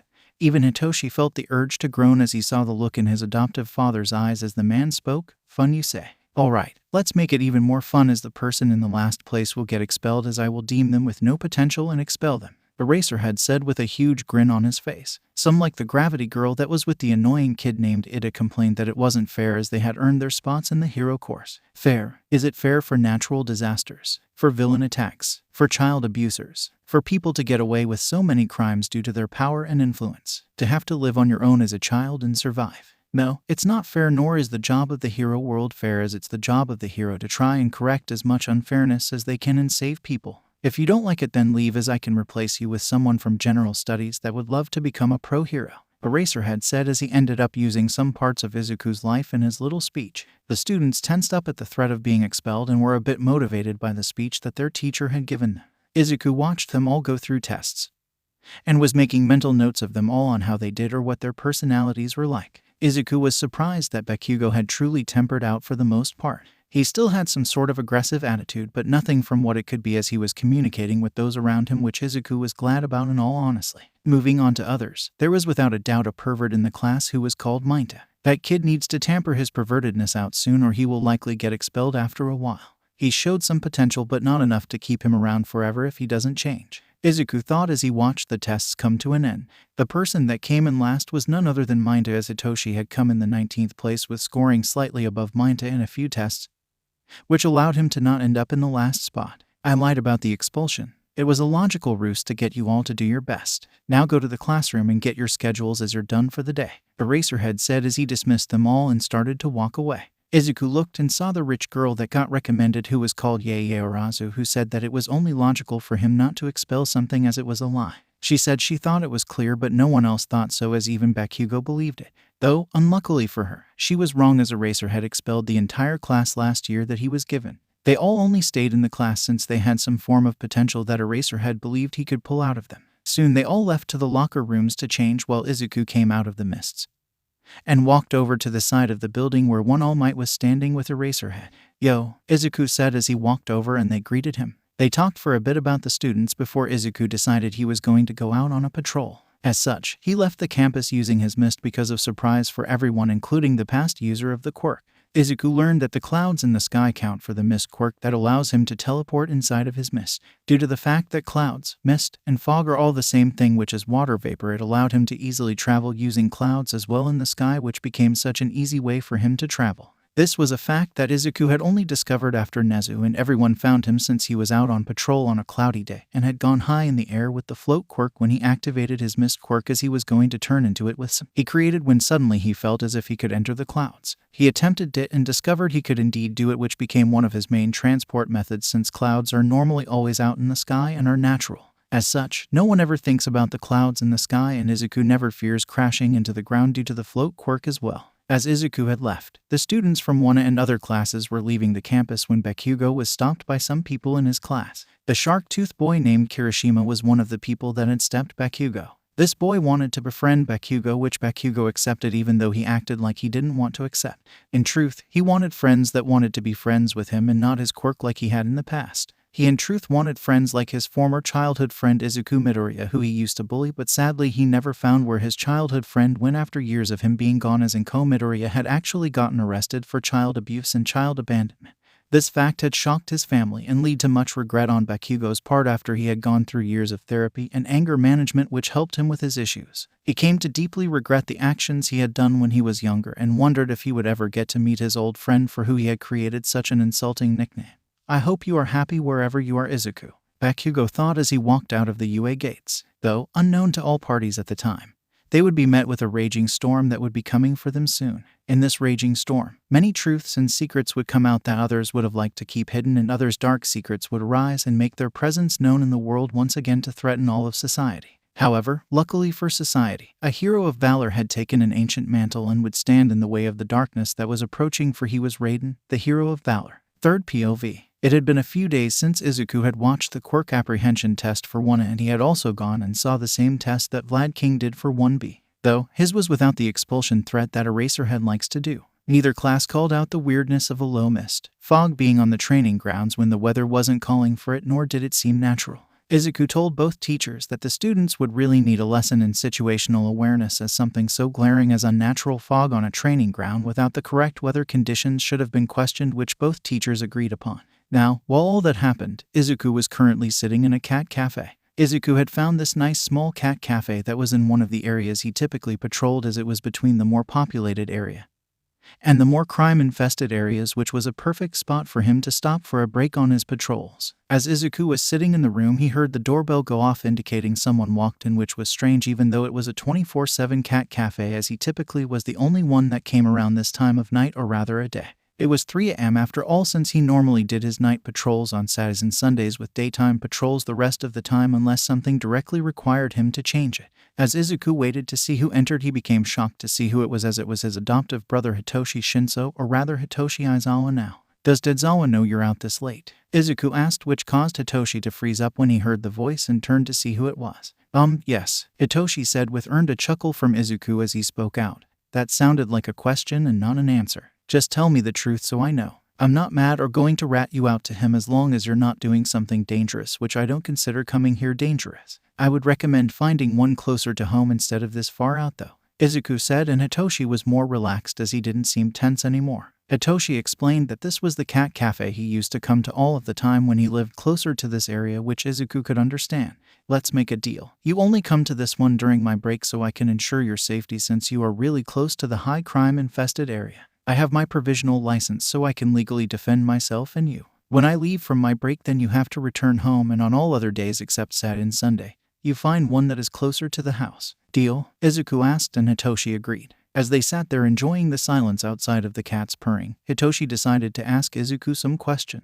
You know, even though you're my adoptive brother, I don't know anything about you. Would you mind telling me your actual name or hobbies? Hitoshi asked, which was a fair question since Izuku hardly is ever at Aizawa since he sees them at the school or on patrols. Izuku nodded his head and decided to offer some information up. I will tell you, but you can't go around talking about me since there is a pro hero that caused my entire situation which we can't lock up due to the secrets he knows. It would be troublesome for quite a few of us if he gave the information out, as it would throw society into a mess. Understood? Izuku asked Hitoshi, who nodded his head. Izuku sighed as he straightened up more. Do you want my current name or my old name? Izuku asked, and Hitoshi asked for both, which Izuku gave him. I currently go by Izuku Yagi. You might think I would take Aizawa as you did or something like Nezu since he is my other adoptive parent who has shared custody of me, but Yagi actually comes from another pro hero who you have met, but I won't say who. They also wanted to adopt me, but they are ill and can't really care for me and themselves, so I took their last name on in recognition of my connection to them, as my connection with them is a deep one. Izuku said, and Hitoshi was shocked he met the other person that wanted to adopt his adoptive brother, as he wondered who it was since he has met a lot of pro heroes lately. Izuku then told Hitoshi his former last name. My former last name was Midoriya, which is ironic because of my green hair, Izuku said as he lowered his hood, showing his entire face, which shocked Hitoshi on how young Izuku was. Shocked that I am the same age as you but already a provisional pro hero before UA even started up this year, Izuku asked, which Hitoshi nodded his head as he was really confused. Due to situations that are going on, the commission provided me a provisional license so I could help out. My very first mission was the mission where I met you actually, Izuku said with a smirk on his face as he drank some of his coffee and looked at the clock to make sure he wasn't out of time. Why did they send a complete rookie to save us? No offense, Hitoshi said as he didn't want to offend his adoptive brother. Because due to my powers I could make it to the island, unlike others. Not going to explain the entire thing, but the mist you've noticed at the exam or at the quirk test Aizawa did is me hiding while I expose some of my power. I've hardly used more than 30% any time as I am still growing. Anyway, I'm diverging, Izuku said as he brought the conversation back to the main point they were talking about. My last name was Midoriya, and you need to be careful of using my first or either of my last names. The pro hero that decided to make me out as a villain as he turned my own mother against me when I was a child is likely still after me, and sadly we can't do anything to him unless he decides to make another move against me, since there is a lot at risk. As such, just call me by my hero name if I am in the outfit. If I'm not, then just use Izuku since it would be safer against that pro hero, Izuku said, and Hitoshi asked what the pro hero wanted from Izuku, which made Izuku tense a bit, and Hitoshi noticed. It's something I couldn't give him since I was entrusted to keep it safe by another pro hero who was dying at the time. The hero that came after me was greedy for it and didn't believe I should have obtained it even though I was entrusted with it. As such, he turned my mother against me as he witnessed the physical abuse she did right in front of her. He also leads to me getting starved for days before I ran away since she threatened to kick me out. This led me to escape to a forest for years before the hero who entrusted me with the thing found me with others he trusted.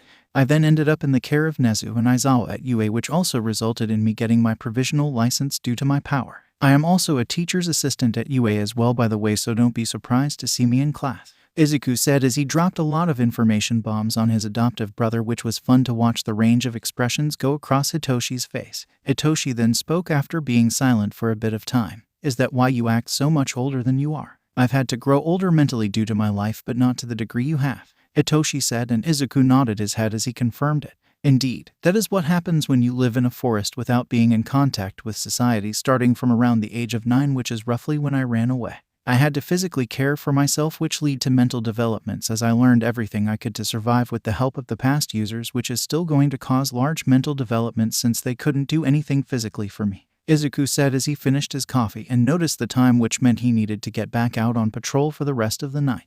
Hitoshi, it's time for you to go home since I have to go back on patrol. Remember the deal we made? Izuku said, and Hitoshi nodded his head as he stood up and left the cat cafe with Izuku, who dissipated into mist, which Hitoshi found cool as the night was a bit foggy already. Izuku walked Hitoshi from afar a bit as he watched him leave towards Aizawa's home. After watching for a bit, he left to go back on his patrol and was dealing with criminals, but Izuku noticed something. Something feels off. It feels too calm. I've only had a few criminals in this high crime area, Izuku thought as he stopped on a rooftop and analyzed everything he knew so far. For the last night or so there had been a large drop in villains that Izuku would find. He also noticed it during the day a bit as well, since he would still go to high crime areas since he wanted to help as many people as possible. Nighttime though always had far more criminals most of the time, but there was hardly anyone around. As Izuku moved around, he found a few criminals and defeated them quickly as they were doing a drug trade. Izuku asked them where everyone was at, since there tends to be far more of them out and about. One man didn't want to answer, but another was a bit more loose-lipped as he said there was a villain group that recruited a lot of people for an attack. Izuku asked where the attack would be and when, but the man only said he knew it was going to be tomorrow, and that was it. This annoyed Izuku, but he couldn't get anything more out of him as he turned them over to the police that he had called. After watching the police leave, Izuku decided to text the UA staff chat and the police detective as he wanted them all about a large drop in villains which was connected to a villain group planning an attack on Monday somewhere. They asked if he knew where, but he said he only knew it was meant to be tomorrow, but had no idea where all the low-level villains were attacking, as he asked the detective to send an alert out for heroes to be on guard tomorrow for a large gathering of villains attacking somewhere possibly. Sadly for Izuku and UA, the villain attack would hit far closer to home than they would realize. Third POV. Izuku woke up in his bed as he had just left the dreamscape where he was talking to all of the past users. Izuku's ill feeling had transferred to them, it seems, as even they felt some sense of forbearance about this day. Something felt off since last night, and Izuku didn't know why, as he kept thinking about the low-level villains that were gathering for the villain attack or whatever the drug dealer claimed that night. Izuku decided to just go straight into wearing his outfit all day today, even though he didn't have a patrol scheduled today as it was an off day for him. As Izuku came downstairs, he saw Nezu finish cooking the breakfast as they both sat down. "Today feels off for you, I assume?" Nezu asked, and Izuku asked if it was off for him as well, which he nodded his head at. "You don't live as long as I do as a quirked animal with human intelligence that makes humans nervous about without having a huge feeling of good sense on things," Nezu said as he told Izuku that he had all of the cameras watching all of the campuses in case they are somehow attacked, since it was all he could do right now. As they finished eating, they headed to the school where Nezu had warned all of the staff to be on guard, since even he didn't feel like the day would be a good one, which had set them all on high alert since Nezu's gut feelings tended to be highly accurate. As the day went on, Izuku walked around the building when danger sense went off with a huge warning. The quirk was telling him that someone with high OL were nearby, which Izuku pulled his phone out and alerted Nezu, Eraserhead, and All Might about, since they were the only ones to know the full truth of his quirk and danger sense. They all responded that they would be on guard, while All Might said he was still heading towards the school as he texted. A few moments later, the security system went off, alerting to the fact that someone was at the gate and had broken in, but danger sense was telling him that there was or danger closer to him in the building, so Izuku activated his quirk as spread his mist out into the vents so he could travel quicker. As he moved around, the danger sense went off right above the staff room when he got close to it, which caused him to drop into the room ready to fight, but when he appeared there was no one in the room, which he found odd as danger sense was no longer going off. What? Izuku thought as he looked around for any disturbances but found none. The alarm then went off as Izuku found a text saying it was the press, which he found complete bullshit, as danger sense shouldn't have warned him that largely if it was the press who was presenting the danger. Izuku made his way out to the gates through the vents, though he did pass through the lunchroom to check there. He saw that Ida had calmed everyone down and they were all exiting the room calmly, which was a good job on his part. Izuku arrived at the gate and examined it, which he saw that the gate was in pieces that looked like it was broken down. This couldn't have been the press, Izuku muttered out as Nezu walked up to him, who agreed with him. Indeed, something is off, Nezu said as some other staff was around them. Izuku pulled his phone and showed a message to Nezu, which told Nezu that danger sense had sensed someone in the staff room, but when he arrived it had gone off already and no one was present, which concerns him that someone may have been in the room before he arrived. Interesting. I will check the cameras to see, but we don't know what they would have taken if they indeed were in there. All we can do is prepare for the worst, Nezu said as he told Izuku to join one on their trip to the USJ. All Might is meant to go with them, but I doubt he will arrive in time. There is also the issue of his limit, since he used half of it up, as he only has 2.5 hours left of the 5-hour limit he currently has. I don't know if I want to have him waste it there in the event of a second attack when we can have you go instead. It's also about time the students see you in person and meet the teacher's assistant as well, Nezu said, which Izuku nodded his head at when All Might arrived at the gate. He quickly came over and asked if everyone was safe, which they said they were but had concerns. As of now, I am replacing you at the USJ, since you only have half your time left. This way if something happens you have time left to deal with the threats instead of wasting it holding your form in front of the student. I also need to officially meet the students, which I can do now anyway, Izuku said, and All Might nodded his head as he said he was going to the staff room so he wouldn't waste his time. They nodded their heads as he left, and Power Loader got to work on fixing the gate while some others helped him. Eraserhead went ahead to go to the classroom since he needed to get the students ready to go to the USJ. Izuku nodded his head as he would sneak onto the top of the bus as they left so he could show himself when they arrived, which Eraserhead agreed with since it would be fun to see the students freak out at Izuku's sudden arrival. As they all got to work, Izuku's feeling of something going wrong only increased. What is going to go wrong? Izuku thought as he hides in some trees near the buses outside of the range of the long-range hearing people. Izuku saw them all in their hero outfits and almost chuckled as he saw Hitoshi wearing a copy of the Eraserhead scarf. That did remind him that Hitoshi was in the middle of training with it, which he found so adorable of them. Soon they were all on the bus after Ada waved his arms around since he was the class representative somehow. In Izuku's sad view, as the boy was way too stiff still. Izuku then moved to the top of the bus as he kept a mist form on it so the people inside with hearing quirks wouldn't hear him, since he knew for a fact they couldn't hear him making sounds inside of his mist since it covered it. After a short trip on the bus, they arrived at the USJ, where 13 was standing outside of the building and greeted them all. Welcome all of you. I am the Rescue Pro Hero 13, and with me today was meant to be All Might, but instead, we have 13 was saying as Izuku had used his mist to put enough at people's feet without them knowing except Eraserhead and 13 who have gotten used to Izuku's pranks. You have me, Izuku said as he appeared out of what appeared to be thin air as he laid an arm on 13 and hanged off of her. Indeed, this is the teaching assistant at UA Raiden. You will all see him out and around UA if he is not out on patrol. Today he will be helping us here during your training instead of All Might, who needed to deal with other matters on campus.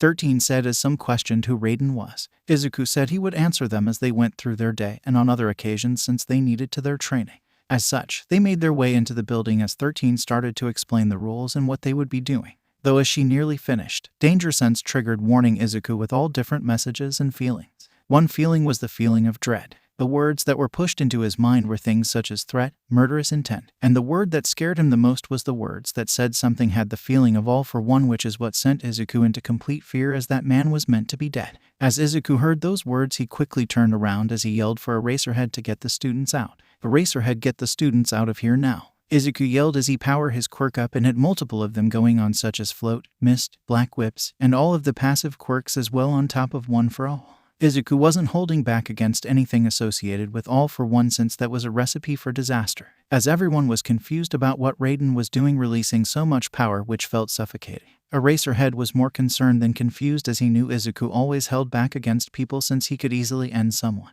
For him to show so much power meant something dangerous, so his mind kicked into overdrive and ordered for them all to escape. Kaminari, attempt to contact the campus now, Eraserhead said as he pushed his students who were confused towards the exit, and then it happened as all of the lights flickered on and off and a portal appeared in the center of the building which caught Izuku's glare. Before the portal even fully opened, Izuku had pulled his arm back and let loose an 85% punch which sent a sheer amount of wind pressure at the center and ripped the ground up. Everyone was stunned at the devastation, but the weird portal only reformed, which earned a curse out of Izuku. Damn it, was hoping to stop their quirk from completing, Izuku muttered as he prepared for a fight. Out of the portal that was now stable came an army of villains which Izuku realized was meant to be the attack that was going to happen today. So UA was the target. That means the attack this morning was a distraction and information gathering mission most likely, Izuku said out loud as a clapping sound was heard from one of the villains down below. Indeed. Now, I don't know who you are, but I believe All Might was meant to be here. We did steal his schedule after all, which said he was assigned to this class today. So, where is he? Asked the person down in the center, but Izuku's attention got grabbed by something else. It got grabbed by the monster standing next to the man, which had Danger Sense going off like crazy, warning about multiple quirks, and connected to All for One, which had all of the users warning Izuku to be careful as they have never seen something like that before and had no idea what it could do.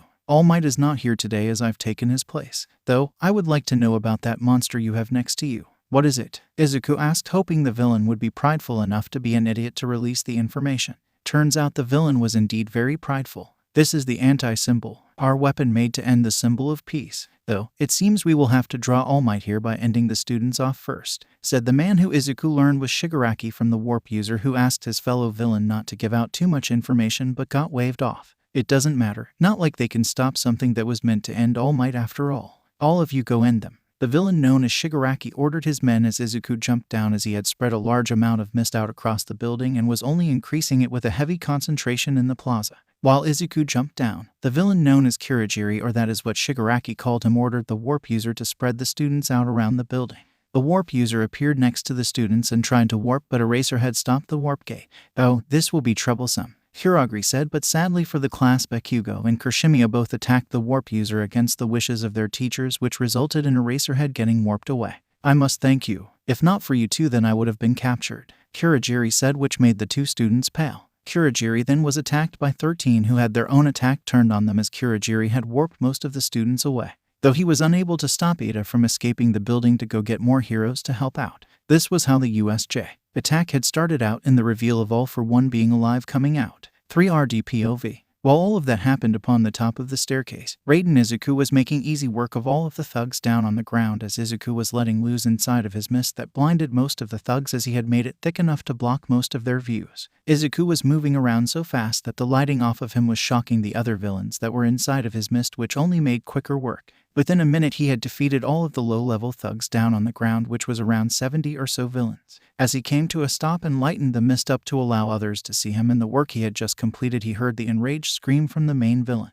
Seconds later, the warp user appeared again, as he apologized for allowing a student to escape, but then Kirigiri froze as he saw the destruction of their villain army that they had gathered by one man. "How about you just give up, villains?" Izuku said with a smirk on his face, hoping to just scare them into surrender, but danger sense was still going off and sending alarm bells in his mind in regards to the monster off to the side of Shigaraki. "You, what is your name?" Shigaraki asked, and Izuku provided it. "I am Raiden, the hero of valor," Izuku responded as he put his arms to the side, which caused Shigaraki to throw a tantrum. Shigaraki just cursed Izuku off as he looked around at all of his fallen men. While this happened, Eraserhead had made it back to the plaza and was pushing some of his students towards the staircase, which included Shinso, Tsu, and Minda, who had gotten dropped into the water zone where Eraserhead was at as well. They had helped him get back to the shore, since he would have had a challenge doing so without them, since there were so many water villains there, but he now needed all of his students gathered up, since he still didn't feel as if everything was over, and he was right. As the students he had with him left to the staircase, he came up behind Raiden and asked for an update. "The monster, be careful of it. Don't fight it and leave it to me no matter what, since it will end you likely in one blow." The main villain, I think, has a 5-pointed touch activation from how he keeps his hands with one finger always away from things, and then the warp user. "Just make sure students stay away from the monster, since I will need to go all out against this thing from what I am feeling off of it," Izuku explained, which didn't sit well with Eraserhead due to the fact that Izuku was so wary of the creature, but he nodded his head. Sadly for them, Bakugo and other students all arrived back at the plaza as Bakugo used his explosions and captured the warp user. That would be amazing if not for the fact that the creature made Izuku feel uncomfortable. Another thing happened as well, as a rush of ice came from one side and enclosed the creature halfway with one leg and arm encased in the ice. "This thing was meant to end All Might, yet it's so weak," Todoroki said as he walked over with a few other students. "Really? What is with your class, Eraserhead?" Izuku asked, dumbfounded that they all decided to come into the most dangerous situation. "Todoroki and all of you others need to go to the staircase now," Izuku said as his tone was stiff. Todoroki spoke up and said it was easier to defeat them in numbers, which Izuku would agree with normally, but they were all untrained and this was a monster to end All Might. As Eraserhead went to Bakugo and traded places while he had his quirk on to keep Kirigiri from warping. Bakugo was getting ready to move when it all happened. I am done wasting time with all of these NPCs thinking they are so powerful. Namu, get out, transport back now." Shigaraki yelled out as the Namu broke from the ice, losing its arm and leg, which freaked everyone out, but it got worse. The so-called anti-symbol called Namu regenerated its limbs and stepped down on the ground. Within seconds, Izuku's thoughts went across his mind as he made his move based on what he saw as he grabbed Eraserhead and threw him and Bakugo to the side away from Kirigiri. Right as he did that, he crossed his arms and took a large blow that sent him skidding across the ground and into a wall. "That's speed. That's strength. Indeed, multiple quirks. We have at minimum regeneration, strength quirks, speed quirks, and maybe others as well. Sheet. This was really an anti-symbol, as it could end All Might in his state most likely," Izuku thought as he saw Kirigiri appear next to Shigaraki and the Namu staring at him. Izuku then turned to Eraserhead, who was staring at Izuku like everyone else was. "Eraserhead, get the students away from the fight right now. I can't have them near the attacks or else they will interfere in the fight," Izuku said, and Eraserhead nodded his head as he ordered all of the students who made it to the plaza, which was about a quarter of the class, to the stairs. Todoroki didn't seem like he wanted to, but obeyed, and so did the others like Bakugo. As they were moving away, Shigaraki spoke up with some information. "You know, That attack should have kicked or defeated nearly everyone since the Namu can take All Might in his prime, so how did you take the hit? Shigaraki asked, and Izuku smirked under his hood, which the villain could see. Oh, that's easy. I'm stronger than All Might, of course. I have defeated him after all, and that was when I was a bit weaker since I've grown since then, Izuku said as he blasted off and landed a punch right into the stomach of the Namu, which sent it moving backward multiple steps, shocking the villains. Even Izuku's statement had shocked the students who heard it, as they just heard Raiden claim to have defeated All Might. The Namu, though, came flying back with punches which Izuku met as the wind picked up around them. Though, Izuku wasn't a one-trick pony in any regard. As he traded blows, he made the mist pick up, and right when he landed a blow past the Namu's attacks, he went into the mist and pulled his Kodachi sword and enhanced it with one for all a bit as the lighting came off of it as he moved through the mist. As Izuku moved around, he cut many blows into the Namu, which made it screech out in pain from the blows. Izuku noticed the entire wounds weren't healing, and he wondered why, as one of the past users spoke up. They told him that cells can't regenerate fully if they are sealed shut by extreme heat, which the lighting is putting off, which gave Izuku an idea. Let's see if we can do this, Izuku thought as he powered fully up to 85% and pushed it to 90%, which made his body ache quite a bit at the sheer power going through him. Izuku charged more into his blade, and right as the Namu missed a punch, Izuku landed a cut straight to the neck, beheading it. The head rolled off as Izuku came to a quick stop out of the mist, which broke the ground quite a bit. Shigaraki was laughing as he said that it wouldn't end the Namu, but nothing happened, which confused the villain. Do release that cells can't regenerate if they are cauterized due to extreme heat, right? Izuku said as he watched the Namu, as he wanted to make sure it stayed dead since it would be annoying if it got back up again. Shigaraki was screaming his head off that it wasn't fair. Hirajiri was trying to get Shigaraki to calm down, which he was successful, as he pointed out that Raiden was a bit tired from the battle with the Namu.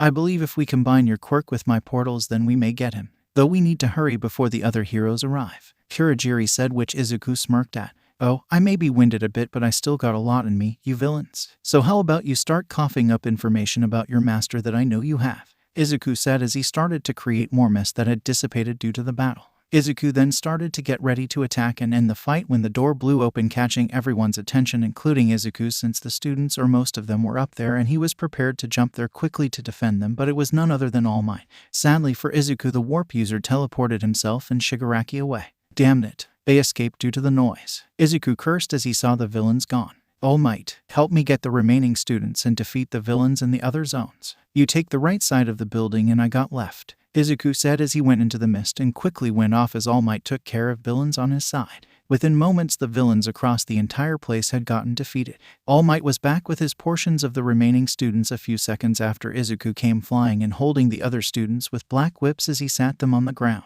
Okay, is this everyone? Izuku asked, and everyone looked around and confirmed they indeed had 19 students, since Ida was with the staff that would be arriving soon. Okay, Yaoi Arazu, make me medical supplies so I can help 13 with her wounds. Anyone else needs anything taken care of needs to speak up, Izuku yelled out. Within moments, they were taking care of the small wounds on the students, which weren't much, as 13 was the only major injury individual, as the staff arrived quickly after a few more moments. We are her. Looks like it's done, Nezu said as he saw all of the students. Yeah, we've taken care of everything, though the two main villains escaped with a warp quirk. It's how they got in and likely broke into UA earlier in the day. 13 needs medical attention, otherwise no other major wounds that Recovery Girl can't handle, Izuku reported to Nezu, who nodded his head as he told All Might to take 13 to the hospital since it would be a few more minutes for emergency services to arrive. As such, this was the end of the USJ event, but on that day they learned that All for One was most likely alive, but other secrets had gotten out, as well as one student had learned the identity of Raiden. This student was none other than Katsuki Bakugo, who recognized the voice of the person from his childhood. As such, Bakugo had been staring at Raiden the entire time they settled down and wanted to talk to them, which didn't go unnoticed by Eraserhead or other people like Raiden himself. However, there was more important things for him to do, as they needed to have a staff meeting about the attack and the future coming for them. Third POV. The students were taken back to the campus while the pro heroes and Izuku dealt with the situation going on at the USJ. And as it stood, the situation wasn't good, as UA had gotten caught with their pants down. Nezu, I believe he is back down, and from what the others knew, they have never seen a Namu before during their lifetimes, so it means it's a recent creation, which confirms he is still alive, Izuku said to Nezu, who Izuku had taken to the side. Overall, the situation they were now in wasn't good at all. But school was going to be hit with bad press due to the attack, and now they just found out the greatest evil of the Quirk era is alive and kicking. Nezu was silent for a while before he said they would talk about it at the school, but he should go ahead and return to relax, but also get ready for the staff meeting that he will need to attend. The detective also needed to take his statements as well since he was currently at UA getting the students' statements. Izuku nodded his head and understood as All Might would also be at UA waiting for them, and Izuku was sure that All Might would like a heads up earlier than the staff meeting on the fact that the mortal enemy of his is alive most likely as well. Izuku told Nezu goodbye and that he would see him at the school. As Izuku quickly made his way to the school, he arrived in Recovery Girl's office to just get checked out slightly since he had some cuts and lights. Though Recovery Girl was not in the room since she had to deal with the students who were all in their classroom, so Izuku was doing his own self-care, which he was good at due to years being on his own. For example, one time during his time away from society, Izuku had just increased his physical training. Back then, Izuku was currently increasing the difficulty of his physical training, which the new part of it was for him to start carrying a large tree trunk that he had cut down for his physical training. As Izuku was carrying the first tree, he had an accident when a part of the path he was walking on had given out, which caused him to drop the tree and fall with it. As Izuku fell down on the path, the tree didn't crush any body parts, but the tree did hit his arm and tear the skin up due to the bark that was left on it. This caused a lot of torn skin areas that Izuku had to treat by himself with limited supply. As Izuku sat on his floor in his home, he could see all the damage, but luckily with the guidance of the past users, with the little they could give while he was awake, they were able to teach him to treat more seriously wounds. This led to Izuku having a large amount of skill in self-care, which is a useful skill to have. Now, outside of that, it was closing in on time for the staff meeting, but Izuku needed to find All Might first so he could tell him about the chance of All for One being alive. Izuku left Recovery Girl's office and found his way to the staff room, which required him to pass one where he could hear the students giving their statements as the door was open. As Izuku passed, he saw one Katsuki Bakugo looking directly at him when he passed by the gate. Izuku saw Katsuki Bakugo's eyes widen in recognition, which really surprised Izuku in all honesty. Izuku knew Bakugo likely recognized his voice from somewhere, but to have a look of recognition surprised Izuku because Izuku didn't honestly believe that Bakugo could really care or remember Izuku since he had run away at the age of 9 with so many years passing. There was also the fact that Bakugo hated Izuku all that time ago as well, but Izuku pushed it out of his mind since more important matters. If Bakugo surely figured out his identity, then he would come to seek a meeting sooner or later, so Izuku decided to leave their meeting in Bakugo's hands. As Izuku arrived outside of the staff room, he entered it to find All Might near the window in his skinny form where he had dropped down. Seeing it was Izuku who entered. "You know, it would be easier if you stayed in your skinny form instead of buffing up. Just claim to be an administrative assistant or something for the school, which would make it more believable and less risky of you buffing up quickly, which does catch the eye," Izuku said as he entered the room. All Might sighed and nodded his head as he apologized for not being able to help at the USJ in time and leaving it to Izuku to deal with the villains. "Pops, don't worry about that. I am stronger than you now, so it was fine. That isn't the issue that we need to deal with," Izuku said, and All Might said he knew they would need to track the escaped villains down, which Izuku shook his head, confusing All Might. "Indeed, we need to find them, but the issue is the fact that All for One is alive and has returned," Izuku said as All Might shook his head, denying it as he said he ended the man. "Sadly, he survived somehow. The past users are sure that he is alive, as the Namu, or so they called it, has not been seen by any users before us. It had the feeling of coming from All for One, which means he had to make it recently, because if he had something that strong laying around in the past, then he should have used it to weaken you before he fought you, but he didn't. Instead, he sent it now in an army of villains to try to finish you off. I believe he is injured but not dead from your last fight and is trying to end things for good," Izuku sat as he was sitting across from All Might, who was pale at the implications of that man walking the earth once again. All Might had asked how sure the users were, and Izuku said they were confident that it was indeed him. "Even if it isn't, we still need to act as if he is alive to be on the safe side, as whoever can make those have the ability to put multiple quirks into a body to create the Namu, which is just as big of a threat as All for One or more, so if these Namus can be made quickly," Izuku said, and All Might could only agree with it. "I am so sorry. I've said it many times, but I didn't mean for you to face him. I had planned to end him all that time ago, but now he is back," All Might said, which Izuku only shrugged at it. "If anything, I think I am the best to fight him due to the multiple quirks I have and power at my control. I've had years to train in all, which has paid off, so it has worked out so far. We can only deal with him together when he comes, since we will have far better odds at winning with the two of us before your power runs out," Izuku said, and All Might agreed as their phones dinged with a notification from Nezu telling them it was time for the meeting. Both of them made it to the staff meeting room and found some of the staff with the detective in the room. "Thanks for joining us, everyone. We need to review what we know so far from the battle, and the detective needs Raiden's statement as well," Nezu said, which Izuku nodded his head at as he asked the detective if his real name would be used in the report. "Only your hero name, since you're staffed here at UA, and the commission has also limited your information as well, since that was a term they had to agree with when Nezu requested the provisional license. said the detective, which Izuku was glad about since he was still hiding his personal identity for the most part. Izuku gave his statement as they talked about the battle and how it went. The staff asked him if he believed it could have ended All Might, which made Izuku pause. Yes, it could have ended All Might. It could have ended me as well if it was built differently, but I had my mind going for me as it was discovered that the Namu's regeneration couldn't overcome having its wounds cauterized shut. As such, I ended the battle by ending it as I cut the head off as my lighting generated enough heat to cause the wound to become cauterized. The Namu has a regeneration quirk, speed quirk, strength quirk, and from what I could feel when I did exchange some blows, a possible nullification quirk as well. It truly was made to end All Might, as it was the perfect weapon to do it if it found All Might at the right time, which the USJ would likely have been a good shot since All Might would need to concern himself with the students and other villains.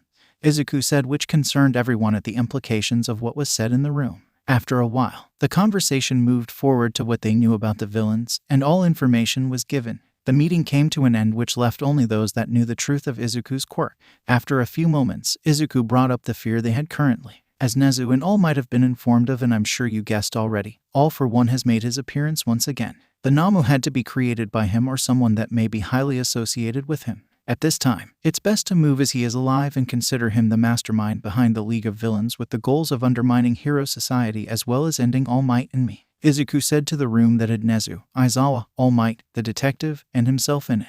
Gran Torino would be informed later about this information by Nezu, but for now, they would talk about it. Aizawa looked at Izuku and asked how confident he was in taking All for One as it stood. Izuku clenched his hand as he turned One for All on and felt the power go through him, but he also felt the will of the past users as they stood strong in their wills within him. As it stands, I am at 85% of my strength. Combined with my other aspects, then I believe I have a good chance at taking him on, since he's never sealed with a multiple quirk user holder like me before. The past users only had their base quirks in One for All, but I have them all plus the power of all of the past users in me. If I fail in defeating him, then there likely will never be someone capable of taking him on, as we must consider the fact that the quirk may grow too strong to even be housed in a human body anymore, which is a concern of the other users since it forced the old quirks out of the core. This is the final chance we have, and I am confident with the will of the users behind me that we can bring this to an end, Izuku said as his eyes glowed for a brief moment as he turned it to 100% and then shut it off. They were all silent, but All Might nodded his head and thanked Izuku for being an amazing protege, even though he hadn't taught him much, which Izuku chuckled at a bit as he reminded All Might that the past users gave Izuku knowledge from All Might's echo when needed, so All Might in a way did help teach him with the other users.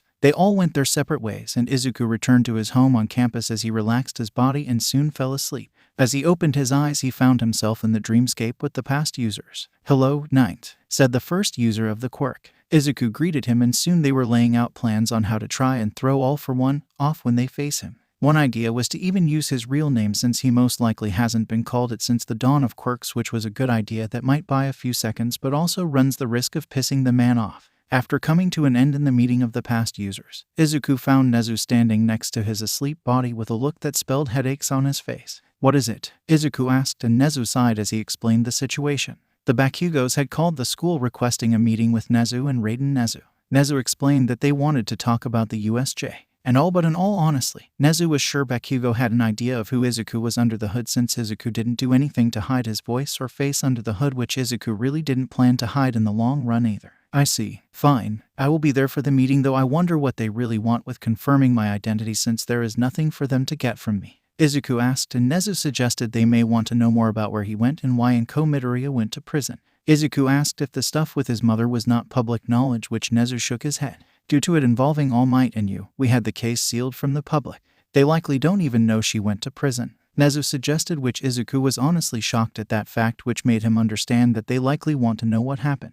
Izuku honestly didn't know how they would react, but guessed he would see the next day. Third POV. After the USJ attack had happened, Bakugo was sitting in the classroom giving his statement and being healed by Recovery Girl like everyone else, but his mind was elsewhere. Indeed, his mind was back in the USJ, but not out of fear or trauma. No, it was going back to the voice of Raiden, as it felt and sounded so familiar that he knew it but didn't know where. He couldn't think of anyone that was his age that would have that voice, because there was one thing Bakugo was sure about, and it was that Raiden was the same age as them or roughly around it. Soon he snapped back to what was going around him as the detective said he was done taking all of their statements but would need them all to wait in the room until they were cleared to go by the school. However, Bakugo zoned out once again as he saw Raiden step right in front of their classroom door as if time slowed down. Bakugo saw the eyes of Raiden that had been slightly covered by the hood as the light was just right to see them, and what Bakugo saw shook him to the core as he realized who he believed the voice belonged to. Was that Izuku? Bakugo thought as he saw the green eyes that reminded him of emeralds. However, he knew he couldn't go after Raiden and confirm his theory of Raiden being Izuku Midoriya, but that didn't mean he was not going to figure it all out. No, instead he proposed a plan to his parents when he got home as he informed them of what he thought and what he heard. As Bakugo sat on the couch with his mother, which his relationship with had gotten better after all of the therapy and even family therapy, he spoke to her and his father. You both know about the attack on the school off-site building, the USJ, right? Bakugo asked, and they said they did, and asked if he was okay, which he said he was fine. I'm fine, but I need your help with something. There is a teacher's assistant at UA for the first years who I want to know the identity of, and I need your help, Bakugo said, and they asked why he wanted to know the person's name and face when they might hide it for reason. The parents were shocked to learn their child's theory of Raiden being Izuku Midoriya, which got their agreement on the plan quickly. Mitsuki Bakugo was on the phone within moments as she called UA to talk to the principal about setting up a meeting between their family, Nezu, and Raiden. Nezu had tried to get Eraserhead in the meeting as well to help keep it calm, but Mitsuki was smart and said they wanted it to be a private meeting only for those she asked, for which Nezu had to accept since she was the parent of said child. After the phone call was over, she informed the family that they had a meeting the following day at the school at noon. Skipping to the next day, Bakugo with his parents arrived at the school to find Eraserhead waiting for them at the gate since the school was on a higher lockdown, so they had to be escorted into the school since the parents didn't have a student or staff ID to get onto campus. As they walked into the building, Eraserhead stopped outside of the principal's office where he turned to the family and gave them a warning. I have an idea on what you are after by having this meeting. I'll warn you to drop any preconceived ideas you had since they are likely wrong, Eraserhead said as he turned around and left them standing in front of Nezu's office. They were about to knock when the door just opened up where they found one Principal Nezu sitting at his desk. Come in, he called for them as they entered and sat down. Am I a dog, a bear, a mouse? Who knows, but I am the principal of UA, Nezu. Now, how may I help you in today's meeting? Nezu asked as he blatantly ignored the fact that Raiden Izuku wasn't in the room like they requested, as Nezu was hoping they would have forgotten about it by some miracle. Sadly, they didn't, as they asked if Raiden was going to join the meeting as requested, which made Nezu nod his head as he snapped his paw finger. The Bakugos were confused until they noticed someone to their side had appeared out of nowhere, but Bakugo remembered how Raiden had moved around so fastly at the USJ. So he wasn't completely caught off guard, but it was still shocking to find someone in the room that wasn't before. Raiden Izuku moved to sit on one side of the room and made no move to lower his hood, since he wasn't going to just hand his name and face out so easily unless they pushed for it, which he knew they would sadly, but he had hopes still. Nezu then once again asked what they needed from UA, which got Mitsuki talking. I'll be direct in what we wanted out of this meeting. My son has a belief that he knows the identity of your staff person here, Raiden, due to the voice he heard and the eyes he seen for a brief moment. We are under the current belief that Raiden may be Izuku Midoriya, who went missing years ago, as well as the son of Inko Midoriya, who we lost sudden contact with as well. We are here to try to find answers, Mitsuki Bakugo said as the other two Bakugos looked determined as well. Izuku glanced at Nezu from the side as Nezu looked at him. Izuku knew that Nezu was going to leave the decision on what to reveal to Izuku himself, since this was his personal information.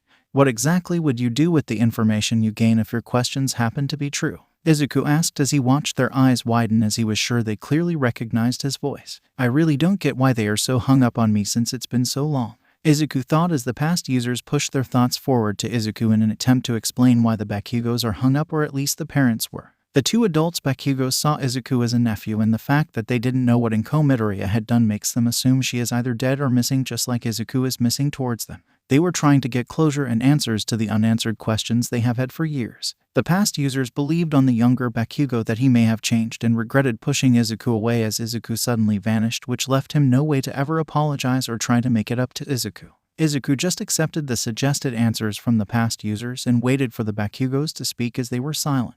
Izuku noticed some tears going down their faces, and he was honestly shocked Katsuki Bakugo had tears in his eyes while he tried to stop them from going down his face. They really nailed me just on my voice alone. One of the few groups of people that could do that, Izuku thought as he sighed. He removed his hood and revealed his face, which was an older version of his childhood face, which was a bit more defined but clearly the same person that they knew.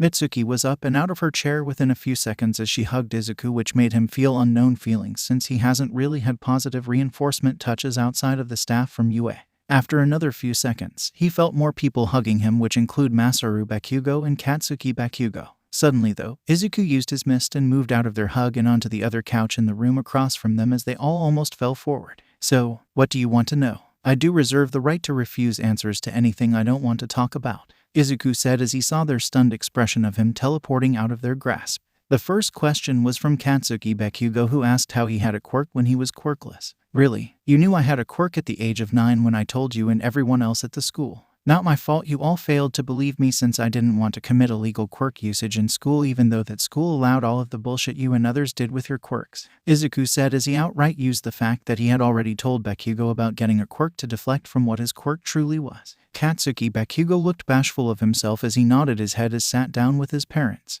Mitsuki then went straight forward with the most direct question as she asked what happened to him and his mother. Izuku chuckled, which sounded a bit dark as he looked at her. You never were the one to shy away from asking the direct and important questions even when they shouldn't be asked, Izuku said as he sighed. Nezu gave Izuku a bottle of ibuprofen, which he took a few for the oncoming headache he was going to be having from this conversation and talking about memories. He would rather be left alone. However, he knew they would always push for it as that was Mitsuku Bakugo's way. The Bakugos looked a bit shocked at Izuku's response as they watched him take ibuprofen. So, in regards to my mother, I don't know where she currently is since I didn't bother to learn what prison she was thrown in for her crimes. For me, I cut myself off from society to survive with the threats that were after me back then, Izuku said bluntly as he had no feelings anymore for Inko Midoriya since he had been shown how kind family was truly meant to be from the UA staff and All Might. The Bakugos though looked pissed, confused, angered, shocked, and many different emotions. Mitsuki though wasn't the one to speak out first as Izuku thought she would be. No, instead it was Katsuki Bakugo who spoke out first as he asked, "What the F do you mean in prison? She is the nicest lady ever, so what crimes could she have committed?" Bakugo asked as his worldview was shocked. "Of course she was nice to you all. You had quirks back then after all while I didn't," Izuku said, shocking them as Katsuki Bakugo froze. He stuttered out a what which Izuku gave an answer for as the adult Bakugos were frozen still, but Izuku could tell their minds were still listening. "I said she was nice to you and others since you all had quirks back then. Of course, the physical abuse didn't start until closer to I ran away, but the mental and emotional abuse was going on since roughly after I was declared quirkless. It started out as nothing but evolved into more things, which included treating me as glass that could easily break, helicopter parenting, never letting me train to get stronger to help defend against bullies, blamed me for all of the shit you and others did to me, and many other things. Later on, it turned into physical abuse as she would start hitting me but also starve me since I wouldn't agree with what she wanted from me at that point anymore. It got to the point she threatened to kick me out due to all the bullshit the school had reported on me, even though I never started anything but got blamed for it due to being quirkless at that time. It was at that time that I ran away from home since I graved all of her money and food I could and fled since I had better odds on my own than with her. She got arrested a few years later when a police detective with a lie detector quirk figured out dodged justice the original time since the original person that looked into my missing person case hated me," Izuku said as he explained in a general way of everything that had happened. Izuku didn't really want to go into a high level of detail since it would require him to relive more of the memories that he would rather not relive. The Bakugos looked like they wanted to argue against what Izuku said, but they couldn't since it was Izuku who was saying it. Mitsuku though spoke up and asked how they didn't hear about it since they would have heard about the case if Inko had gotten arrested. The case was sealed from the public since All Might got involved. I had a run-in with All Might a little over half a year or so before I ran away, and he ended up on the case since he remembered me. He's also one of the people that found where I was hiding out on my own. He also got the lie detector detective involved, which is how Inko got caught since All Might found the statements and notes in the case file odd. He had the case sealed since he still needed to find me and didn't want the media or others scaring me off. That was a high chance since back then I trusted very few people," Izuku said with some tension in his tone. Mitsuki now was crying at a large scale while her husband was trying to calm her down.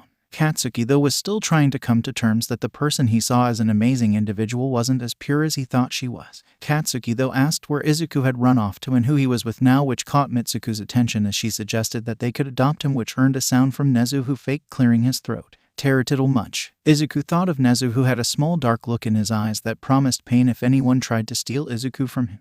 "I don't need to be adopted by anyone as I've already been adopted. Custody is shared between two parties, and if something ever happened to them I have another person who would take me in. Also, my name is no longer Izuku Midoriya, it's Izuku Yagi now," Izuku said, and Mitsuki asked if he could meet the people who adopted him. Izuku waved his hand to his side to Nezu, which confused them. "Nezu is one of my adoptive fathers, while Eraserhead, the teacher of 1A, is my other adoptive father. I have more parents due to Aizawa being married, and then Mr. Yagi, who doesn't have custody of me for reasons that will remain undisclosed. I decided to take Yagi as my last name as I see the man as a father to me as well," Izuku said and explained the current custody situation he has going on.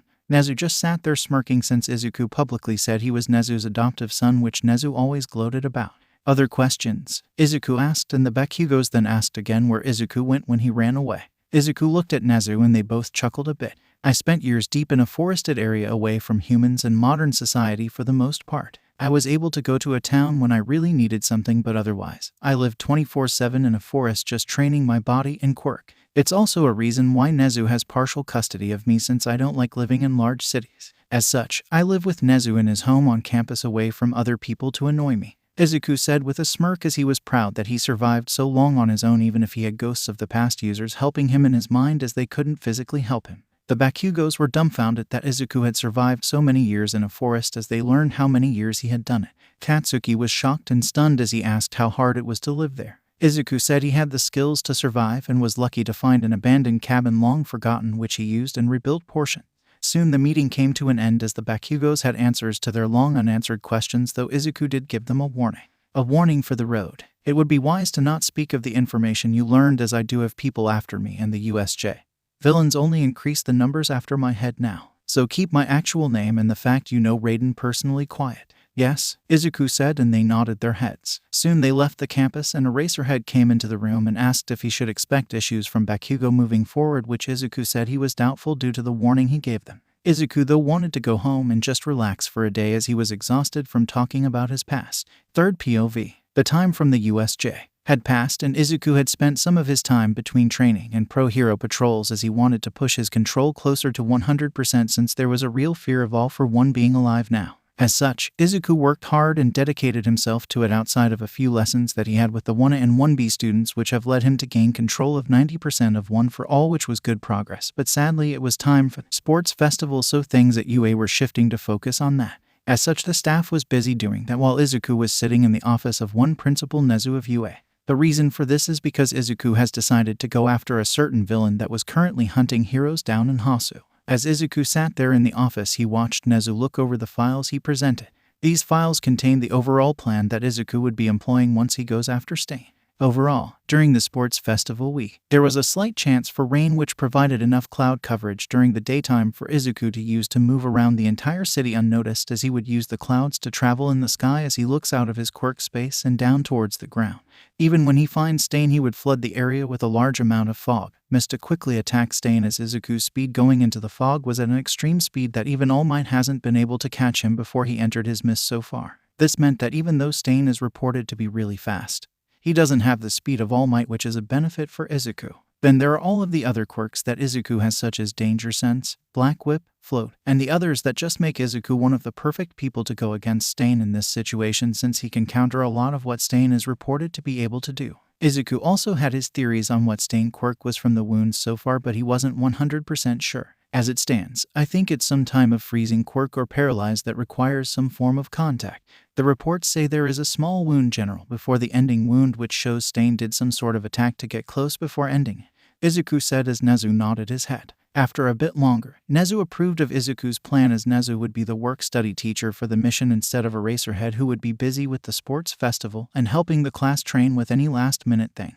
Nezu, on the other hand, can multitask really well, so overlooking a mission on the side won't be a large issue for him. As such, the day of the sports festival arrived, and Izuku had been spending the past week in Hosu trying to track Stain down, who hasn't made any moves nor had been reported with any new victims either. As Izuku stopped on a rooftop to look at the news feed of the sports festival, he could see how the first years were doing as they rocketed their way through the cavalry battle, as they were in the second stage of the festival already. Izuku walked as Bakugo's team took first place with a huge grin on Bakugo's face. Thinking about Bakugo, Izuku has realized that Katsuki Bakugo had been trying to make some sort of friendship with Izuku over the past weeks since the USJ, which confused Izuku a bit since he wasn't used to having friends at his age. Even Hitoshi was a brother to be looked after more than a close friend due to how Izuku acts. As such, it's been a bit weird for Izuku with the interacts that Katsuki Bakugo had initiated, as Bakugo would ask to hang out for lunch, which Izuku would agree somewhat, but they never sat in the lunchroom since Izuku hated heavily crowded areas if he could avoid them. snapping out of his thoughts. Izuku was sure he heard a scream from his side, so he quickly spread out a large amount of mist fog into that direction as he used his mist quirk to travel faster without being seen, since he can use his one-for-all enhanced speed inside of the mist. As Izuku was traveling, he heard a yell from someone telling them to back away, which helped Izuku lock onto the area where the sounds were coming from. As Izuku arrived, he saw Stain walking over to what appeared to be the pro-hero Ingenium that was on the ground having trouble moving. Izuku could see there was only one wound from what blood he saw, which meant Stain had somehow already stopped Ingenium from being able to fight back. Izuku, though, did not choose to just jump down into the fight. Instead, he made a fog roll into the alley that caught Stain's attention, which prevented him from delivering the finishing blow. Oh, this fog. I've heard rumors of this fog. Those at night say when the air becomes thick and dense, the sound of thunder will approach as Raiden has made his appearance. I have been wanting to meet this so-called hero, so come on out, Raiden. Stain said as he yelled out Izuku's hero name. Izuku, though, waited as he only kept the fog increasing in the alley as he spread it out more and more to ensure he had every single inch of the alleyway covered. Stain looked annoyed as he noticed there was no sound of thunder. Is it not from him, though? Why is there any fog since the weather didn't call for it? Stain said in a low tone as he decided to turn his attention back to Ingenium, but at that moment, Izuku started his attack. As Stain went to raise his blade, he froze and jumped back as he heard a crackle of the thunder, which sent him on guard. Then Stain noticed leaning right next to Ingenium was someone in a green outfit with a hood over their heads. This individual was completely ignoring him, which irritated Stain, but he noticed this person was using some medical supplies on the wound of Ingenium. Ingenium, are you able to stand? Said the voice. And Ingenium said he wasn't, but also asked who the person was, which Stain also wanted to know. Oh, I am the hero of valor, Raiden, said the now identified person, which was Izuku the entire time. Izuku stood up and faced Stain but spoke to Ingenium behind him. Let me know when you can stand, since your wound isn't going to hinder you in a fight. From what I can guess based on Stain's appearance and your wound, he needs some form of contact from you to paralyze you, which can't last forever. Okay, Izuku said to Ingenium, who confirmed Izuku's theory as he told Raiden that he only froze up when he got some blood on his blade and licked it. I see, so it is indeed contact, but not how I thought. Blood, which means the time limit may be based on who he puts down first, his willpower. Or blood type, Izuku said in a low tone, but they all heard it. Stain smirked and clapped his hands as he congratulated Raiden Izuku for guessing it correctly. Izuku pulled his own blade out and got into a fighting position as he kept his mist in the air around them. As Stain was about to attack, Izuku just vanished quickly into the mist, confusing Stain and Ingenium, but then Stain jumped away as he felt a presence behind him. I see you can go into your mist. Though, where does the sound of the thunder come from? Stain asked as he was curious, since he could sense Izuku slightly when he comes out of the mist due to all of his training. Ah, that sound. It comes from this, Izuku said as he turned one for all on and sped up his speed as he kept coming out of the mist and attacked Stain. Though Stain had quite a bit of skill and was able to block the strikes just in the last moment. However, Stain's sword had taken a large beating due to how Izuku's blade was made. Stain noticed this since he could feel the sheer strength of the blows Raiden was doing. His entire limb felt numb from blocking the blows, and knew one or two more strikes would result in his main blade being destroyed, which would be tricky for him to win at that point since his other blades didn't have the strength of his main blade. Izuku, though, wasn't using all of his powers in his strikes, though, as he only used 10%, as he had to be careful as his blade was made to cut through things easily, which meant he could easily cut through steel if he put enough force behind it. As such, he limited his blows to 10% while using his max of 90% in the mist for speed, since doing so inside of the fog mist didn't cause damage to his surroundings due to his sheer speed, which was a blessing for him, unlike All Might, who had to be extremely careful. The problem was that Stain was highly trained and experienced, so he could sense Izuku within the last few seconds to block the blows. It wasn't enough to dodge, but he was still quick enough to move his blade in front of the attack just in time. The moment his main blade went out the window is when Izuku would win, since Izuku was sure none of his other knives or weapons would have the strength of his katana that Stain was using. As Izuku went in again, he powered up to 15%, and right when Izuku's Kodachi landed on the katana, it snapped it and cut right into Stain's leg in the back of the leg on the Achilles tendon on Stain's right leg, which forced Stain down to the ground. Izuku then quickly moved to the other side and did the same to that leg to prevent Stain from moving around and posing a danger. It's over, Stain. It's time for you to face justice for your crimes in court, Izuku said as he appeared behind Stain. Izuku quickly pulled Stain's arms back and tied them up with some rope so he couldn't grab a weapon and throw it, which could still be lethal. Ingenium, are you able to walk yet? Izuku asked, and the man was actually already moving towards them as he held his wound to help keep pressure on it so he didn't lose a lot of blood. It was a shallow cut, but still deep enough to cause blood to come out if there wasn't pressure on it. Yeah, I already called for police and medical to come here during your fight, Ingenium said, which Izuku nodded his head at as he could hear the sirens coming.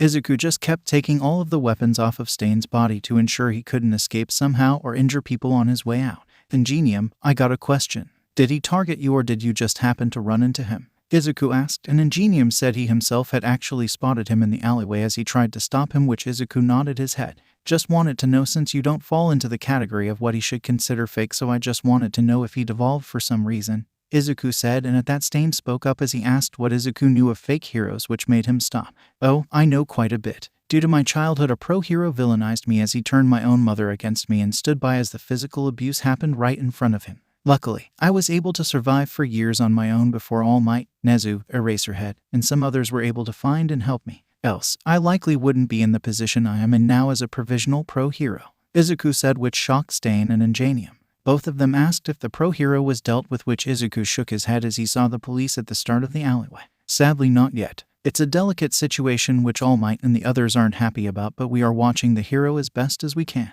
Until then, we will let the man continue to act as long as he doesn't harm someone else, since I can deal with my emotions since I have All Might and others supporting me, Izuku said as he pulled Stain off the ground and carried him towards the police who had Quirk cuffs waiting. Soon, Stain was put in the cuffs and into the police van to be taken to the villain hospital before he would be transported to prison. Izuku went with Ingenium to the hospital as he needed to finish the paperwork for the entire thing, and getting more about what happened before he arrived would help with the paperwork. Hours passed, and the door to Ingenium's room burst open as his younger brother Sir came rushing in as the sports festival had come to an end. The parents of both boys had decided to keep the event silent until the festival was over so it wouldn't disturb the younger ones in the festival. Izuku did check the last rounds and saw Bakugo had come in the first place as he had defeated Todoroki, who had used some form of his fire, since it appeared as if Bakugo forced it out of Todoroki. Something was caught as being said that it's your power, not the bastards, or something on the lines of that, which worried Izuku a bit. Going to need to look into that, Izuku thought. Izuku though snapped out of his thoughts when he saw Ida notice him in the room as well. Ida went into a 90-degree bow, which was awkward and way too stiff of the boy. Loosen up or you're going to get ended. You are way too stiff for hero work. Rules are meant to be bent or sometimes even broken if someone's life is on the line and there are no other options, Izuku said as Ida was about to object to that but was stopped by the older brother, who agreed with it. He's right, you know. I've broken many rules in my hero career, since I wasn't going to let some law stop me from saving a person when I had no other way to do it, Ingenium said, and Izuku decided it was time for him to leave at this point. He said his goodbyes and exited the room as he pulled his phone out and texted Nezu that he was on his way back home since he had finished his reports for the police. Nezu acknowledged his text and said the news of him stopping Stain had hit the news as well, since the festival was over. Everyone was now talking about him even more than they had been before, as his social media page had many followers and comments on it now. It looked as if he had enough followers to rival that of someone in the top 50, which Izuku chuckled at. Well, I wonder how long it will be before my face is in the media, since I only wear a hood, Izuku thought as he left the hospital and went right into his mist before the cameras from the reporters could go off, shocking everyone. Third POV. Izuku arrived back at UA and saw the staff moving about in the staff room when he arrived. As he opened the door, he had all eyes upon him as Midnight, Eraserhead, and Present Mike all stood up and hugged him out of nowhere. Okay, Izuku said as he was confused about why they were hugging him. Midnight spoke up first. Thank you for saving Ingenium. We went to school together with him and he's a close friend. When we got told that Stain almost got him, it scared us, but we are thankful you showed up to save him in time, Midnight said, which explained why the three of them had gotten hugged Izuku. Izuku just nodded his head and said it was fine as everything came out okay in the end. As Izuku sat down at his desk to do some paperwork for the school when he received a text message from Nezu. The message alerted him that he overheard a conversation earlier in the day that the UAS current Big Three, which included Lemillion, wanted to figure out who Raiden was, since it was known on campus that he worked at the school. Izuku had asked Nezu if he knew if Sir Nighteye was behind Lemillion wanting to know, or was it the own boy's curiosity, which turns out it was only the boy's desire so far. This is going to be annoying if Sir Nighteye gets any hints on who I am. I am doubtful he's given up the search since he's pushed Nezu to get All Might to consider Mirio even without knowing that All Might had found me, Izuku thought. Izuku changed Nezu for the warning and would be careful around them. As such, this is how Izuku spent the next few weeks that he had spent on campus outside of doing heroic work. The Big Three would come around the first-year classes during breaks or before lunch would end to try and get a look at Izuku. It was now approaching the start of the internship week, as all of the first years would go out to start their internships on Monday, since the school needed a bit of time to get the requests and send them back out. As such, Izuku was currently switching between 1A and 1B as he explained what the classes would be doing on their internships for the most part. After Izuku finished explaining everything, headed to the staff room where All Might wanted to talk to him. Izuku walked in to find his Pops sitting next to the window looking outside of it as the light rain went on outside. "Sup, Pops," Izuku said as he sat down and took the tea that All Might had prepared for them. "Hello, Izuku. Good job on everything you have been doing. Your fan base has risen quite well with all of the work you do in highly crime-infested areas that other heroes don't go into often, but also with that one major incident you were involved in.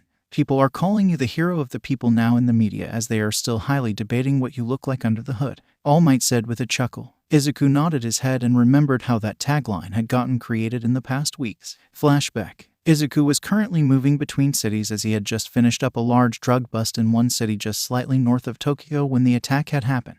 Izuku was using the mist quirk to fly through the clouds at a fast pace when he heard an ungodly screeching which reminded him of the creature from the USJ, which startled him a bit since that creature was strong. As Izuku tried to find where the sound came from, he noticed a bright fire going on near the royal palace in Tokyo, which housed the Emperor of Japan. Now, the Emperor wasn't purely a political puppet head like in the past before quirks came around. Instead, the imperial family had regained a chunk of their power as they had taken leadership during the Dark Ages of Japan when All for One had come to power. No one really knows about All for One since he isn't mentioned in the history books, nor is the Dark Ages talked about in detail since most don't know the truth from back then. The imperial family nowadays had more political power that equaled the prime minister and allowed them to submit law changes and veto law changes as they desired. Of course, the national diet could overturn what the emperor does, but that is an entirely political process in itself. As Izuku went flying down to help, he noticed there was a decent-sized horde of the Namus, or what looked similar to the Namu from the USJ, as each one had different looks but also similar makeup. What was disturbing was that the Namus seemed to be targeting highly concerted areas of citizens and the palace itself, as the Namus seemed to be trying to herd a large number of civilians to the palace. One of the past users spoke up in Izuku's mind since it had gotten to that point now and told Izuku that All for One may be aiming for a large bloodbath to hit the hero's reputation and attempt to destabilize the government a bit, since the imperial family did hold a bit of political power, which would cause a vacuum in Japan policies. That isn't good, Izuku thought as he noticed there weren't any injuries from what he could see, and all of the heroes were being forced backward, as well as the Namu didn't directly fight them but focused on the herding, which forced the heroes to be herded as well since they needed to protect the citizens. Izuku could see the guards and police of the Imperial Palace were trying to get as many people inside as it would be easier to defend the palace, but that was also playing into the League's hands as well. As Izuku arrived at the ground, he slammed into the ground itself as he had landed on one of the Namus with 50% of one for all, since he didn't need to damage others around him. Izuku also knew the head was a weakness from his last time dealing with a Namu, and he was right again as his kick into the ground with the Namu under the kick destroyed the brain, which ended the Namu. After that, he turned his head as he heard shouting. This shouting was from the people defending the palace, as he saw all of the civilians were now inside of the palace gates. The Namu were all moving around the palace harassing the people and looked ready to charge in, which would be a problem since there are only so many places to run to in the palace before they are all trapped for good. With a push-off from the ground at 90% of one for all, Izuku shoot forward and appeared right next to another Namu that was about to land an attack on some civilians. He grabbed the arm and threw the create into the air, where Izuku ended the Namu's life as he took his Tadachi out and charged it with one for all, causing lighting to come off of it, which he directed upwards at the Namu, frying it, which destroyed the brain. Aim for the brain, Izuku shouted out for all of the heroes that could hear him, which they all got to work quickly. Izuku spread his mist out into the air as he covered the entire palace and started to move quickly throughout the entire covered grounds. If someone looked on from the outside, they would see that the entire palace was having streaks of lighting that arched over the grounds, which looked like a fantasy. The lighting looked as if the clouds above it were shooting out the lighting as the lighting off Izuku arched off of him and into the sky due to the static charge in the air. The entire sky was brighter due to the sheer volume of lighting he was putting off, but yet none of it touched the actual palace grounds, as Izuku never stepped foot onto the ground as he only moved quickly through his mist and appeared just long enough to end the life of a Namu or protect someone. After about 10 minutes of quickly moving around the entire palace non-stopped, Izuku was able to confirm the horde of Namus were dead now. As such, he came to a stop in the center of the palace, which caused all of the lightings in that air to break finally, as he was no longer generating such high speeds and putting off lighting from one for all that connected to the highly static energy in the air that caused it to reach to the sky looking like a lighting storm. Everything was silent as all eyes were on him, but Izuku broke the silence as he spoke up. Is everyone all right? Anyone injured? Izuku asked as everyone still looked at him. Izuku honestly didn't know what to do and was freaking out inside as he was expecting some sort of response. I think you must forgive them since they are in shock at seeing such a sight before their eyes. A voice said, and Izuku turned around as he spoke. It's no problem. I just kinda want to know if anyone is injured so they can be taken care of.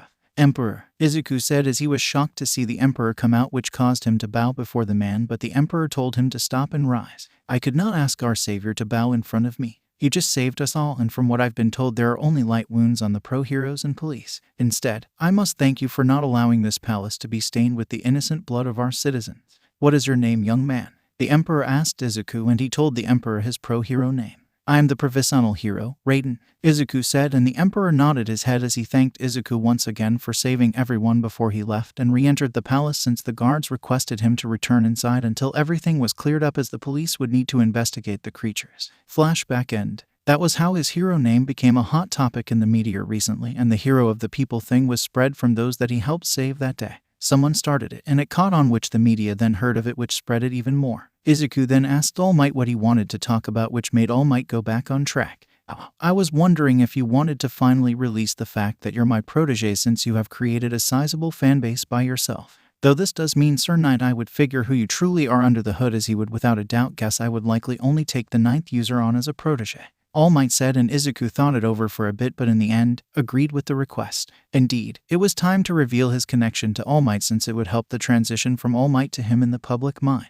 We can do it, but I have something I think we need to consider doing while we do this since it would be the perfect time to bring it up, Izuku said, and All Might leaned forward as he asked Izuku to explain his idea. As Izuku explained, All Might's eyes widened and he went into deep thought. Indeed, that might be a good moment to do it. Let's talk with Nezu first and get his views on it, All Might said as they both stood up to go to Nezu's office. This was how Izuku kick-started the week of UAS internships. Third POV. Both Izuku and All Might were standing inside of the Might Tower agency in his office currently as they checked their outfits over. They were currently in the middle of the internship week as All Might and Izuku had made a few public appearances, which people only thought they ran into each other due to how they staged the appearances, when in fact they did this on purpose. The reason they did it was to get the citizens of Japan to have both All Might and Raiden in their minds at the same time to make the blow of the public announcement easier. They were going to announce that Raiden was in fact the personal protege of All Might. Of course, there was another announcement that they were going to do that only All Might, Nezu, and Izuku knew about, but it would have implications across the entire society, though that would be talked about once it was told to the public.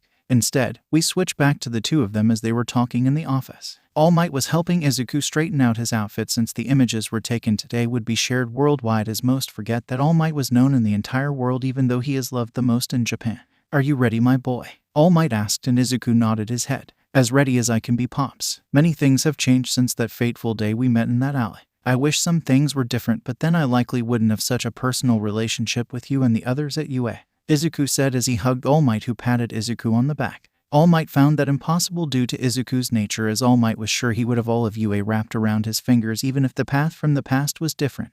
As they were in their thoughts, a knock came on the office door, knocking them out of their thoughts. All Might be buffed up to his buff form as he still had a decent amount of time with 5 hours left, as he let Izuku do most of the hero work nowadays while he spent his time in UA hiding away. The reason he does this and feels comfortable doing it is that he already lost in battle against Izuku, who had far less control of One for All back then combined with his other quirks. Now, Izuku has 95% control of his quirk recently in addition to the other quirks, which even All Might admits that unless he could do the United States of Smash's attack back to back, he didn't have a good chance at beating his own protege, since Izuku was downright tactical when dealing with opponents due to his multiple quirks. All Might called out and asked who it was, which turned out to be his head of public relations, who said the press conference was ready. All Might said he would be down there in a moment, and the person left as All Might dropped out of his buff form to save time.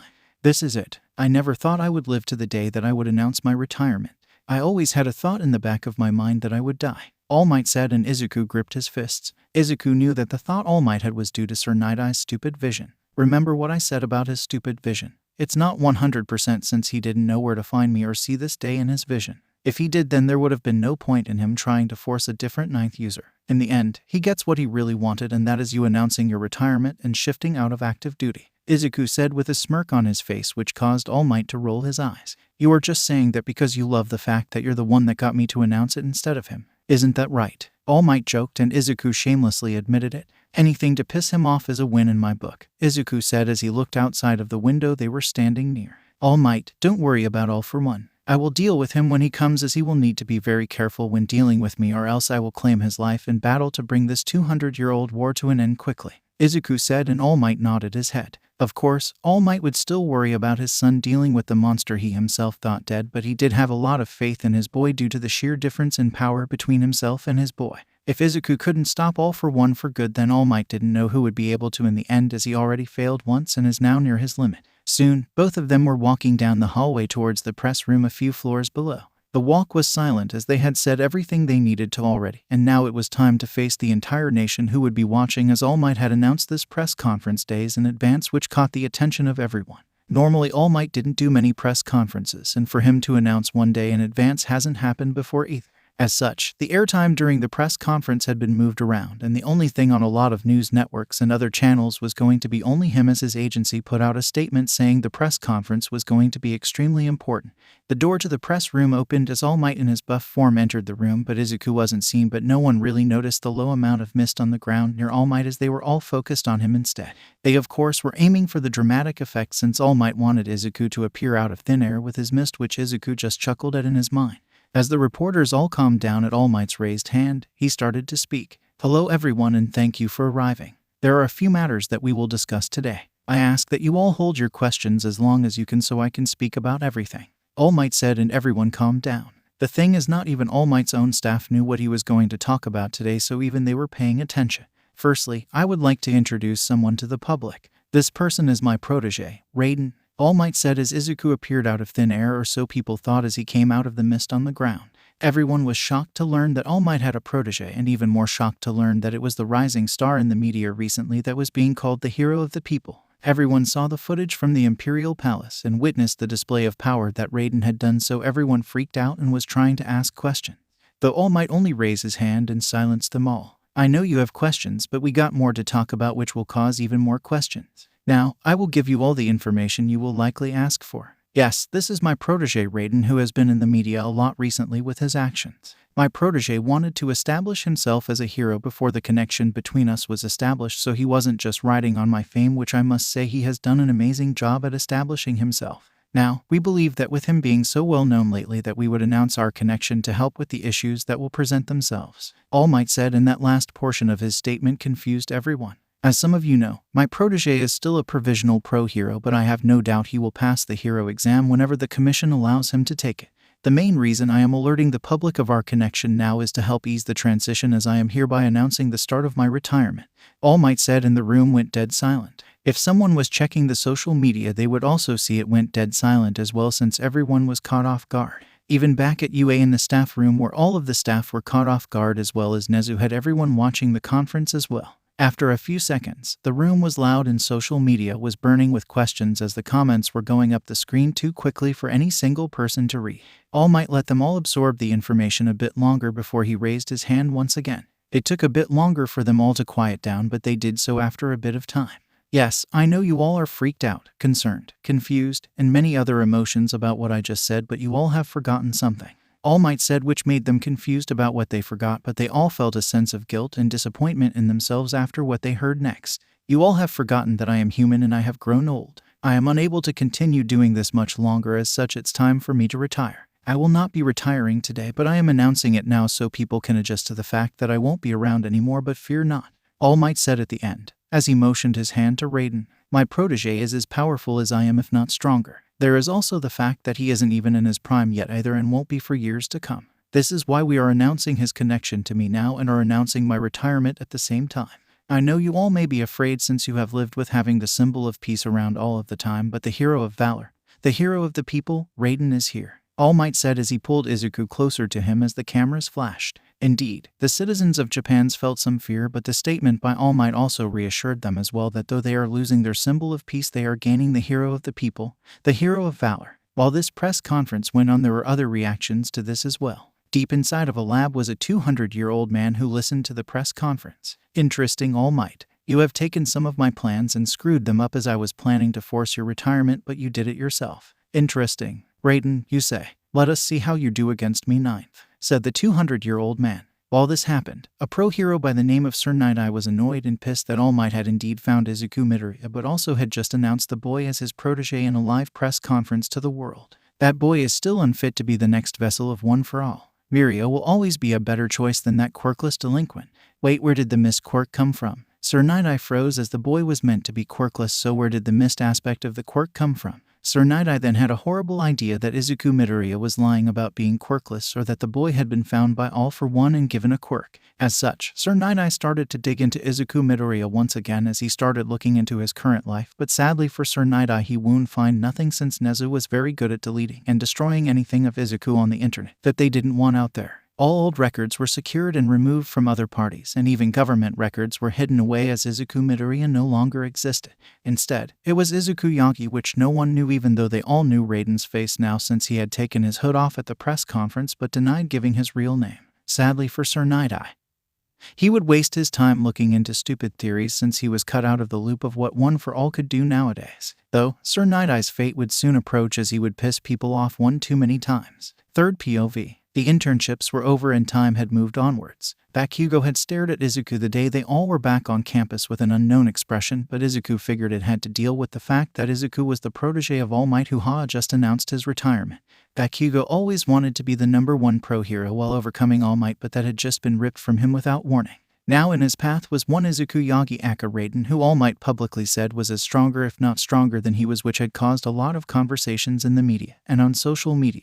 Other people like Hitoshi just went with the flow of things as he just said, "Well, if someone bullies me I can just call you to play whack-a-bully with them," he said one day when Izuku stopped at Aizawa's house. Izuku asked if he meant whack-a-mole, but Hitoshi said he meant what he meant, which left Izuku a bit stunned but just got a shrug from him in the end. In other news, it seems Sir Nighteye had decided to make a move towards Izuku. The reason Izuku said this was because after several weeks had passed and it was closing in closer and closer to the end of the semester, Mirio Tagata Akala Millen found Izuku in the teacher's office, since it was now a common fact that he taught at UA, since All Might had made it clear that Izuku was only a provisional still due to the need of hero training only, since he already passed high school classes as Izuku was in college courses, which was a nice fact that people walked about. As such, it was easier for Mirio to actually locate Izuku since he knew Raiden would be located in the office at certain times of the day like most teachers. As such, Lemillion with the other two members of the Big Three were standing in the office, having challenged Izuku to a fight, which shocked the staff but also annoyed them because they all knew about what Sir Nighteye did. This meant they were all wondering if Sir Nighteye had sent Mirio to challenge Raiden, or was it just Mirio's own wishes, which even Izuku wondered about. "Oh, did someone ask you to come to challenge me?" Izuku asked him straight away, which confused Mirio, who responded that his work-study mentor did suggest doing so, but he already had the thoughts for a while but only geared up for it after a small push from Sir Nighteye. This confirmed everyone's theory that Sir Nighteye was now targeting Izuku once again. Izuku sighed and spoke. "No, I don't want to waste my time on a pissing contest, a competition between rivals to determine superiority, predominance, or leadership," Izuku said, and went back to his work as he was scheduled to help in 1A's hero lesson as a sparring partner in a bit. As such, he just walked out the door, leaving the Big Three and the staff stunned at his blunt refusal. However, Izuku wasn't in luck as it got closer to the end of the semester and the Big Three didn't seem like they were going to stop, as every few days they would come back to challenge Raiden to a fight. It was getting so annoying that Izuku finally snapped and decided he would agree to it, but decided to make it a bit of fun for him, as such that is how Izuku found himself in Nezu's office. "So as you know, the Big Three keeps trying to challenge me," Izuku said, and Nezu nodded his head as he had a guess on what Izuku was about to propose. "So the final exams for the semester are coming up. I know the first years will have their finals, which will be them against the staff, but the third years have a rescue operation that is for their tests. I want the Big Three's change to fight me, and if they lose they fail their exam," Izuku said with a smile on his face, and Nezu only chuckled for a few moments then agreed with it. Nezu told Izuku it was time for the Big Three to learn their lesson, which Izuku could only agree. This was how the first years, second years, and third years all from the heroic courses found themselves at the training ground with the fake city in it. They all wondered why they were there since they had their exams scheduled for the day, but soon all of the staff came out and stood in front of them, including Raiden. "Hello, students," Nezu said with a cheer as he popped out of a Racerhead scarf. "Now, the second and third year students may wonder why they are here since your exams have been explained to you already. Well, the first years will be fighting the staff as their exam, with some restriction on staff to allow them a chance to pass, while all of your exams are the same except for the Big Three," Nezu said with a smirk as everyone felt a cold shiver down their backs. Nezu then explained why everyone else was present, as they would be an audience to watch the entire exam for the Big Three. Mirio asked what their exam was being changed to, and Nezu looked to Raiden, who stepped forward. Since you wanted to fight me so badly, then here you are. If you fail to defeat me, then you fail your exam, though there is the option of running out of the gate to earn a pass on your exam, since we of course wouldn't make it an impossible exam for you three. Raiden explained as the big three straightened up at the change in their exams. Hado raised her hand and asked how long their matches would be, since there were 3 of them, which caused Izuku to chuckle a bit along with Nezu. Oh, we want you to have a chance at defeating me, so all 3 of you will fight me together, Izuku said with a small smile on his face that felt condescending to the big 3, but in reality, Izuku just wanted to be done with them already, so he had them together for one match so he could stop them from bugging him in the future for a team match against him. The big 3 looked determined, and even the shy and anxious one Amajiki looked somewhat determined in front of Izuku, as he would have his friends to help in the fight. That was how they found themselves in the city, with Izuku playing the role of the villain who didn't need to care about destruction and damage, with the other 3 having to care about it, since this was their final exam test after all. Within a second of the starting sound going off, Izuku was floating the entire city with a decently sized fog that made visibility impaired. The big 3, on the other hand, were moving through the city and took to the rooftops to try and stay above the fog, which was quite thick. Remember, we can hear him due to the sound he puts off in the fog when he moves, as the lighting can also be seen, Mirio said, as Izuku had always let that be an indicator that he was there, but in truth, he could make it so it didn't happen, which he did right now, as he only moved fast enough via the mist itself. The lighting didn't start unless he used one for all while inside of the mist, but even without it he still had a high speed with the power of moving via the mist alone. The big 3 were looking around but didn't see any signs of him when suddenly Sun Eater Amajiki was grabbed by one of his feet and yanked from the top of the building down into the mist by some sort of black tendrils, which shocked them.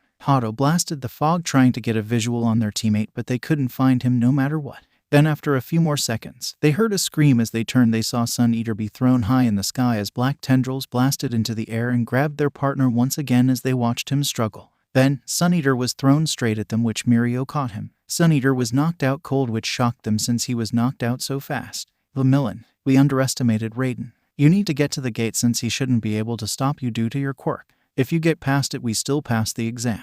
I'll take Sun Eater and fly myself, and I'm out of here if I can make it, but whatever those black things are that he is producing can reach far into the sky, Hado said, as she was a bit freaked out since one of the big 3, one of the people she trained with for years, just got taken out within moments of the exam starting. They realized they screwed up in thinking Raiden had to make a sound in the mist, which costed them since they had their guards lowered to sneak attacks. Mirio gritted his teeth and nodded his head as Hado flew into the air with her knocked out teammate, and he ran towards the gate. While this went on, everyone in the control room was stunned at how the big 3 of UA were getting manhandled in a sense, as a lot of the third years could fight the big 3 but had trouble in the matches, while the second years knew the difference in their power to the big 3, which scared them a bit at the overwhelming power they see in front of them. Though the first years were just watching in awe as some of them saw the power at the USJ, as now it was more calm and relaxed. Though, Nezu just chuckled slightly as he knew Raiden was holding back, as he was taking a slow and steady approach. Though he knew that Raiden wanted to leave Lemillion for last to send a message to Sir Nighteye that the man should abandon his pursuit of greed or suffer Raiden's wrath. Nezu just chuckled evilly in his mind at how much he wanted Izuku to let loose a bit more, but also knew that Izuku couldn't injure the students too much since he had an image to maintain, even though he was on the villain team in this exam. Switching back to the fight, we can see Hado flying in the air quickly as she was approaching the gate, but then the black tendrils shot out once again as they grabbed her, even though she was so high up in the air, and yanked her back down to the earth. Though, Izuku made sure she and Sun Eater didn't crash into the ground, since he made a buffer with his black whip so they didn't get injured. As they came to the ground, he came out of the mist in front of her, and she looked at him as he stood there in the mist. "Boo," Izuku said as he disappeared, and she got launched away from the gate. She got launched since Izuku appeared behind her and used 30% of one for all to send her and Sun Eater flying down the main street, which knocked her out for a while, though Sun Eater was still out cold. Izuku then changed his attention to the main target in this exam, Lemillion. Izuku could sense Lemillion moving in his mist, which was a fun thing that Izuku enjoyed since he could keep track of people. The reason he could sense Lemillion was due to the fact that the mist was slightly a part of him when he was inside of it.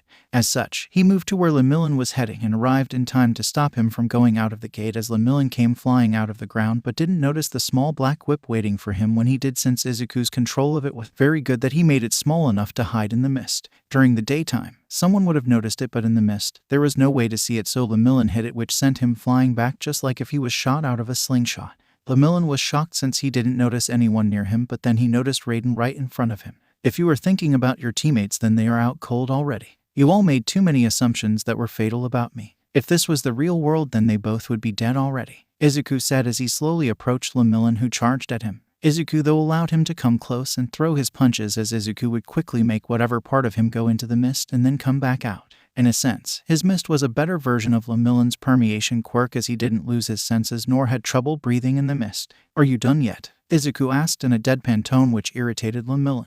"How are you this strong?" Lemillion asked as he looked at Raiden. Izuku paused at this question and looked at his hands. Through blood, sweat, tears, trauma, being villainized and being isolated from society, which forced me to focus on my training only. Though a lot of that is thanks to your mentor Sir Nighteye, since he had a hand in a lot of that," Izuku said, shocking Lemillion, who looked confused. "You look confused. Oh well, I don't want to deal with that man just yet, so I guess you will be clueless unless he tells you about what he did," Izuku said as he approached Lemillion, who started to fight back again, but sadly Izuku was far stronger due to the versatility of his mist quirk. Izuku appeared quickly behind Lemillion and didn't even give him a chance to use his quirk, as he landed a blow to the neck hard enough to knock Lemillion out cold. Nezu then ended the match since the other two were still knocked out cold as well. Soon Izuku took the big three to the medical station where Recovery Girl healed them. Izuku though just left them there as he headed back to the control room for the first year exam, where he found everyone waiting still in silence. "So you went easy on them. I guess there aren't many that could pull most of your strength out of you anyway," Nezu said as he stirred the pot of chaos, which was his special cup of tea in Izuku's opinion. Everyone started freaking out and asked how much power that was, but Eraserhead glared at them all with his quirk, which shut them up. "Oh, strength-wise I only used 30% to knock them out, but with putting out my mist and turning my energy into the black whips, I went slow and steady with that, since I can increase my speed to the point it causes the lighting, which they thought I always did. Lesson for you all: just because someone does something all the time doesn't mean they have to for their quirk to work, which is how I got them so easily. They made too many fatal assumptions about how my quirk works, which not many people outside of Nezu, All Might, Eraserhead, and some others truly know how my quirk works. It's called energy manipulation, but I can do many things with it, which I've only shown so few of those things. As such, remember, just because you see something happen so many times doesn't mean your opponent can't change it up. One-trick ponies die in the real world, folks," Izuku said to everyone, who nodded their heads in understanding, since they just watched the big three, who is said to be the strongest students in UA, get manhandled the entire match. Soon, Nezu sent all of the other students to go get their exams done while the first years started their exams. Overall, it went how Izuku thought it would with most of them, but he was surprised on Katsuki's exam, since he was teamed up with Kirishimiya, who could withstand his blast. They were fighting All Might, and Bakugo needed a bit of work on teamwork, which helped him a bit in it. Though, Nezu and Izuku both think it's due to how overwhelming Izuku was against the big three who fought in a team. The theory was that Bakugo saw the difference in skills and realized he wouldn't do much against All Might by himself, and Bakugo was highly competitive and wanted to win even if it meant going through the gate, which they were able to do. They used smoke screens from his explosions, a large blast that Kirishimiya could tank, and other things that put All Might on guard a bit, which allowed them to hide and escape. There was of course those that failed still, like those that went against Nezu, which Izuku pitied them since they got defeated so badly. Nezu just did his evil laugh and enjoyed tormenting the humans in his test, which Nezu soon calmed down by the time he got back to the control room. Soon every other exam came to an end, and Izuku left for the house on campus since he wanted to rest. Though he did wonder what Sir Nighteye would do when he learned of his protégé's overwhelming defeat, which only brought a smirk to Izuku's face when he thought about Sir Nighteye being pissed when he heard of it. Really hope the man doesn't push me to have him arrested. Rather not cause scandals, with All for One coming sooner or later, Izuku thought as he went to sleep later that night. Third POV. Weeks have passed since the utter beatdown of the big three of UA, and it was now time for the summer training camp for the first-year students. Overall, it was decided that the camp would be changed to the Wild Pussycats training grounds in the forest, since Nezu wanted to try and throw a curveball for the villains in any attempts to find the students. It was also decided that Izuku himself would attend the camp and relax somewhat, since he had finally achieved 100% of the one-for-all strength aspect, since he kept pushing his training to the extreme. This did result in him getting yelled at by Recovery Girl for what he was doing, since he was nearly ripping his muscle, and then having her heal him up, which she discovered what he was doing since it helped speed up the process of training. Under normal situations, you expand your muscles by working out and they slightly tear and heal up, which allows them to grow, but Izuku was pushing it past that and tearing it quite a bit more. He also did receive some chewing out by all of the past users who were pissed with him for doing what he did, but Izuku shrugged it off since he had gained what he wanted to gain out of it. Everyone just shook their heads at his attitude about it, but couldn't do anything really about it, but Nezu did force Izuku to take a break by going to the camp to serve as a backup. but also to just relax in the hot springs when Izuku could. As such, that is how Izuku found himself at the summer training camp for 1A and 1B as the 1A bus came to a stop at a so-called rest stop, but Izuku knew what Aizawa was doing, which Izuku just lowly chuckled at. The students of 1A were standing near the ledge when the ledge fell from under them, which sent them all tumbling down to the ground. As Izuku leaned over the edge, he chuckled a bit but then felt danger sense go off as he turned around to meet Eraserhead's kick with one of his arms. "Did you just try to push me off?" Izuku asked with confusion in his voice when he felt the ground below him give away as he looked at the wild pussycats who had smirks on their faces. Izuku now found himself down on the ground even though he could have used floated. He chose not to as many didn't know about it yet. The students of 1A looked at him in confusion and asked him why he was down below with them. "I don't know, since this was meant to be a break and relaxation for me. So why am I down here, Eraser?" Izuku said, and then asked as he looked up to see a smirk on the man's face. "Nazu did say I can put you through some of the stuff we do for my enjoyment, so I thought you might want to join them," Eraserhead said, and Izuku just rolled his eyes as he had just jumped onto a tree branch, shocking them all since it didn't snap under his weight. It's all about how you apply your pressure to the tree branch, the thickness, and the location of where you stand on it. I also do use float slightly to help as well on the smaller branches, Izuku thought as he just started to move towards the camp as he jumped between the branches and then stopped. He had a guess the true reason he was sent down to the bottom was to watch over the students in the event someone decided to attack the class, since the other staff would be at the camp while they were still in the forest. Even though they had the search quirk from the wild pussycat, it was still a good idea to keep a staff person nearby the students. Skipping a few hours, the 1A students dragged themselves up to the campsite where the staff was waiting, and the moment they do, Izuku walks right past them looking exactly like he did when he started out. Everyone in class 1A asked why he didn't help, and Izuku just grinned. "Why would I? This camp is meant to help you get stronger, and if I did everything then you would never grow stronger. Are you wanting to be like the big three in the future where I can just easily wipe the floor with them, or do you want to be stronger than they could ever be?" Izuku asked, knowing that his little big three comment would help kick 1A's determination into gear. This was the class that had gotten attacked and survived a large villain attack within weeks of starting the hero course. This was also the same class that had strong-willed people in it that just needed a push for them to strive to be better. As Izuku thought, the class had eyes filled with determination as each of them got off the ground and pushed forward as they asked their teacher what was next, which brought a small smirk on Eraserhead's face as he told them all to take a break and eat, but did remind them that they needed to cook their food since they didn't make it back in time. They all got to work as Eraserhead moved to Izuku and asked how everything went down in the forest. Overall, they have learned from their experiences of the USJ, and this camp should help push them forward. I think having them watch the difference in the big three versus me also helps push them forward, since I am the same age as them and I went quite easy on the big three. Now, will they ever match up to me? Likely never, but it does give them a goalpost to run towards with 2.5 years in front of them, Izuku said, and Aizawa nodded his head. As they separated, Izuku noticed a boy that was at the camp, which was a relative of one of the pussycats. Izuku walked up to the kid and felt danger sense go off, warning Izuku of the kid attacking him, which Izuku chuckled at in his mind.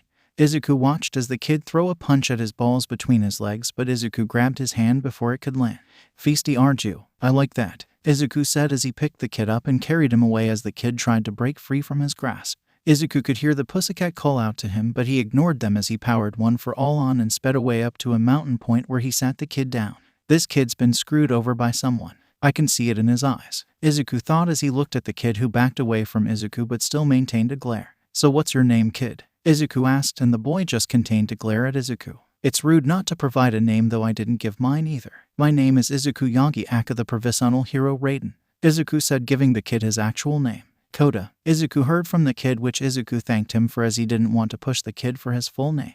"So why are you so angry? I can tell you got screwed over by someone or something major happened, since you hold similar eyes that I held when I was younger," Izuku asked, and the kid tensed up as he shot Izuku a fiercer glare. "Okay, someone really effed this kid's life up," Izuku thought as he continued to look at the kid. "Why do you want to know? You likely will say the same sheet as everyone else did, that I should be happy for what happened," Koda said, and Izuku tensed a bit at the implications, which could be many things. "Okay, first, I want to know because I hate that someone so young holds so much anger in their eyes. 2. From the way you said your statement, I doubt I will agree with them, since if it pisses you off this much, then I am betting your viewpoint is quite a valid one compared to others, so lay it on me, kid," Izuku said as he sat up straighter, as he really wanted to know why the kid in front of him held so much anger and emotions that someone his age shouldn't hold. It made him remember how his life got screwed up since Sir Nighteye and his mother caused him pain because of Sir Nighteye's greed. Izuku knew the situation likely wasn't the same, but he still hated it when kids as young as Kota had to deal with such situations or emotions. Kota was the type of person that Izuku truly wanted to save if he could.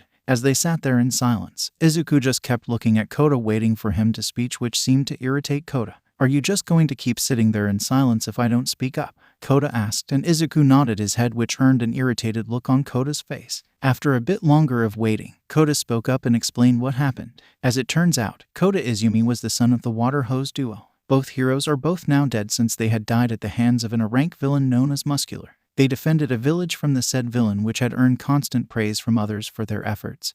But it ended up scarring their only son, Kota. This said, the boy was now left alone but was put in the custody of his aunt Shinso Sasaki aka pro hero Mandalay, who had the telepath quirk. Izuku learned from Kota that due to the premature deaths of both his parents, Kota had a cynical and jaded view of heroes now. He believed that his parents abandoned him by choosing to work as pro-heroes instead of staying alive to take care of him. However, that wasn't the entire thing either, as Kota now detested not only heroes but villains, quirks, and the current superhuman society in general as well, which was a slippery slope for him to be on in Izuku's view. Izuku could understand why Kota views their current society of heroes and villains as just both sides ending one another with their corny powers as just as a show of strength for popularity's sake. In the view of Kota, this hero society and quirks were the roots of conflict and misery in the world, which Izuku had to agree he wasn't wrong in a sense. After Kota finished, he looked at Izuku and said Izuku was just going to give the same answer as everyone else on that he should be proud of his parents' deaths. Izuku looked at Kota in the eyes and then suddenly grabbed Kota as he brought him into a hug.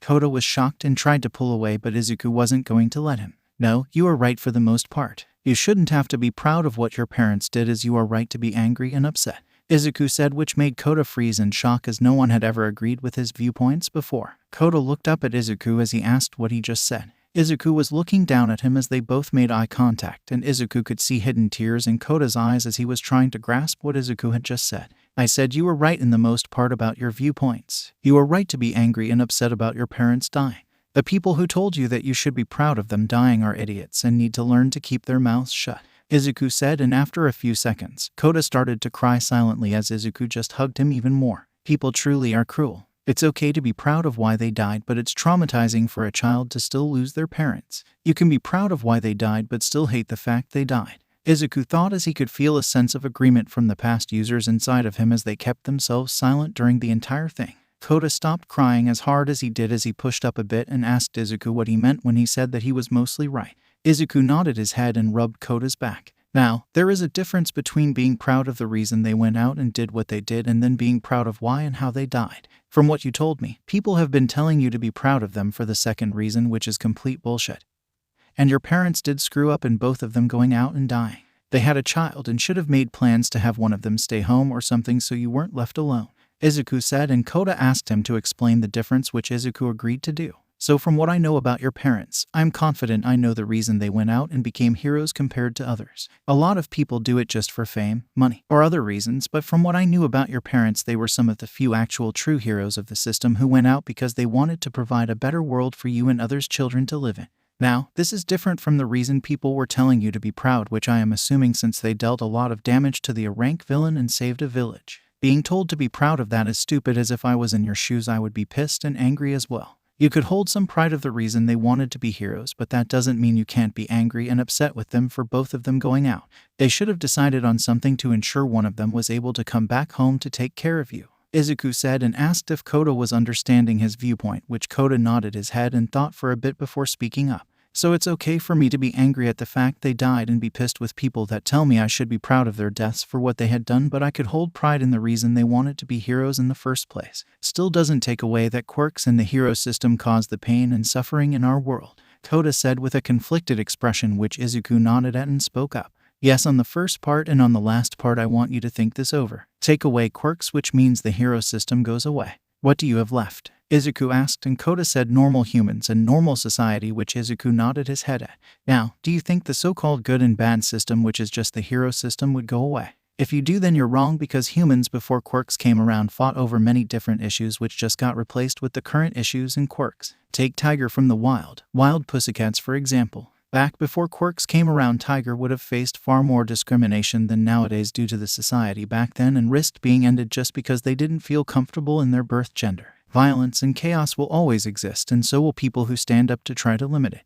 Those types of people were like your parents who wanted to minimize the chaos so you could try to grow up in a safer environment. Sadly, they didn't plan that well and they both died because in my view one of them should have retired or heavily cut back when you were born to ensure someone was still around to care for you, Izuku said, and Kota was silent for a few minutes after Izuku explained all of this. Izuku just let Kota take his time in processing everything he said and waited. After a while bit more, Kota spoke up once again as he thanked Izuku for understanding his viewpoints. No problem, Kota. I just don't want you hanging on to all of this anger, as you might make a decision one day you would regret because the anger built up and no one decided to actually understand your viewpoints, Izuku said, and Kota just leaned into Izuku's side. They both sat there for a while before hearing Kota's aunt's voice in their head telling them dinner was ready. Do you want to eat dinner with everyone else or would you like to eat away from them? I can join you if you don't want to be with them all right now, Izuku said as he offered to join Kota, which took the boy a few seconds to think. He said he had a secret cave he goes to on a mountain a bit near their location, so he asked Izuku to drop him off there and bring dinner for them both, which Izuku agreed to do. As such, Izuku left Kota at the cave and arrived back at the camp where everyone asked him where he went and where the boy was. Kota and I are going to eat away from everyone for now, so I will talk to you all later, Izuku said as he quickly grabbed some of the food, enough for both of them, and left before Kota's aunt could even say anything to Izuku. Eraserhead just nodded his head to Izuku and didn't say anything. Third POV. Izuku quickly arrived back at the cave with Kota and sat down. Here's some food, Squirt, Izuku said, and Kota looked at him when he said that nickname with an expression that more or less asked why the hell that was his nickname. Your quirk is water gun, so I am calling you Squirt since you squirt out water, Izuku said with a cheeky grin which earned a blast of water from Kota's quirk. Does it look like I just squirt water out? It's more of a splash, Kota said as he took a bite of the food as Izuku just wiped his face to remove some of the water as he eyed Kota, who had a grin on his face from blasting Izuku in the face with the water. Oh, so I should call you Splash then, Izuku teased, and Kota just groaned a bit at Izuku's horrible nicknames. Anyway, I think you could turn your splashes into pressured water if you practiced enough or change how you shoot it out. Anyway, that can be in the future if you ever wanted to train your quirk or do something with it, Izuku muttered as he took a bite to eat, and Kota decided to ask why Izuku became a hero since he had become curious about the sole person who openly agreed with his viewpoints and helped change his understanding of his emotions about his parents' deaths. Don't get Kota wrong, he still hates most heroes, villains, and society, but he feels better about why his parents died a bit, which would slowly change over time, but he also could now understand it wasn't good for him to hold so much anger. Overall, it was a work in progress, and Izuku was the one that kicked it off. As Izuku got asked this, he went silent for a bit but nodded his head. That's fair on why you want to know. If I tell you, then you can't go repeating it since it does involve some crimes by other people that I don't want to deal with right now. So you okay with that? Izuku asked, and Kota nodded his head. So, me wanting to be a hero has always been something I wanted to do since I could even think straight.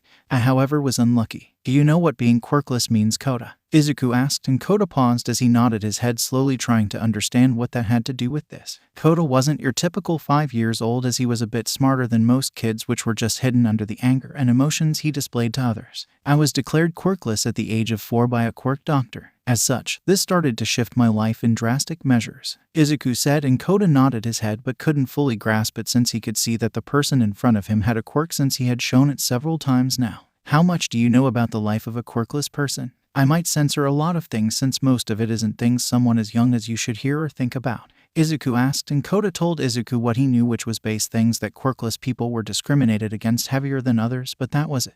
Izuku nodded his head and moved on with his story. Indeed, as a quirkless child, I was discriminated against, which started out with small things and grew with time.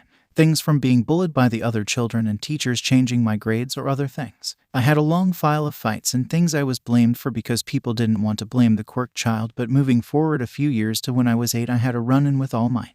Now, this was on a day of an incident that he was involved in which, let's say, changed my world, as 6 months later I activated a quirk in my body, Izuku said, trying to hide one for all and some things that a child shouldn't know about. Now, this quirk that no one believed I had until then came out, and I had gotten it registered with the government and was training to control it. Sadly, fate decided to screw with me as someone appeared in my home weeks later wanting to come after me due to something that had happened. This individual was Sir Nighteye, the now former sidekick of All Might, who came after me due to his greed. I can't explain to you why he was after me since I can't talk about that, but Sir Nighteye turned my own mother against me as he villainized me. As such, the emotional and mental abuse my mother had been doing since I was declared quirkless had now turned into physical abuse, which forced me to run away since she was going to kick me out if I didn't agree to what Sir Nighteye wanted.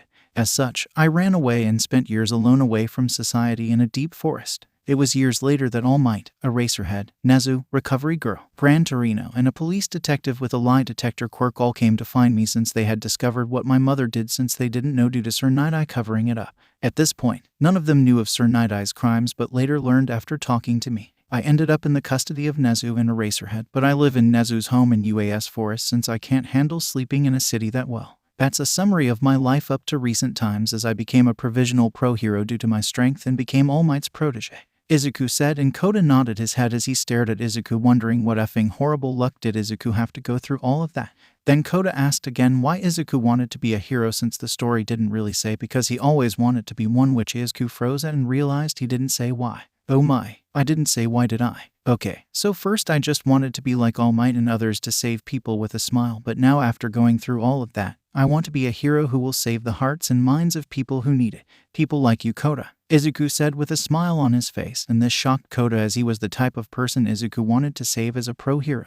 Koda turned his head and continued to eat, but Izuku could see a slight blush from embarrassment on Koda's face. Another hour passed and they finished eating, so they headed back. Koda was riding on Izuku's shoulders, and soon they arrived at the camp with everyone watching, including the wild pussycats. Mandalay was confused, shocked, happy, and many other things since Raiden Izuku was the first person he had gotten close to since his parents' deaths. Izuku put the plates in the pile to be cleaned and then walked away with Koda on his back since they were heading to the hot springs as they completely ignored everyone else. Izuku had told Koda to only call him Raiden in front of others since only a few knew his actual name from the students and teachers. Koda agreed, and they were both now sitting in the hot springs enjoying their time as the other male students arrived a bit later as they were told to go take a break in the hot springs to relax. The night came and went as the next day was here, which was filled with chaos as the 1A and 1B who finally arrived all started to do their training, but Izuku decided to have fun with Koda. Izuku had found some water balloons which Koda and he filled up. This led to people being hit with water balloons left and right during their training, and even the staff would get hit.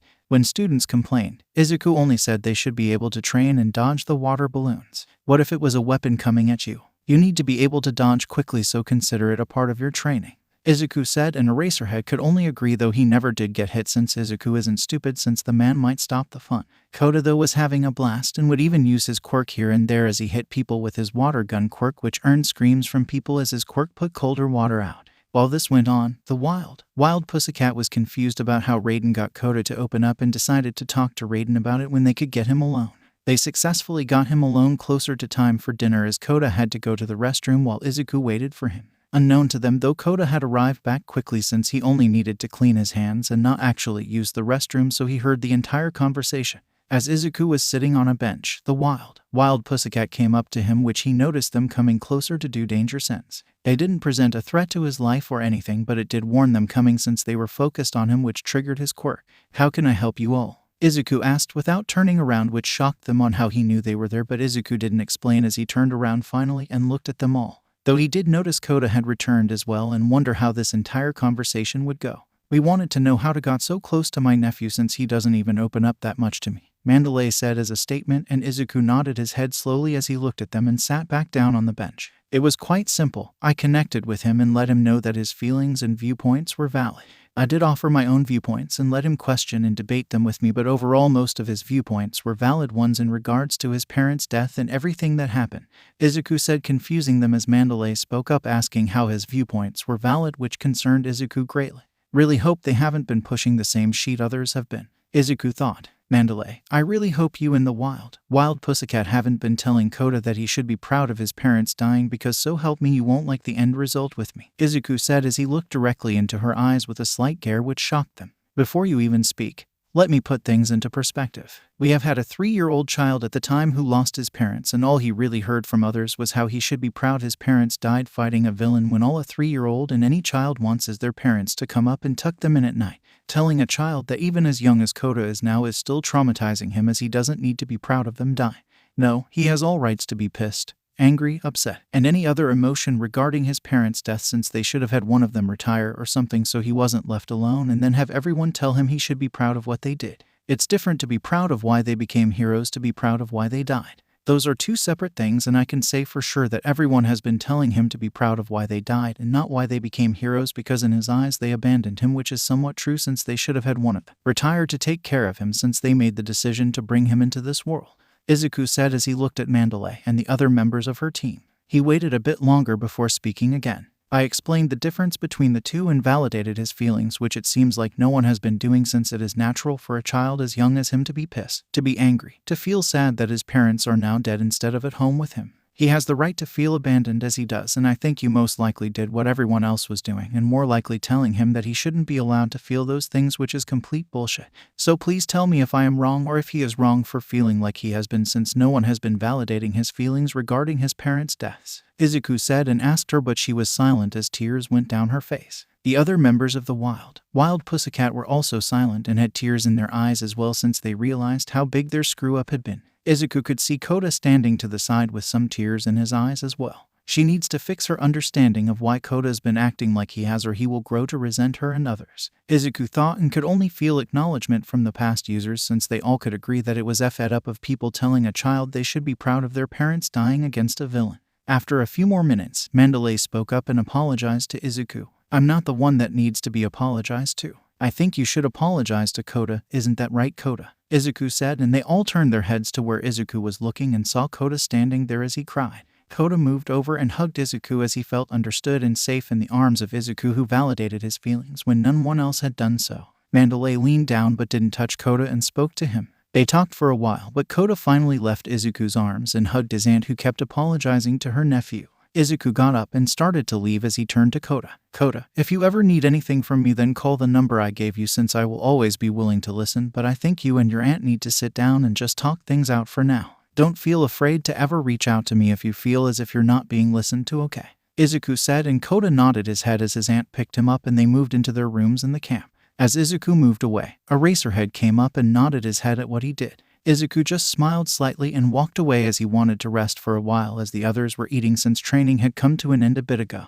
Third POV. As Izuku woke up for the third day of the summer camp, he felt as something was going to happen, and Danger Sense agreed as it was moving below Izuku's skin with the sensations of going off, but it wasn't going off on a certain thing or person. No, it was just going off in general, that something was going to happen, and it couldn't sense right now what the threat to Izuku was, as it wasn't close enough or wasn't triggering it enough, but overall it was being sensed. Izuku looked around him in the room he was sleeping in and didn't see anything with him that would trigger it, but he could hear the students and others that were already awake.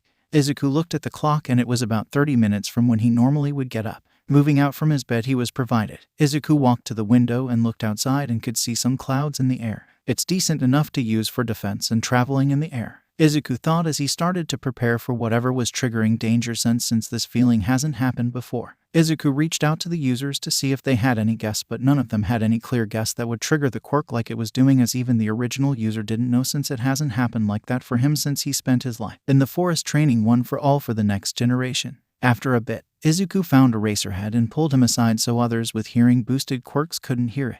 "What's wrong?" Eraserhead asked, since Izuku's facial expression was off from his normal smile, as if it was a bit forced. "Danger Sense is going off to something. I don't know what causes it to trigger, but it's not stopping at all, and even the past users have no clue why it's going off non-stop without targeting onto something directly," Izuku said to Eraserhead, who tensed up a bit. Eraserhead was silent for a bit before nodding his head. He told Izuku that he would warn all of the other pro heroes for them to be on guard, and the moment Danger Sense changes to something more direct, then they would take action, but they would also alert UA to see what Nezu wants to do about it. Hours passed as the students worked on their quirks, and Izuku even got involved in some of it to help give them a stronger opponent that they needed to work on overcoming, but Izuku only used a minimal amount of his quirk and stamina since he was still on guard due to his Danger Sense, which has only gotten worse in the feeling. After doing a few rounds, he alerted Aizawa of the change, and Aizawa said that Nezu wanted them to leave that night so they would return to campus. All Might and other heroes were on the route already to join up with them at the camp and would be in time for the departure, which was in 3 hours. As the sun started to set and it was almost time for the departure, Izuku's Danger Sense triggered. "Danger, danger, all for one, danger, danger," the quirk kept saying and kept throwing all for one's name in the messages. All of the past users were caught off guard by the quirk and wondered why all for one would come to face Izuku already instead of trying to pull Izuku into a trap in a populated area. However, Izuku had a guess it was due to the fact that All Might wasn't here and would only arrive after the battle had started and likely ended as well, which horrified the past users since Izuku was right. All Might was about 35 minutes away still from the campsite with all of the other heroes, and even if All Might jumped away it would still take about 15 minutes with what remained of All Might's powers. As all of the students were gathering their supplies like ordered, which confused them, Izuku quickly appeared and yelled out, "Everyone to the buses now. Eraserhead, get everyone out of here." Izuku yelled as he charged up One for All to the max and started to float off the ground with black whips coming out of both of his wrists. He also started to have a light fog mist come in so he could do quick movements without being hit. Everyone was confused, but Eraserhead snapped back to reality and knew Izuku wouldn't be going off like that without something really posing a danger, since he could feel the power radiating off Izuku. "Everyone drop your things and get to the bus right now. Forget everything else and worry about your damn lives," Eraserhead yelled out, and everyone started to move after that with screams going on.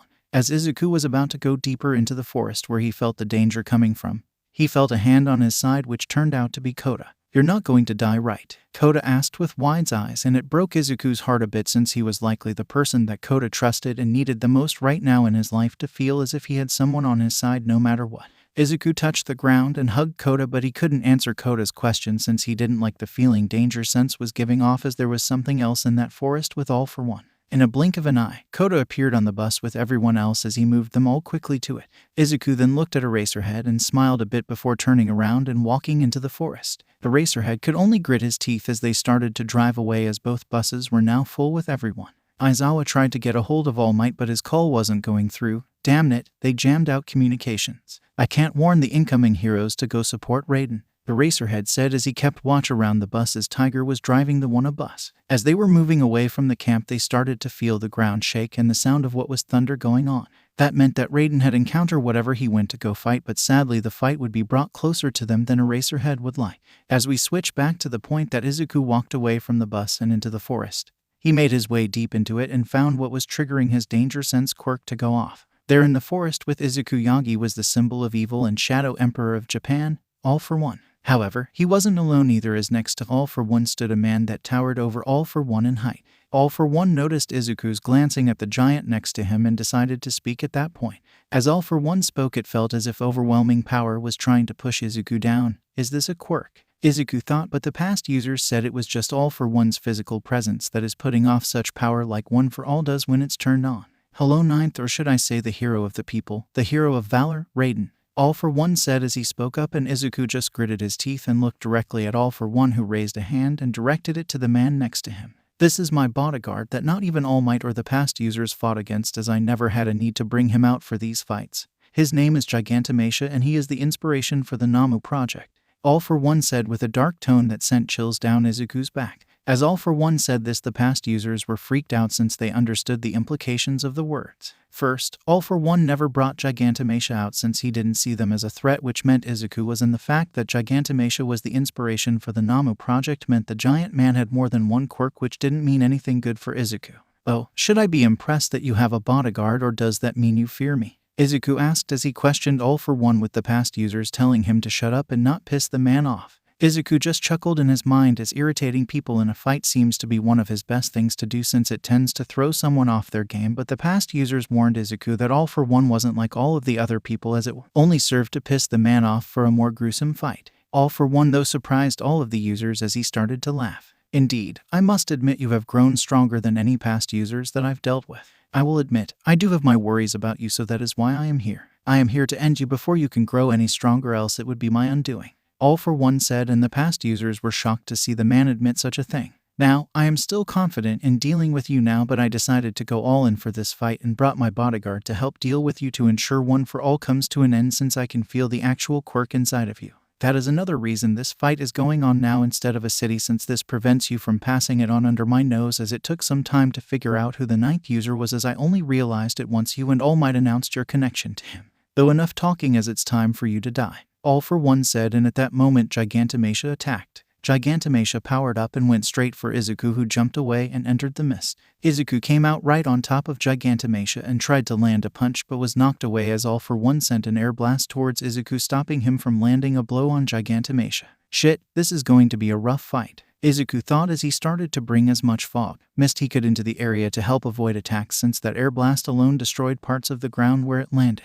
The fight between the three of them pushed on, and Izuku was gathering as much lighting on his blade as he could, as the sky itself was starting to naturally storm due to the static energy in the air that was being centered in the area with the rain clouds. As Izuku felt he had enough, he delivered his attack, and Gigantomachia hardened all of his body, which tanked the shot with all for one behind the giant.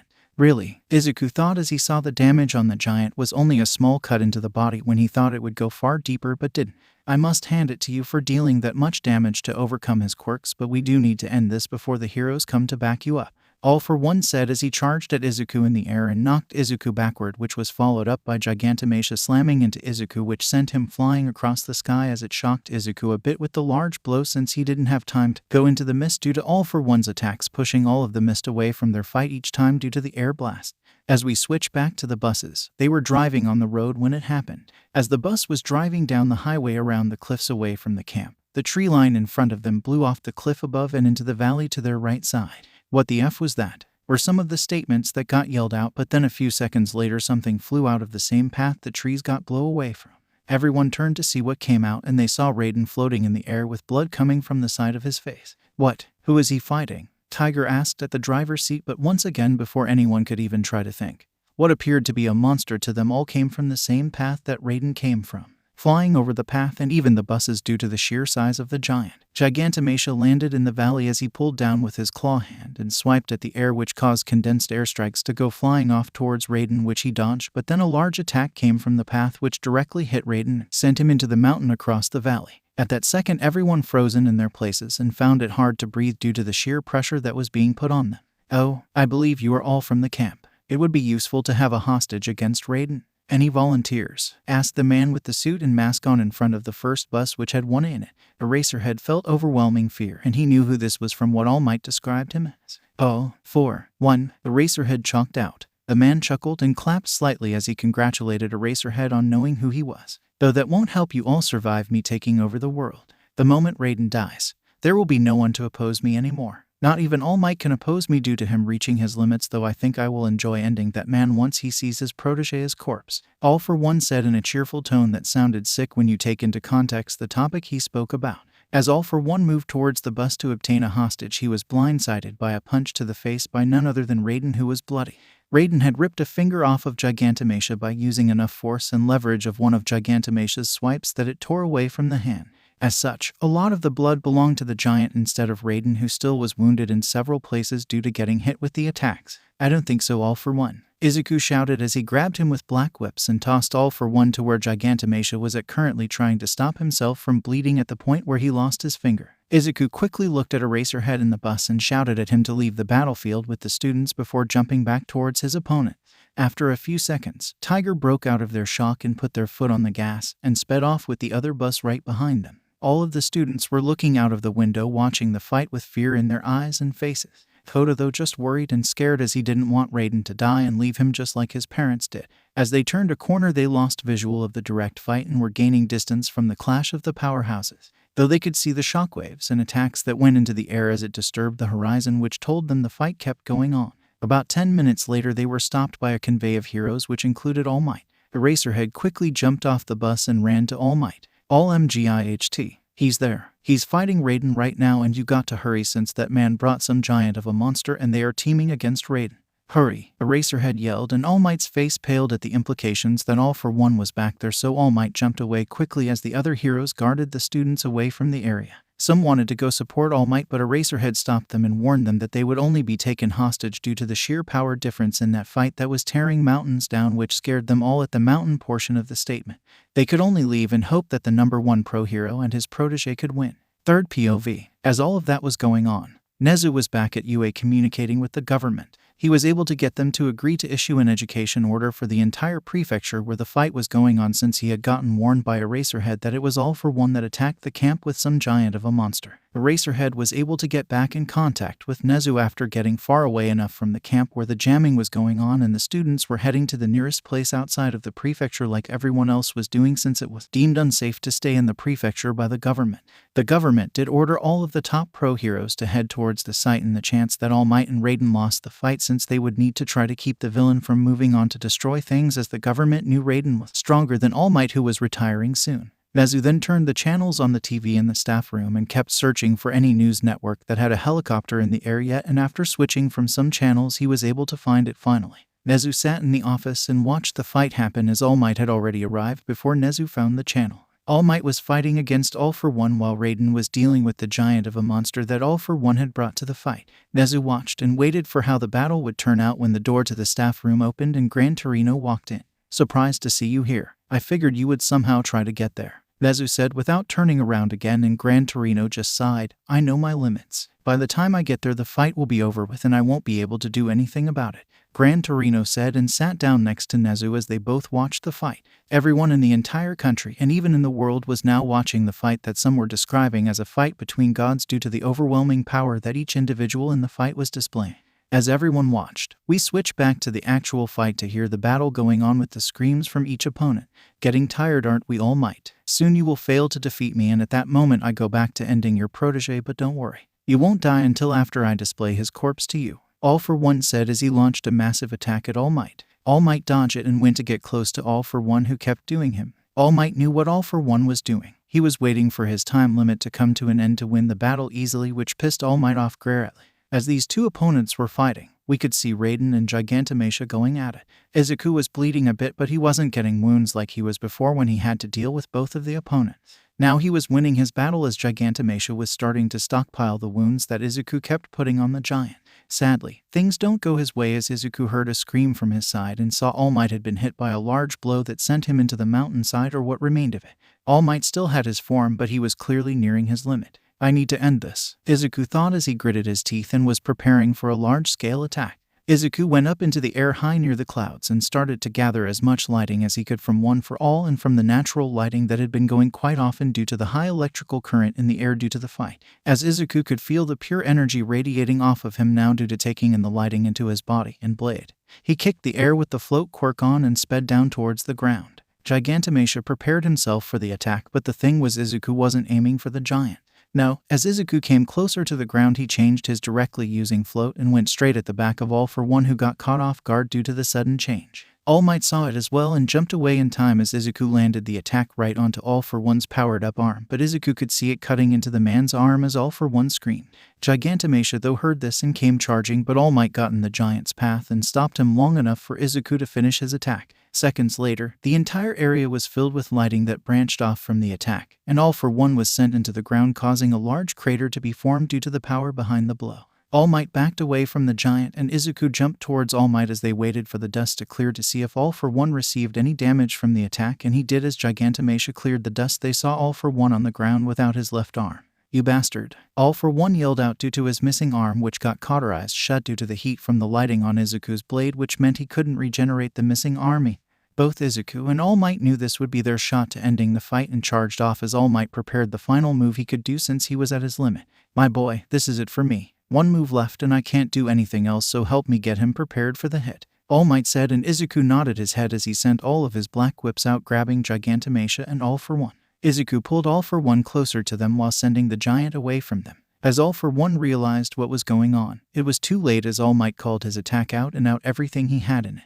"United States of Smash," All Might yelled out as he slammed his fist against All For One's face as Izuku released the black whip, so the man only took the blow. As All Might pushed forward, All For One slammed into the ground with a large crater forming under him. A mini tornado was created from the attack, which sent the news helicopters flying away a bit, but the dust settled. In the center, All For One's mask was broken completely and he was knocked out from what they could tell of his breathing. Gigantomachia though wasn't done as he screamed out and came charging, but All Might was done as he dropped into his skinny form already. Everyone was shocked, but they couldn't think about it due to the monster that was still standing. Izuku though had started to prepare his own attack as All Might finished his. Overall, it was similar to the United States of Smash, but a bit more electric as Izuku jumped towards Gigantomachia, who tried to attack Izuku in his blind rage but missed as Izuku came down with lighting around his entire body and slammed his fist straight in the side of Gigantomachia's head as he screamed out his attack and pushed it forward as hard as he could. "Lighting smite," Izuku called out, and as it connected and pushed forward, bolts of lighting came off of Izuku and traveled across Gigantomachia's body. Gigantomachia's body tensed up due to the electrical current that was flowing straight in his body since Izuku landed the blow before Gigantomachia hardened himself. This led to him being shocked like he was hit by a massive lighting taser. And the force behind the punch pushed the giant to the side and into another mountain they were near, causing the giant to bring the entire thing down with him. Everyone was silent as they waited to see what was the result, and as the dust cleared they got the result as the giant appeared to be down for the count, as the giant was not moving and eyes closed, though he was clearly still alive since he was breathing. After a few seconds, the giant shrunk down suddenly and was in a much smaller form now. Izuku though didn't care as he wanted to get to All Might and make sure All For One stayed down. As Izuku arrived, he saw All For One had woken up and was trying to stand, but Izuku stopped him from leaving as he landed a punch straight to the man's back and secured him in black whips to ensure he didn't run away. "You're not escaping, All For One," Izuku said as the man fell back to sleep due to the shock from Izuku's punch and having no energy to fight anymore. Izuku looked at All Might and found him smiling. "We did it, Pops. We defeated him once and for all," Izuku said with a smile as he could hear the sirens coming from police and others. "Indeed we did, but until all of the league is captured we can't know for sure all of the Namu is gone for good, as they still have Kirigiri, which they may try to break All For One out, which would be troublesome," All Might said, and Izuku nodded his head. Now as this came to an end, back in a bar in a villain-infested area you could hear screaming and cursing at All Might's and Raiden's name. This was all coming from none other than Shigaraki, who was pissed about his master's defeat. His master had promised him he would win since he was taking some powerful follower, but the giant and his master had just lost. "Calm yourself, Shigaraki, or are you going to keep acting like this even though the master is gone now? You must carry his will forward," Kirigiri said, and Shigaraki calmed down slightly, but listening into this was one doctor of All For One who was displeased with the results that happened. He was also displeased with Shigaraki as he didn't believe the boy was fit to become All For One's successor, and now he was sure he wouldn't be helping the boy out anymore as he needed to figure out how to get All For One out of prison since this wasn't according to plans. All For One went out with Gigantamacia since he needed to deal with the 9th user, but All Might screw things up again, thought the doctor, who could do nothing more than plan for now and work on the Namus. As we shift away from this, we can now find All Might and Raiden being taken to a hospital in the closest major city since the local hospitals wouldn't be able to deal with their wounds like the major ones could. They were both riding in the same ambulance since neither wanted to separate currently. Seems we changed fate since Sir Nightaye's stupid vision hasn't come true at any point after this. You're no longer an active pro hero, so it wouldn't make sense for him to try to get you to retire early before you already retire, Izuku said, and All Might nodded his head as he could only agree that Sir Nighteye's vision had been broken. In all honesty, All Might knew if he was still fated to die then it didn't really matter to him since everyone has to die one day. The fact that All For One was now being imprisoned with his powerful bodyguard, which All Might didn't know of before, meant that All Might was at peace. He wanted to live as long as he could to be around for his boy, but he was no longer the pro hero All Might, but instead just Toshinori Yagi now. Both of them just sat there in silence as they wait to arrive at the hospital, where they knew they would get an earful from Recovery Girl most likely. Though Izuku did check in with Eraserhead and see how the students in Koto were doing. Overall, the class was scared of what happened, but they all were alive. Koto wanted to visit Izuku, which Izuku told Eraserhead it was fine if the wild pussycats could bring him, since he didn't know if he would be released from the hospital that night or the following day, since his last major attack did cause some self-injuries. Eraserhead said he would let them know and did alert them that Gran Torino would be heading to the hospital as well, which Izuku said that it was fine. Izuku though looked at All Might, and All Might looked at him with a raised eyebrow. "How much you want to bet Sir Nighteye will come to find us at the hospital and say some crap or something sooner or later?" Izuku said with a raised eyebrow as well, and All Might sighed and shrugged. 50-50 on him showing up or doing something in the coming months. "I really don't know nor care what he wants to do because he is on thin ice on getting himself thrown in jail if he does start something," All Might said, and Izuku chuckled a bit but stopped since he was sure he had a cracked rib since it hurt to laugh. Soon they fell back into silence again, and Izuku fell asleep for a bit as he needed some rest due to all of the fighting. He though did feel All Might put an arm around his back and rub it as he told him to have a good sleep. Note, I will be taking this into the Eri arc and likely bring this story to an end soon after that arc, so we still have a number of chapters left, as we also need the Sir Nighteye against Izuku chapter to happen in a chapter or two. 3 RDPOV. Months had passed, and the students of UA were now living inside the dorms of the school, as UA wanted all of the students and staff to be located on campus, even though All For One was now defeated along with his bodyguard. The reason for this was due to the fact that Shigaraki and Kirigiri were still at large and presented a large risk towards UA due to the warping capabilities they had at their hands. During these months, some things had also changed, as the Hero Commission had awarded Raiden a full pro hero license in the aftermath of the battle, which they did for many reasons.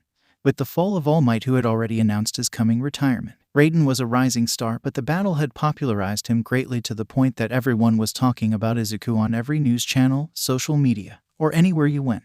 The government wanted people to keep feeling safe and secure, which meant allowing Raiden to be ranked officially and help stabilize the country would do wonders for Japan and the government. As such, the Hero Commission had made the announcement of him receiving his full hero license, which was well received and helped tame down some fears since everyone saw the level of power Izuku had displayed during the battle, which was on par with All Might. Another reason was due to the fact that the commission was being pressured by the public themselves to award Raiden the license, which Izuku was fine with since it allowed him free movement and allowed Izuku to officially take over Might Tower's operation. Outside of all that, the students were preparing for the upcoming provisional license exams that would happen near the start of the second semester, which UA was preparing them for with some extra training they were doing on campus. While this was going on, Izuku was out about helping stabilize the crime rates that had started to increase due to the sudden retirement of All Might. Villains, even though they knew about Raiden, still wanted to test their luck since they didn't have a deep-rooted fear of Raiden like they had of All Might. As such, you could find Izuku rushing about cities across the entire Tokyo area of Japan as he came in like lightning, with the sound of thunder on his path as he knocked villains out cold and dropped them off to police left and right. However, after a few more weeks passed and the students of the first years had finished their provisional exams, Izuku was called in by Nezu to come to his office. For some reason, Izuku didn't like the feeling he was getting when Nezu called, since his voice sounded completely done with whatever had happened, which didn't mean well for Izuku. As it turns out, it didn't mean well at all as he thought, as it appears that Sir Nighteye was requesting him to join a mission which he didn't give Nezu many details outside of it being a raid on a Yakuza group that was making a rise. As Izuku sat there, he groaned as he didn't know what he really wanted to do about this, since it would be good to hit organized crime in the roots as soon as possible before they can grow even stronger again, but he also didn't want to deal with Sir Nighteye. "What do you suggest I do, Nezu?" Izuku asked as he sat there in the principal's office talking to the creature. Nezu just drank some of his tea while thinking it over. After a few minutes, Nezu suggested Izuku at least agree to meet about whatever the case was and decide if he wants to join it or not, since Izuku was currently doing a lot of patrols and some other cases already, so he did have an excuse to decline to join Sir Nighteye if he really didn't want to work with the man. Izuku thought Nezu's answer over for a bit but nodded his head in the end. Why didn't he send it to Might Tower though, since that is where I officially take my casework through? Izuku thought out loud, and Nezu said it was likely due to the fact that the man still doesn't see Izuku as the ninth user and believes he doesn't have the right to control Might Tower. Another reason that Nezu provided was that Sir Nighteye likely believed Izuku would have outright rejected it if it went via the agencies instead of Nezu. Do remember, he doesn't know that I and the others know of his crimes, Nezu said, which Izuku remembered that it was true that Sir Nighteye didn't know. Though Izuku did wonder if Lemillion ever tried to get an answer from Sir Nighteye on how he had helped Izuku grow like he did, which Nezu just shrugged since he didn't know. From what Nezu could see, Lemillion wasn't acting any different on campus from what he could see. The meeting came to an end and Nezu sent a reply back to Sir Nighteye that said Raiden agreed to an initial meeting to talk about the case and if he would join or not. Nezu did also put a small message in the email that Sir Nighteye should forward new cases to Might Tower, which is where Raiden operated out of moving forward. Izuku grinned when he saw that in the email and wondered if the man actually would do it, but Izuku couldn't care right now since he wanted to just go out and patrol again since he enjoyed making people smile. Though fate seems to have an interesting way of making things happen, as one day Izuku was out on a random patrol. Izuku operates more like All Might did, where he travels around to help push crime rates down, so he doesn't have a set patrol route like other agencies have. When he discovered a unique situation going on, Izuku knew that the first years had started their work studies already, and quite a few people in Wano had gained a work study with different pro heroes. For example, Kirishimiya was with Fat Gum Arasui and Uraraka was with the number 9 pro hero Ryukyu, the dragon hero. But that is diverging from the point, as Izuku was up in the air watching a situation unfold as the work-study student Lemillion was with a little girl in his arms standing in front of some man who Izuku didn't recognize. Izuku decided to move to the top of the roof so he could hear the conversation that was going on, and he was glad he did that as he could hear the girl beg Lemillion to not let her go, but sadly he did, as the man who claimed to be the girl's father started to remove a glove off his hand, which seemed to scare the girl as she changed her mind and returned to the man. His quirk must have something to do with 5-point touch or touch via the hands, Izuku thought as he listened into the conversation even more. The man thanked the hero for returning his daughter and turned around to leave the alley, which Izuku silently followed behind as he made some of his fog move across the rooftop with him listening into the man, since he could see and hear out of the mist. Quirk. What Izuku heard disturbed him greatly, as the man promised to punish the girl for leaving the compound, which made her cry. This girl isn't his daughter, most likely. Those bandages and clothing look like she was from a hospital room or something, as if someone didn't want her to have proper clothing since it would be too much of a hassle, Izuku thought, since there wasn't a hospital for miles near their location. Izuku decided to just keep following the man and girl since he had his doubts about this man and the situation with the girl. There goes me meeting Sir Nighteye on time. Might as well piss him off since he already hates me, Izuku thought as he just kept watch on the man and prepared himself to act if need be. After about 8 minutes of walking, they arrived at a home where the man entered with the girl, and Izuku just followed along as he sent his mist through the thicker parts of the grass to keep close to them. Thank you, hero laws, Izuku thought as he was legally allowed to enter the home if he had suspicions of a crime going on or someone being in present danger, which he did have such a theory since the girl shouldn't have been dressed like that to be walking out and about the city, and Izuku could see it in her eyes that she was terrified. As Izuku kept his mist to a bare minimum, he continued to follow the man by changing the position of where his little amount of mist he needed to hide his body was located from the ground to the ceiling, and so far as he kept changing locations. Soon Izuku found something interesting as the man with the girl entered an underground section that was hidden away. That likely isn't on any blueprints. What are you hiding? Izuku thought as the past users warned him to be careful, which he heeded since danger sense was triggering off the man as a threat to his life, which wasn't an easy thing to do without actively aiming for Izuku's life. Just passively triggering the quirk said a lot about the man himself. With a bit more following and some very damn close calls, Izuku saw the man come to a stop at a room that had a few guards at it as they opened the door and entered with the main individual, but Izuku noticed that every single person in the compound wore plague doctor masks that looked like bird parts a bit. Shows uniformity, so this place is organized. An organized criminal group most likely, Izuku thought as he made his way into the room to find out it was a lab, which made him pale as he realized the man had brought the girl into the room, which concerned him on why a little girl was going to be in the room. Looking around the room, he found where the girl was and he froze at what he witnessed happen. The man took his glove off and placed it on the little girl who had been strapped to the table, and she exploded into a bloody mess. Izuku wanted to throw up. He wanted to pass out. He wanted to cry. He wanted to do many things, but most importantly, he wanted to murder the man in front of him for ending the child without even blinking. However, the Pat users stoked his blind rage as they calmed him down and told him to look again, which he did as he calmed down and he saw the girl reforming, which confused him on how that was possible. Then the man in front of the girl, who Izuku assumed was the boss of the place due to the respect the others gave him, spoke to the girl. Now, am I going to have to do that again, Eri? Or are you going to be a good girl? You almost got me caught by the heroes, Eri, and that is bad since you are a curse. You know that is right, don't you, Eri? You are only a curse that will help me save this world from the disease called quirks. So be good and don't try to escape again, or else I will do this again and again until you learn your lesson. The man said as he looked at a man near him and told him to take Eri to her room. The man bowed his head and confirmed the order as he called the main individual Overhaul, which Izuku didn't recognize the name of off the top of his head, but it felt familiar. However, that didn't matter to Izuku in the end because he was going to get the girl out of this place if it was the last thing he did, which required taking this organization down since he already had them for several crimes of murder, abuse, and other things, even if the man was her father. Izuku quickly followed after the new individual with Eri and stalked them to the girl's room and slipped into it with being seen. As the man put the girl in the room, he gripped her hair a bit and told her not to run away again since she would get them ended since the last guy died due to her running away on his watch. Another murder charge, Izuku thought as he waited for the man to leave the room. After confirming, he exited the room and was away from the doors a bit. Izuku came out of the mist, and Eri was freaked out, but Izuku raised his hands. It's okay, sweetie. I am here to save you, okay? I know what the man had just done to you, and I am going to get you out of here and away from him, so can I come near you? Izuku said and asked calmly in a low tone to not alert any guards passing. Eri was scared, but she slowly nodded her head as he came to her and hugged her. It's going to be all right, I promise you. Why? Because I am here, Izuku said, and she asked what his name was in a scared tone, but he gave it to her. I am Raiden. Now Eri, can you tell me if that man named Overhaul is actually your father? Izuku asked, and she looked at him, and after a few seconds, she shook her head no. Do you know what happened to your parents? He asked, and she said she made them go away with her curse, which confused Izuku but also confirmed that Overhaul wasn't her parent, which meant he lied about it to Lemillion. More charges just added upon the man, which Izuku was glad about. Izuku told her to just stay there as he pulled his phone out. Izuku knew who he was going to call, and it wasn't Sir Nighteye, even though he should be meeting with the said man right now. Izuku didn't trust that man one bit with children like Eri due to his own experiences with Sir Nighteye at a young age. After a few rings, the phone call connected and the voice on the other side came out as Principal Nezu. Raiden, aren't you meant to be in a meeting with Sir Nighteye? Nezu asked, and Izuku chuckled. Yeah, I stood him up as I have an activate issue going on. I have to be quick, but I am deep inside of a villain underground lair with a child that needs to be safe.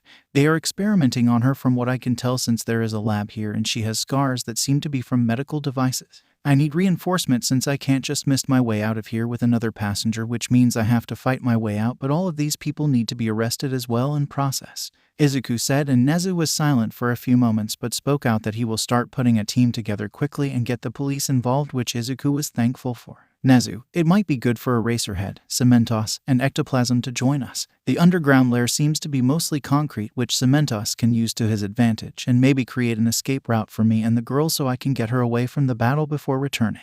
Ectoplasm would be good to use against a villain, which is the boss called Overhaul, who Quirk seems to be touched activated as he can destroy and undo things. He's done it once on the girl, so a murder charge he already racks up since he did end her before bringing her back. Eraserhead would also be good to stop his quirk or others as well, but we may need him to stop her quirk since I don't know what it is clearly, but somehow Overhaul wants to use it for whatever he is doing, Izuku said as he rambled off facts and information for Nezu to use. Though he did get shocked to learn that Overhaul was the case that Sir Nighteye wanted to talk to him about. Raiden, the man known as Overhaul, is the villain that Sir Nighteye is looking into right now. He is going to be pissed when he finds out about this, which is so funny in my eyes, Nezu said as he could hear rapid clicking of a keyboard and other voices in the room which sounded like Eraserhead. Izuku just rolled his eyes but just spoke quickly again. Oh well, but it might be best not to inform him since he would likely try to delay the raid on this place, even though we have evidence to arrest them all just on the few things I've seen, since the people here clearly know what he is doing to the girl, as he has had people in the room when he used his quirk on her when I was there, Izuku said, and Nezu agreed since it would be annoying to deal with Overhaul at the moment. As such, Nezu said he would text him in a bit when he was ready with the raid team and police so Izuku would know when it was going on, so he just needed to stay hidden in the base for now. Third POV. Izuku ended the call with Nezu and informed Eri of what was going on. Eri, we need to wait a bit longer as people I know are going to gather to come to help us. As such, whenever someone comes I will hide in my mist so they don't know I am here. I am sorry, but I need you to bear with whatever they do for a bit longer, but I promise you I will get you out of here soon, okay? Izuku said as he hugged her as best as he could and she nodded her head. Izuku moved to a portion of the room out of view from the door and just waited. It felt like hours had passed when only 1 hour had passed before Izuku's phone shook with a vibration alerting Izuku to a message. It was from Nezu, who said he had a decent-sized raid team with quite a few of the UA staff and other heroes who quickly joined the team. Even Gran Torino had rushed to join the team when he learned that it was Izuku who was with the girl in the basement of a villain lair, which the old man was gripping about from what Izuku could tell from the text that Nezu had sent and described the situation. Nezu did inform Izuku that a few others heroes like Best Jeanist was able to join the raid request but wouldn't be bringing his work study who he had with him today. The work study was Bakugo, which Izuku agreed that no work study students should join this since it was a quick-pace raid with really no plan going on but to rush in and fight. Luckily, Nezu was smart and didn't invite any heroes like Endeavor, who would be horrible for the situation since it would be tight spaces and Endeavor would likely lead to friendly damage being done. Anyway, the raid would be going on within the next 30 minutes as the raid team with the police were preparing last-minute details and had the warrants for everyone in the compound to be arrested for multiple crimes such as murder, child abuse, child neglect, child endangerment, and assisting to all said crimes, since they would need to sort through everyone to be clear what was going to happen with everyone captured, though it didn't appear to be Izuku's or Eri's luck as a few men came in to take Eri away for a scheduled time in the lab.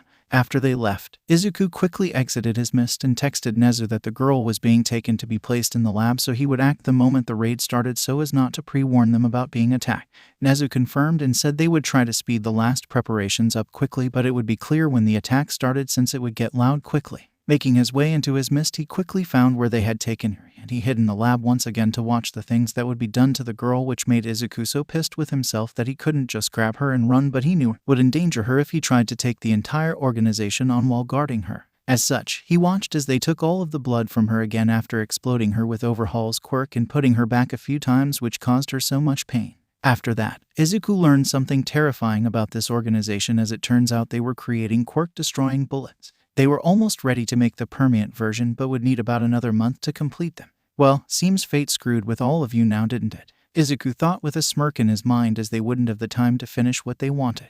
As Overhaul was talking when suddenly the entire base started to shake and a man ran into the room. "Sir, police and heroes are attacking the compound," the man yelled, and Overhaul was pissed, but it was at that moment that Izuku decided to attack as Overhaul had his back to Izuku. Within seconds, Izuku had his Kodachi right through the shoulder of Overhaul with lighting going off of it as he shocked the man, which knocked Overhaul out. "Can't let you go walking around with your quirk. Would cause quite a few problems," Izuku yelled as he quickly dealt with the other men in the room, which was easy due to them already being in complete shock at seeing their leader taken out so easily and surprised, so they didn't have their guards up in time for when Izuku landed his attacks quickly. Izuku then got Eri out of the straps on the lab table and got her into a clean garment as he exited from the door and pulled his comlink out and on as he radio into the frequency that Nezu sent in the text earlier. "Nezu, Overhaul is down for now and I have the girl. I am fleeing towards the main entrance since that is the only place I know of that leads to the outside. Izuku called on the communications link and Nezu said they are pushing into the place as they spoke. As Izuku got near the hidden door area, the tunnel opened up suddenly with Cementos being there with Eraserhead, Ectoplasm, and a few other underground pro heroes that Eraserhead likely called in. Go down the hall and about 10 doors down or so there is a lab where Overhaul is currently knocked out. You can't let him touch you with his quirk since he can end you in one touch, so Ectoplasm and Eraserhead would be best to deal with him since the clones and Eraser Quirk, Izuku said as he passed by them and exited with the girl as they ran down the hallway. Other pro heroes and police were pushing into the place quickly as Izuku moved outwards as he soon made it to the top and found the main courtyard having been secured by the pro heroes with a lot of Ectoplasm clones around.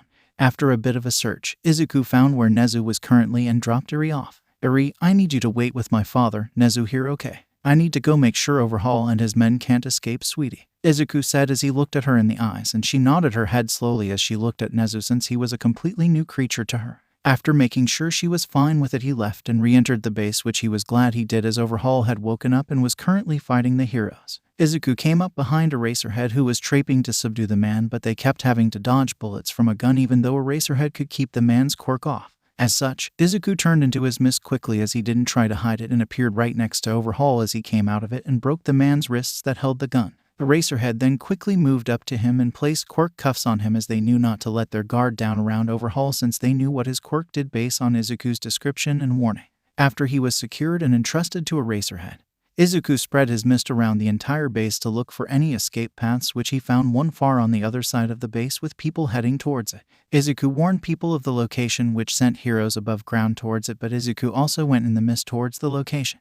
This is how the raid kept moving forward with a lot of underground pro heroes, best genist, heroes from UA, police, and some other random heroes that quickly got pulled onto the case defeated the shy Hasaski, which Izuku knew was going to cause a storm with Sir Nighteye since Nezu told him the man was planning to raid it sooner or later as they gathered evidence. Izuku, who was sitting in an ambulance with Eri, Nezu, and Eraserhead, just sighed when Nezu told him that. Of course he will, but if he tries to throw a fit I will just decide it's time for him to get arrested for what he did against me back then. I don't trust that man with the safety of children, and it's about time he pays for his crimes if he decided to cause an issue over this, Izuku said, and Nezu nodded his head with a huge grin on his face while Aizawa supported a Cheshire grin. After talking about that for a bit, they moved on to what was going to happen to Eri as her quirk was unstable from what they knew, which caused Nezu and Izuku to turn towards Eraserhead, who raised an eyebrow. He can surely take one more, and living on campus would allow her to interact with other people as she gets better with others. Itoshi would also be a good brother figure for her, and she would be a little sister for me as well since he has partial custody over me, Izuku said, and Eraserhead caught on to what they were planning, so he was going to deny it, but Eri spoke up first. Mr. Raiden, does this mean I am going to be family with you? She asked as she had wide eyes, which Izuku saw Eraserhead tense at. Knew the wide eyes would always work on him. He is such a softie inside, Izuku thought as he said it was up to Eraserhead, which caused her to turn to him, which earned Izuku a glare, which was broken quickly due to Eri deploying her cuteness on Eraserhead, who said he would look into it, which Nezu said he would get it done for the man, which earned an eye roll from Eraserhead. After a while, the raid was being cleaned up and the news was reporting about a raid that Raiden had completed with other pro heroes from UA, Best Genist, and others on an organized crime group out of nowhere. Well, if Sir Nighteye didn't hear about it before now, he sure will now, Izuku thought as he sighed to himself, but dealing with that man was not on the top of his list at this exact moment. Eri had been transferred to a hospital, which caused Eraser and Izuku to go with her since they could keep her calm while Eraserhead could stop her quirk from going off, which they found from her small descriptions has something to do with rewinding people. Nezu had also learned from Izuku what Overhaul was really doing with Eri and creating those quirk-destroying bullets, which Nezu said had already started to appear on the streets as they had gotten used against Facum's team, which is good that stopped permanent versions from being made in time. Izuku was also glad that Kirishimiya didn't lose his quirk since he was able to block it with his body-hardening quirk. Sadly, all good things must come to an end as Izuku returned to UA that night, and Nezu warned them all that Sir Nighteye had requested a meeting to happen the very next day. I was hoping he would delay it by a few days at least, but nope, Izuku thought as he sat in the staff room. No one at UA was pleased with the man but was interested in what Izuku would do with the man. If he starts something over this case or anything about the past between us, then I am calling it quits with the man and will have him arrested, so Nezu, you better have the detective on standby for the meeting. I know you guys have an entire case full of evidence against him and are just waiting for the green light, Izuku said, which they were all happy about the man finally getting what should come to him. I wonder how the Millen will react. Izuku thought in the back of his mind since he was curious to see Mirio's reaction to his mentor getting arrested if Sir Nighteye pushed the issues. Third POV. The next day came quickly, much to Izuku's displeasure.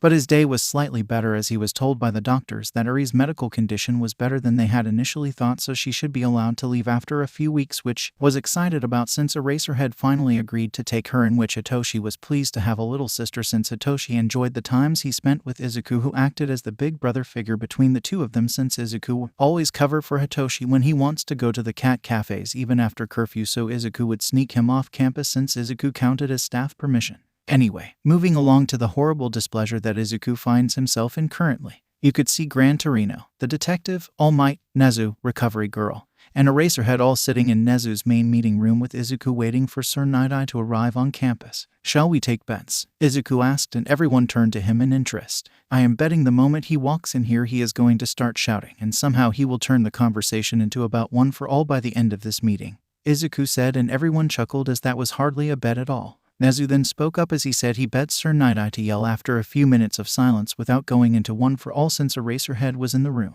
Everyone remembered that Sir Nighteye didn't know that Eraserhead knew about the quirk, so it would be interesting to see the man try to get rid of Eraserhead. Some other bets were placed, and All Might even placed a bet that Sir Nighteye would try to convince them to still transfer the quirk even though Izuku had long proven his ability and position as being the 9th user. Izuku chuckled and wouldn't bet against that, but after a few more minutes Nezu said Sir Nighteye arrived on campus with Lemillion, who had his work study today. At the mention of Lemillion, Izuku wondered if they should allow him in the room since there was the risk of one for all being spoken about, and All Might said the boy shouldn't be allowed since he has no reason to truly be in the room since he was only a provisional pro here who didn't have much involvement in the actual case or any of the issues that likely were to be talked about.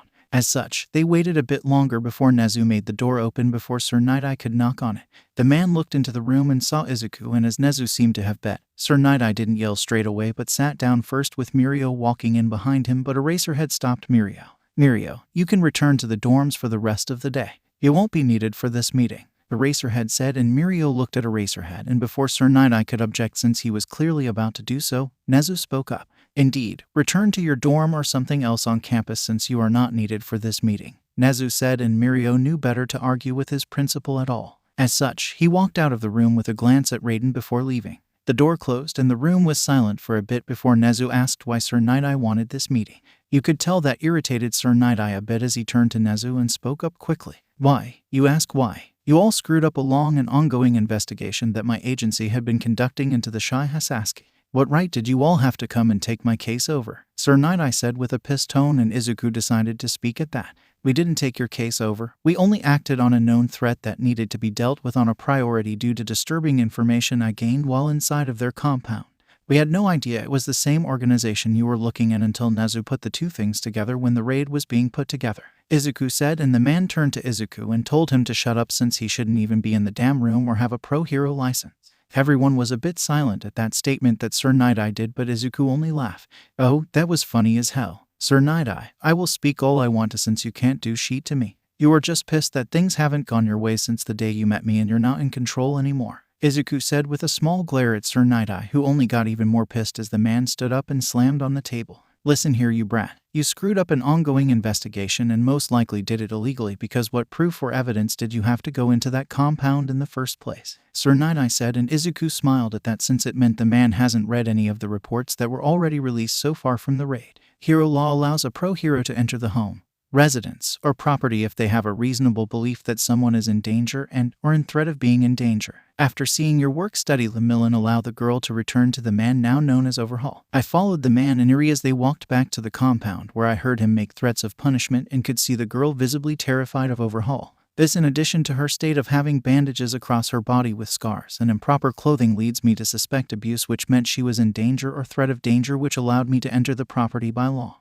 As such, I followed them into the building where I discovered an underground section that Overhaul went into, where he took her to a lab and murdered her with his quirk before putting her back together. That presented a murder charge for him and guilty by association charges for those in the room that belonged to his organization. After that, I followed one of the members as they took her into a room which turned out to be her bedroom and revealed myself to her. At that point, I was able to gain information that he was not her father as he claimed to Lemillion, which was another charge. I also learned that day that Overhaul was using her as a component in a drug he was using to destroy quirks. The quirk destroying bullets, which he was close to creating a permanent version, which meant our quick raid stopped those from being created since he likely would have had them by the time you did a raid. We also discovered in the raid that they were producing triggers as well, which allows us to arrest everyone in his organization as well for those charges. As such, the raid on the compound was completely legal and there is no way for them to get out of the charges. I was within my legal rights to have the raid conducted when it happened, nor did we break any protocols in not informing you of our raid due to the time sensitivity of the raid,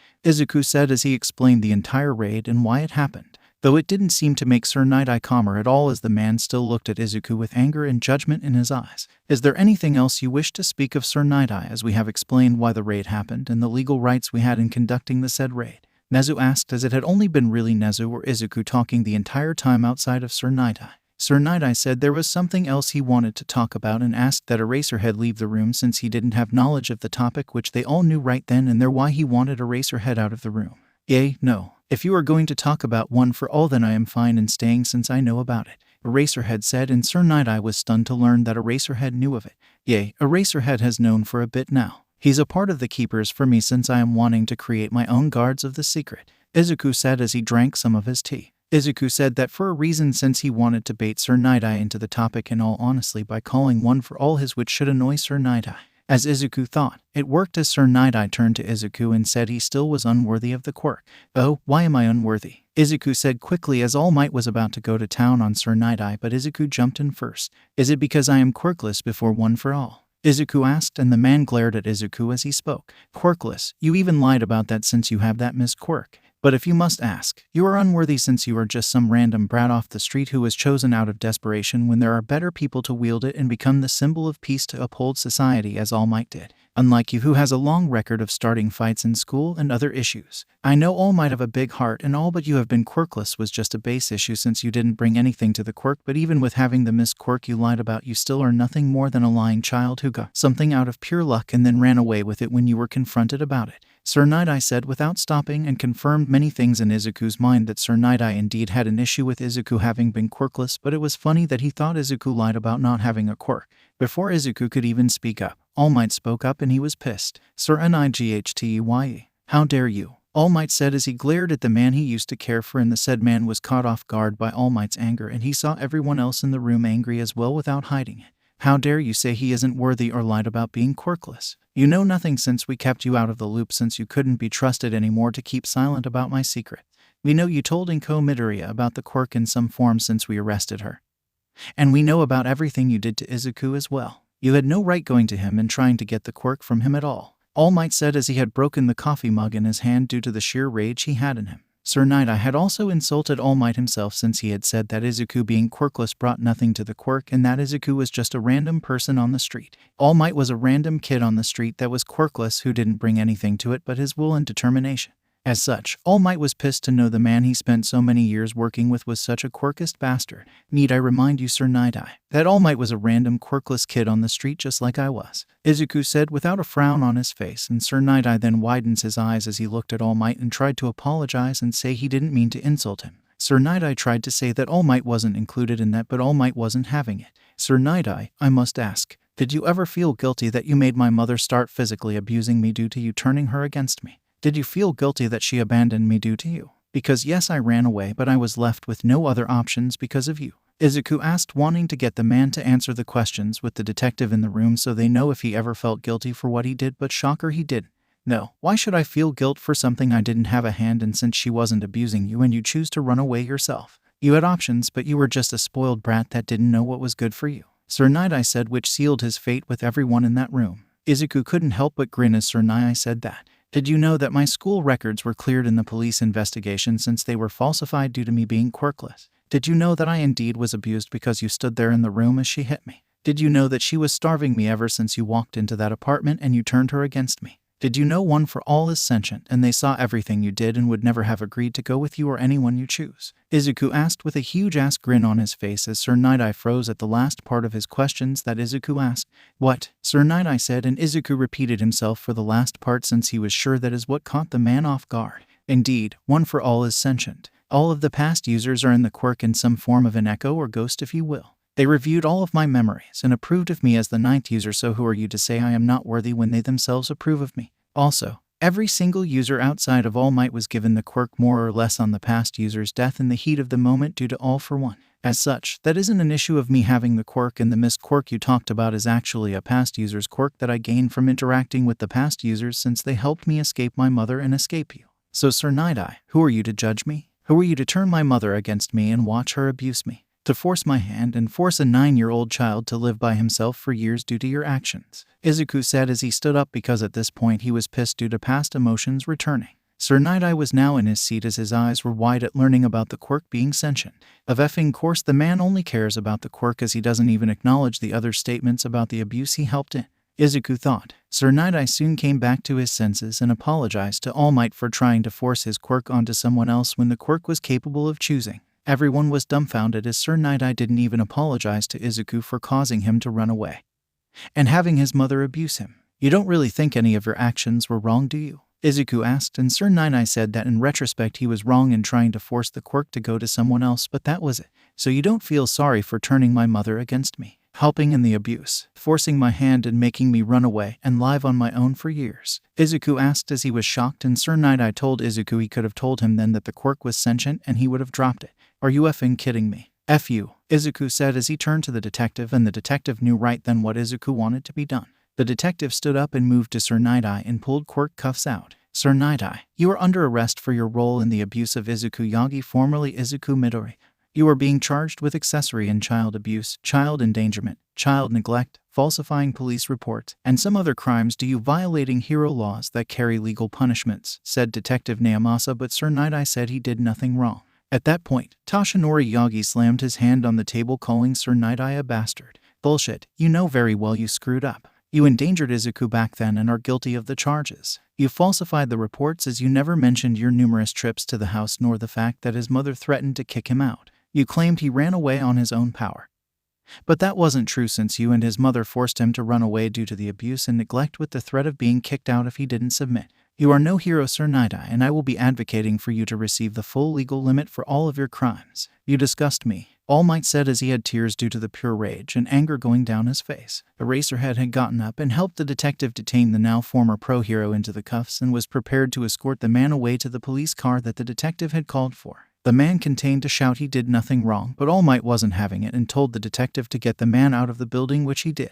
After a while, Eraserhead returned to the meeting room and sat down as everyone calmed down. Sadly, their day wasn't over as Mirio Akala came rushing in as he had seen his mentor being put into the police car, as he wanted to know what happened for his mentor to get arrested. Third POV. As Lamillan stood in the room looking at the entire room, he noticed All Might had some tears down his face and a coffee mug was destroyed in front of the man. I would love to know why my mentor just got arrested. Nothing is making sense to me, Lamillan asked, and the room occupants all just sighed at his question. Truthfully, he should have been arrested years ago for crimes he committed, but I never pushed the issue until now since he didn't feel remorse even though he was proven wrong on the said issue. As such, I had him arrested for the crimes he committed against me back when I was a child, as none of them had time limits on when they expired since they were crimes against a minor and were quite serious charges as well, Izuku said as he looked at Lamillan, whose eyes widened in confusion. Lamillan continued to stare at Izuku, who didn't provide more information since he wasn't going to unless Mirio asked.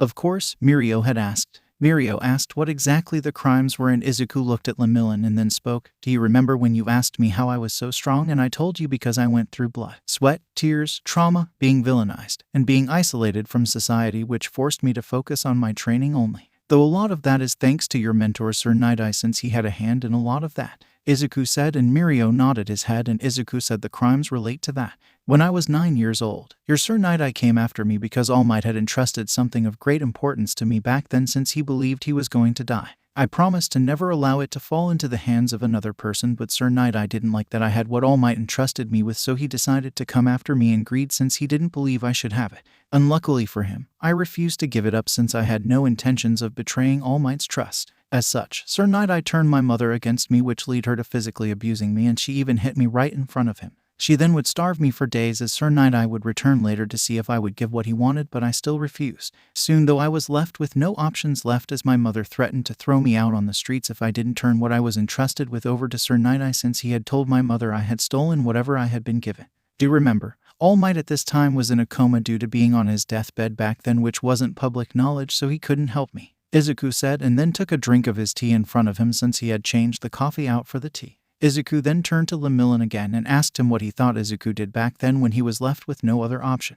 Lemillion didn't have an answer, but Izuku did. I choose to run before they could try a new method against me, so I stole all of the money in the apartment, all of the food, and all of my personal belongings. Then I ran away because Sir Nighteye and my mother left me no other option. As such, I spent years alone away from society training my body and my newly awakened quirk at the time, since I was a late bloomer as well. As such, I survived for years before All Might, Nezu, Gran Torino, Recovery Girl, the detective, and Eraserhead were able to track me down and locate where I was, since Sir Nighteye had lied about what happened with me to them. He also falsified police reports about what my mother had done as well, so he's been arrested for that as well. So we have accessory to child abuse, child neglect, child abandonment, child endangerment, falsifying police reports, and many other hero laws that got broken. This all happened because he was greedy, and I choose to let him continue to be free since I believed others could still be saved, but after today's meeting he still didn't feel any remorse for what he did, so I choose to have him arrested since he is no hero, Izuku said as he finished explaining why Sir Nighteye was arrested. Lemillion, though, was in shock and had sat down in one of the seats with his head in his hands, though Nezu didn't care about the tension in the room as he spoke up. I'm done writing the public statement about Sir Nightaye's arrest, since people will wonder why the sole former psychic of All Might was arrested even though he wasn't known by everyone outside of that. It still needs to be dealt with, Nezu said, and All Might nodded his head as he said he would give the public statement since it would be better coming from him. He chooses his bed that he wanted to sleep in, and it's time he faces his punishment. To think he thought so lowly of myself as well is disturbing, since he had worked with me for so many years, All Might said as he started to read over the statement that Nezu had prepared. Nezu said he already called the press, who would be outside in a while, as Ectoplasm was creating the stage with Cementos really quickly. Lemillion, though, asked how Sir Nighteye thought lowly of All Might when he was such a huge fan. Izuku spoke up to explain to help cover up the real reasons why All Might felt like that. You know how I was a late bloomer and all? Izuku asked, and Mirio nodded his head confused. Well, turns out Sir Nighteye is quirkist against quirkless people, which I was, but All Might himself is a late bloomer and a far later one than I was, so Sir Nighteye indirectly insulted and looked down on All Might for his views on quirkless people, though the man tried to backtrack his statement when he realized what he had done, though the damage was already done, Izuku said, and Mirio's eyes widened even more when he heard that. Everyone in the room got up and stepped outside of the room, but Lemillion still sat there as Izuku stood outside of the door. Mirio, you can come to talk to me if you ever want to about this. There are some things I can't talk about regarding it, but I will try to be as open about it as I can. I know you saw a completely different version of Sir Nighteye than I ever did, and that is fine since the version you saw is still as true as the version I saw from him. It was just how he got greedy and let his emotions control him in regards to what happened between me and him that differs from what you knew of the man, Izuku said, trying to help Mirio come to terms with everything that happened. Izuku didn't hate Mirio or anything and felt some pity for Mirio, but it still didn't mean Izuku didn't feel vindicated that Sir Nighteye was finally getting what was coming for him. Mirio nodded his head and thanked Raiden for the offer, but said he was going to go seek his friends out for now, which Izuku nodded his head as he watched Mirio walked away. All Might came up behind Izuku and patted him on the head. That was an admirable thing you just did, my boy, All Might said in reference to trying to help Mirio, even though Izuku clearly didn't like Sir Nighteye. Izuku shrugged and just turned around and walked towards the others, which All Might followed along. Soon the media was outside of UA, and the public statement about Sir Nighteye was given since the news about his arrest hadn't hit anyone yet, so UA putting it out first helped control the narrative. People asked who the crimes were against, even though they knew it was against a minor at the time, which would mean the person would be hidden, but Izuku came out as the person the crimes were done against. Let me be clear, this type of action that Sir Nighteye had done will not be accepted. One of my focuses as a pro-hero will be to ensure that heroes are held to an accountable standard higher than in the past, because it's clear that our society has issues that need to be dealt with. Heroes that commit crimes and expect to get away with it will be held accountable sooner or later, since you can't always hide the crimes you do, since there is always some form of evidence that is left behind which will be found by someone someday, Izuku said as he took the position of going after people that act like Sir Nighteye. Though unknown to Izuku, this triggers an interesting development inside of one of dorms themselves, which he would soon be informed of by one Shadow Todoroki. As Izuku entered the campus again, he was called over by Todoroki, which confused Izuku since he hasn't had many interactions with said individual. Izuku told the others he would catch up with them later, and he headed over to Todoroki, who asked him to speak in private, so they started to wander around the campus, which left them in silence for a bit until Izuku had asked why Todoroki wanted to speak to him, which caused Todoroki to tense up for a second. I saw the press conference you just did. I wanted to ask, how do you do it? How do you deal with the person that harmed you? Todoroki asked, and right then and there Izuku knew why Todoroki wanted to talk to him, and many things became clear. Your previous avoidance of fire, the scar, that statement, Endeavor is abusive towards you and maybe your family. Izuku asked as he came to stop, and Todoroki's eyes widened in shock at Izuku getting the answer so quickly. Todoroki asked how he figured that out, and Izuku explained he found it weird why Todoroki never used his fire, and he said he remembers something about its power being yelled at in the sports festival by Bakugo to him, which helped fill in the gaps. Soon Todoroki confessed to everything his father had done, from the illegal Quirk marriage, the fact his mother went into a mental hospital due to a mental break at a young age where she gave him the scar, to the non-stop training. I can't tell you it's going to be okay soon, but I promise you he won't get away with it. I will talk to Nezu and we will start gathering evidence to take him down, as he can't be allowed to continue being a pro-hero. Are you willing to help bring him down? Izuku asked with a hand reached out, which Todoroki grabbed. Indeed, I am, Todoroki said, and Izuku nodded his head. I wouldn't be the hero of valor for nothing if I let someone like him walk away free for the crimes he has conducted. It's time for the hero world to start undergoing changes, Izuku said, and suddenly Nezu appeared and said he agreed as he wore a large grin on his face. This was how the hero of valor, Raiden, started his journey to the top of the ranks, as he cleared out the system with the false heroes, as he wanted to start a new era of heroics. This was the story of Izuku Yagi. Okay, sadly the chapter is over, and if you enjoyed the video, just leave a like and subscribe with post notification, so when the next chapter is ready, you will be notified. Okay, see you in the next video. Bye.